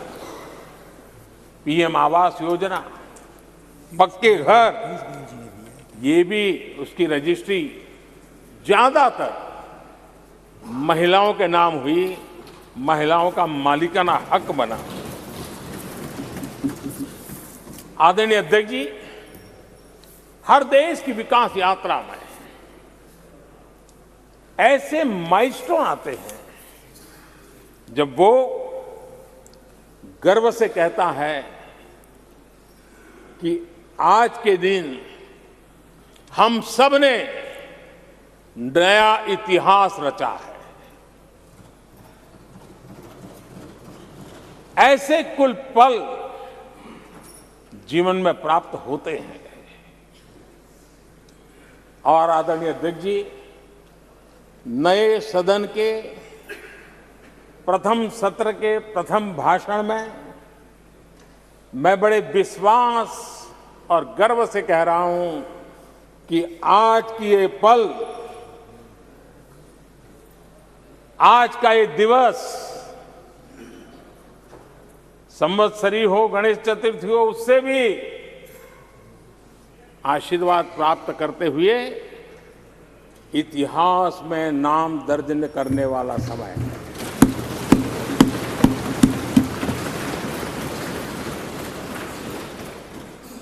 हम सब के लिए पल गर्व की पल है।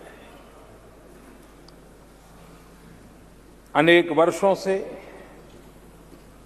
महिला आरक्षण के संबंध में बहुत चर्चाएं हुई हैं, बहुत वाद विवाद हुए हैं। महिला आरक्षण को लेकर संसद में पहले भी कुछ प्रयास हुए हैं। 1996 में इससे जुड़ा बिल पहली बार पेश हुआ था। अटल जी के कार्यकाल में कई बार महिला आरक्षण का बिल पेश किया गया, कई बार, लेकिन उसे पार कराने के लिए आंकड़े नहीं जुटा पाए और उसके कारण वो सपना अधूरा रह गया। महिलाओं को अधिकार देने का, महिलाओं की शक्ति का उपयोग करने का वो काम, शायद ईश्वर ने ऐसे कई पवित्र काम के लिए मुझे चुना है।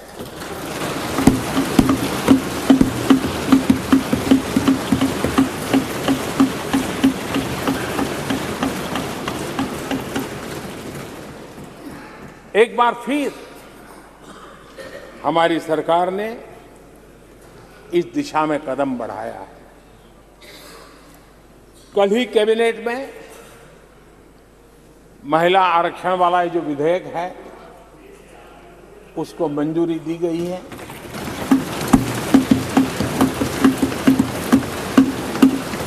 आज 19 सितंबर की ये तारीख इसीलिए इतिहास में अमरत्व को प्राप्त करने जा रहे हैं। आज जब महिलाएं हर सेक्टर में तेजी से आगे बढ़ रही हैं, नेतृत्व कर रही है, तो बहुत आवश्यक है कि नीति निर्धारण में, पॉलिसी मेकिंग में हमारी माताएं, बहनें, हमारी नारी शक्ति अधिकतम योगदान दें, ज्यादा से ज्यादा योगदान दें। योगदान ही नहीं, वे महत्वपूर्ण भूमिका निभाएं। आज इस ऐतिहासिक मौके पर नए संसद भवन में सदन की पहली कार्यवाही के रूप में, उस कार्यवाही के अवसर पर देश के इस नए बदलाव का आह्वान किया है और देश की नारी शक्ति के लिए सभी सांसद मिलकर के नए प्रवेश द्वार खोल दें, इसका आरंभ हम इस महत्वपूर्ण निर्णय से करने जा रहे हैं। विमेन लेड डेवलपमेंट के अपने संकल्प को आगे बढ़ाते हुए हमारी सरकार आज एक प्रमुख संविधान संशोधन विधेयक प्रस्तुत कर रही है। इस विधेयक का लक्ष्य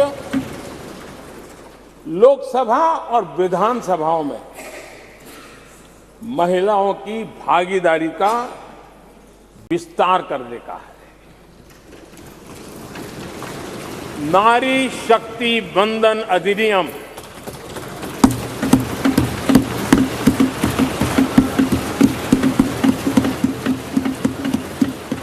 नारी शक्ति बंधन अधिनियम, इसके माध्यम से हमारा लोकतंत्र और मजबूत होगा। मैं देश की माताओं, बहनों, बेटियों को नारी शक्ति बंधन अधिनियम के लिए बहुत बहुत बधाई दूंगा। मैं सभी माताओं, बहनों, बेटियों को आश्वस्त करता हूं कि हम इस बिल को कानून बनाने के लिए संकल्पबद्ध है।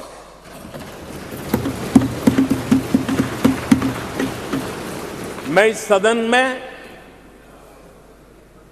सभी साथियों से आग्रहपूर्वक निवेदन करता हूं, आग्रह भी करता हूं, और जब एक पावन शुरुआत हो रही है, पावक विचार हमारे सामने आया है, तो सर्वसम्मति से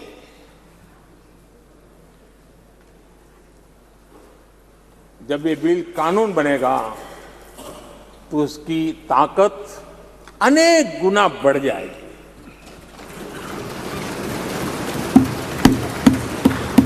जो आरक्षण की बात हमारे प्रधानमंत्री जी अभी अभी कहे हैं, मैं ये कहना चाहते कि महिला आरक्षण 1989 में जब राजीव जी प्रधानमंत्री थे, तब स्थानीय निकायों के चुनाव में उन्होंने 1/3 आरक्षण महिलाओं के लिए सुनिश्चित किया था। तत्पश्चात कांग्रेस की सरकारों ने लगातार प्रयास किया कि महिला आरक्षण का बिल पास हो, कानून बने। लोकसभा एवं विधानसभाओं के लिए भी 1/3 आरक्षण के लिए राजीव जी की सरकार, देखो प्रधानमंत्री जी कह रहे थे कि व्यवहार से पता चलेगा कौन कैसा व्यवहार करता है। प्रधानमंत्री खुद आप देख लो, प्रधानमंत्री का अपमान कर रहे हैं आप लोग। प्रधानमंत्री खुद आप लोगों को सिखाता कि व्यवहार की उल्टा व्यवहार करते हैं। सर हो गया। राजीव जी की सरकार, नरसिम्हा राव जी की सरकार, फिर डॉक्टर मनमोहन जी की सरकार, अलग अलग सरकारों ने अलग अलग समय पर अपनी हैसियत के अनुसार उसको पास कराने की प्रयास किया। कभी राज्यसभा में पास होता था, लोकसभा में नहीं होता था, कभी लोकसभा में होता था, राज्यसभा में गिर जाता था। डॉक्टर मनमोहन सिंह की सरकार के वक्त जो ये बिल आया वो आज तक जीवित है, राज्यसभा में पास हुआ है। हमारी CWC कांग्रेस कार्य समिति की बैठक में जो रेजोल्यूशन पास हुआ, प्रस्ताव पारित हुआ, उसमें ये मांग की गई है कि ये जो आने वाले विशेष सत्र है उसमें महिला आरक्षण की उस बिल को पास किया जाए, पारित किया जाए। ये बहुत महत्वपूर्ण है, ऐतिहासिक है। आपको ज्ञान है कि पूर्व कांग्रेस अध्यक्षा श्रीमती सोनिया गांधी ने पत्र भी लिखा था हमारे प्रधानमंत्री जी को, पत्र लिखा था। हम फिर से उस मांग को इस प्रस्ताव के जरिए दोहराते हैं। मैं कॉन्स्टिट्यूशन 128 अमेंडमेंट बिल 2023 के संबंध में कुछ तथ्य सदन के समक्ष रखना चाहता हूं। ये महिला सशक्तिकरण से संबंधित बिल है। इस बिल के माध्यम से हम आर्टिकल 239AA, 330A और 332A और 334A इनमें संशोधन कर रहे हैं संविधान में। अध्यक्ष जी, 239AA के माध्यम से 33% सीटें national capital territory of Delhi के लिए महिलाओं के लिए रिजर्व होगी। आर्टिकल 330A के माध्यम से तो reservation of seats for SC/ST in house of people है। इसमें मैं आपको बता रहा हूँ कौन से उसमें है। आर्टिकल 332A है, इस आर्टिकल में है।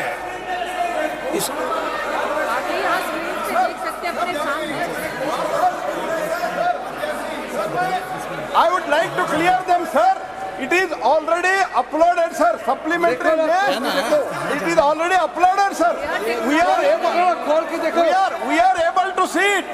We are able to. Why they are not able to see it? Whether they are opposing the Mahila reservation bill, let them clarify, sir. It is there, sir. Let them understand, sir. It is already there. ये तो है, sir, already. मेरे अभी जो इधर रखा है tab, ये टैब में आ रहा है।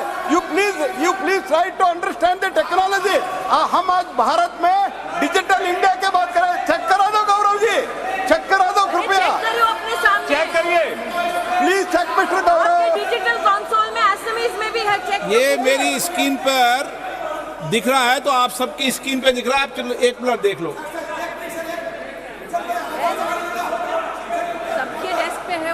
रिवाइज लिस्ट ऑफ बिजनेस में देखिए, revise list of. Arjun ji, आप कंटिन्यूस कीजिए। ठीक, अध्यक्ष जी, इनको शांत कराइए। आप तो कंटिन्यूस कीजिए। अध्यक्ष जी, इतना महत्वपूर्ण बिल है, महिला सशक्तिकरण से संबंधित महत्वपूर्ण। अधीर जी सुनिए, 2 मिनट सुनिए।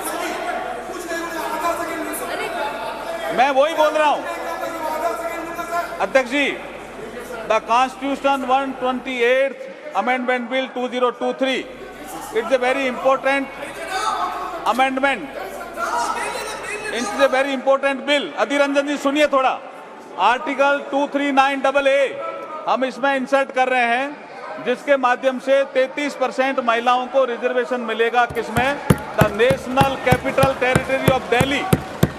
उसके बाद हम आर्टिकल 330A में अमेंडमेंट कर रहे हैं, जिसके माध्यम से लोकसभा में reservation of seats for schedule caste and schedule tribe, जो प्रावधान पहले से है उसी में ही हम 33% महिलाओं के आरक्षण की बात कर रहे हैं। उसी में हम 33% महिलाओं के आरक्षण की बात कर रहे हैं। एक आर्टिकल 332 है, जिसमें रिजर्वेशन जो दिया हुआ है इसमें असेंबलीज के लिए, उसमें भी स्टेट लेजिस्लेटिव असेंबली में 33% महिलाओं के लिए आरक्षण की व्यवस्था कर रहे हैं। ये बहुत इंपॉर्टेंट बिल है। और फिर आर्टिकल 334A में एक नया हम क्लॉज जोड़ रहे हैं, जिसके माध्यम से इस महिला रिजर्वेशन की जो अवधि होगी वो 15 साल के लिए होगी। उसकी यदि बढ़ाना होगा तो संसद इसको अधिकार होगा वो बढ़ाने का। मैं इसके माध्यम से कहना चाहता हूं, आपको एक समझाना चाहता हूं धीरजन जी। अभी जैसे 543 नंबर है, it is already there in the, you can see in the supplementary list of the business. You can see in the supplementary list of the business. देखिए 543 नंबर है अभी उसमें Balu ji you can see now bill also in your hand Balu ji you can sit now. एक minute Arjun ji, आज bill introduce हो रहा है, केवल कल बिल पर बिल डिबेट होगी जब आप अपने विचार रख करना। अर्जुन जी मेघवाल। हाँ अध्यक्ष जी, मैं इस बिल के माध्यम से जो परिवर्तन होने वाला है वो बता रहा हूं अधीर रंजन जी। अभी जैसे 543 हमारी लोकसभा की सीट है, जैसे ही ये बिल पास होगा, ये कानून बनेगा, उसके बाद वर्तमान में लोकसभा में जो संख्या जो कि सबसे ज्यादा है 82 महिलाओं की संख्या है, वो 181 हो जाएगी इस कानून के पास होने के बाद। कितना क्रांतिकारी कदम हम उठा रहे हैं, आप इसके समर्थन में नहीं हो क्या? आप बैठिए, एक बार बताता हूं मैं आपको, और इतिहास भी सुनिए, कल्याण। I am happy that I adjourned the House this morning to confer with leaders of the political parties, and there was broad consensus on this. We will work out a situation whereby we make it extremely impactful. माननीय सदस्यों, अब मैं माननीय प्रधानमंत्री जी को, नरेंद्र मोदी जी को सदन को संबोधित करने के लिए आमंत्रित करता हूं।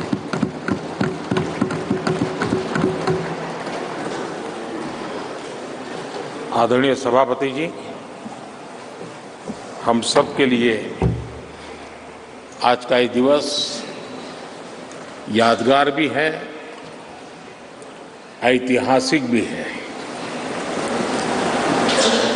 इससे पहले मुझे लोकसभा में भी अपनी भावना को व्यक्त करने का अवसर मिला था। अब राज्यसभा में भी आज आपने मुझे अवसर दिया है, मैं आपका आभारी हूं। आदरणीय सभापति जी, हमारे संविधान में राज्यसभा की परिकल्पना उच्च सदन के रूप में की गई है। संविधान निर्माताओं का ये आशय रहा है कि ये सदन राजनीति की आपाधापी से ऊपर उठ करके गंभीर बौद्धिक विचार विमर्श का केंद्र बने और देश को दिशा देने का सामर्थ्य यहीं से निकले, ये स्वाभाविक देश की अपेक्षा भी रहे और लोकतंत्र की समृद्धि में ये योगदान ही उस समृद्धि को में अधिक मूल्य वृद्धि कर सकता है। आदरणीय सभापति जी, इस सदन में अनेक महापुरुष रहे हैं, मैं सबका उल्लेख तो न कर पाऊं, लेकिन लाल बहादुर शास्त्री जी हो, गोविंद वल्लभ पंत साहब हो, लाल कृष्ण आडवाणी जी हो, प्रणब मुखर्जी साहब हो, अरुण जेटली जी हो, ऐसे अनगिनत विद्वान, श्रेष्ठीजन और सार्वजनिक जीवन में वर्षों तक तपस्या किए हुए लोग इस सदन को सुशोभित किया है, देश का मार्गदर्शन किया है।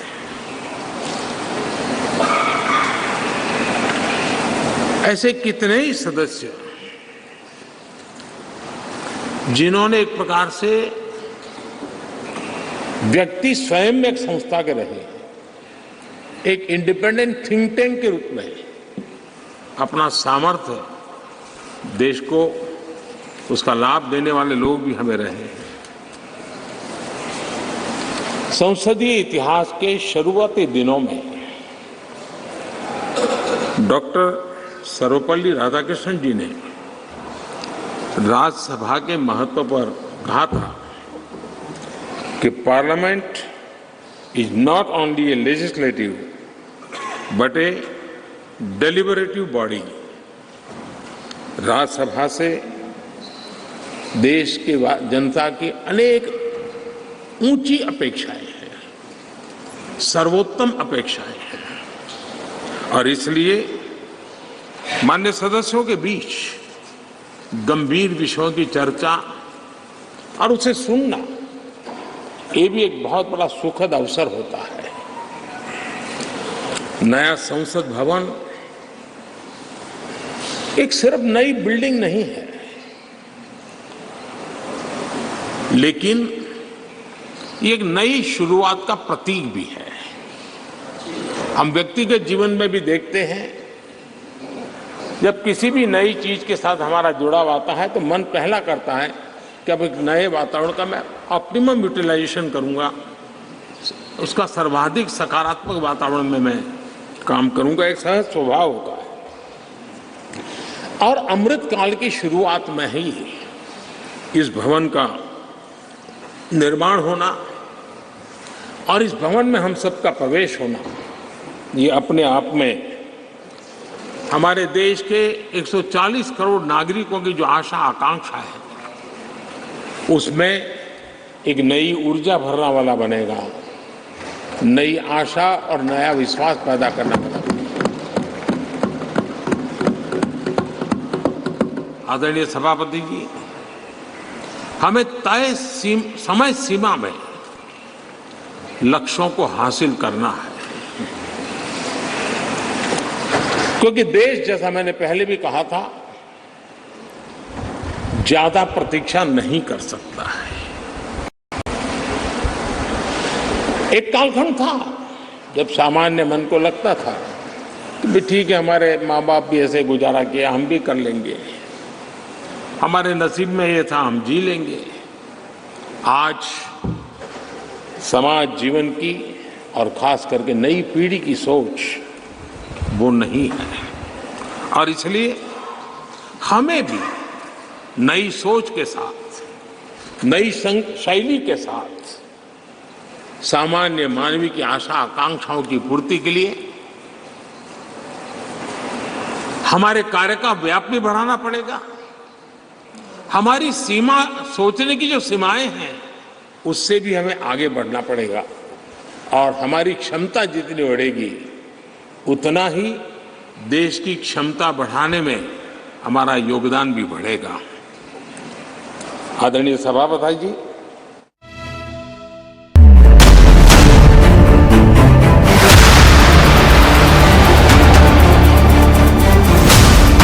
BrahMos, stealthy, lethal, precise. It flies at 3 times the speed of sound and cuts through a warship like a hot knife through butter. China's navy has threatened its neighbors, and they are turning to the BrahMos for protection. The warship killer. This and more streaming on world's first news OTT,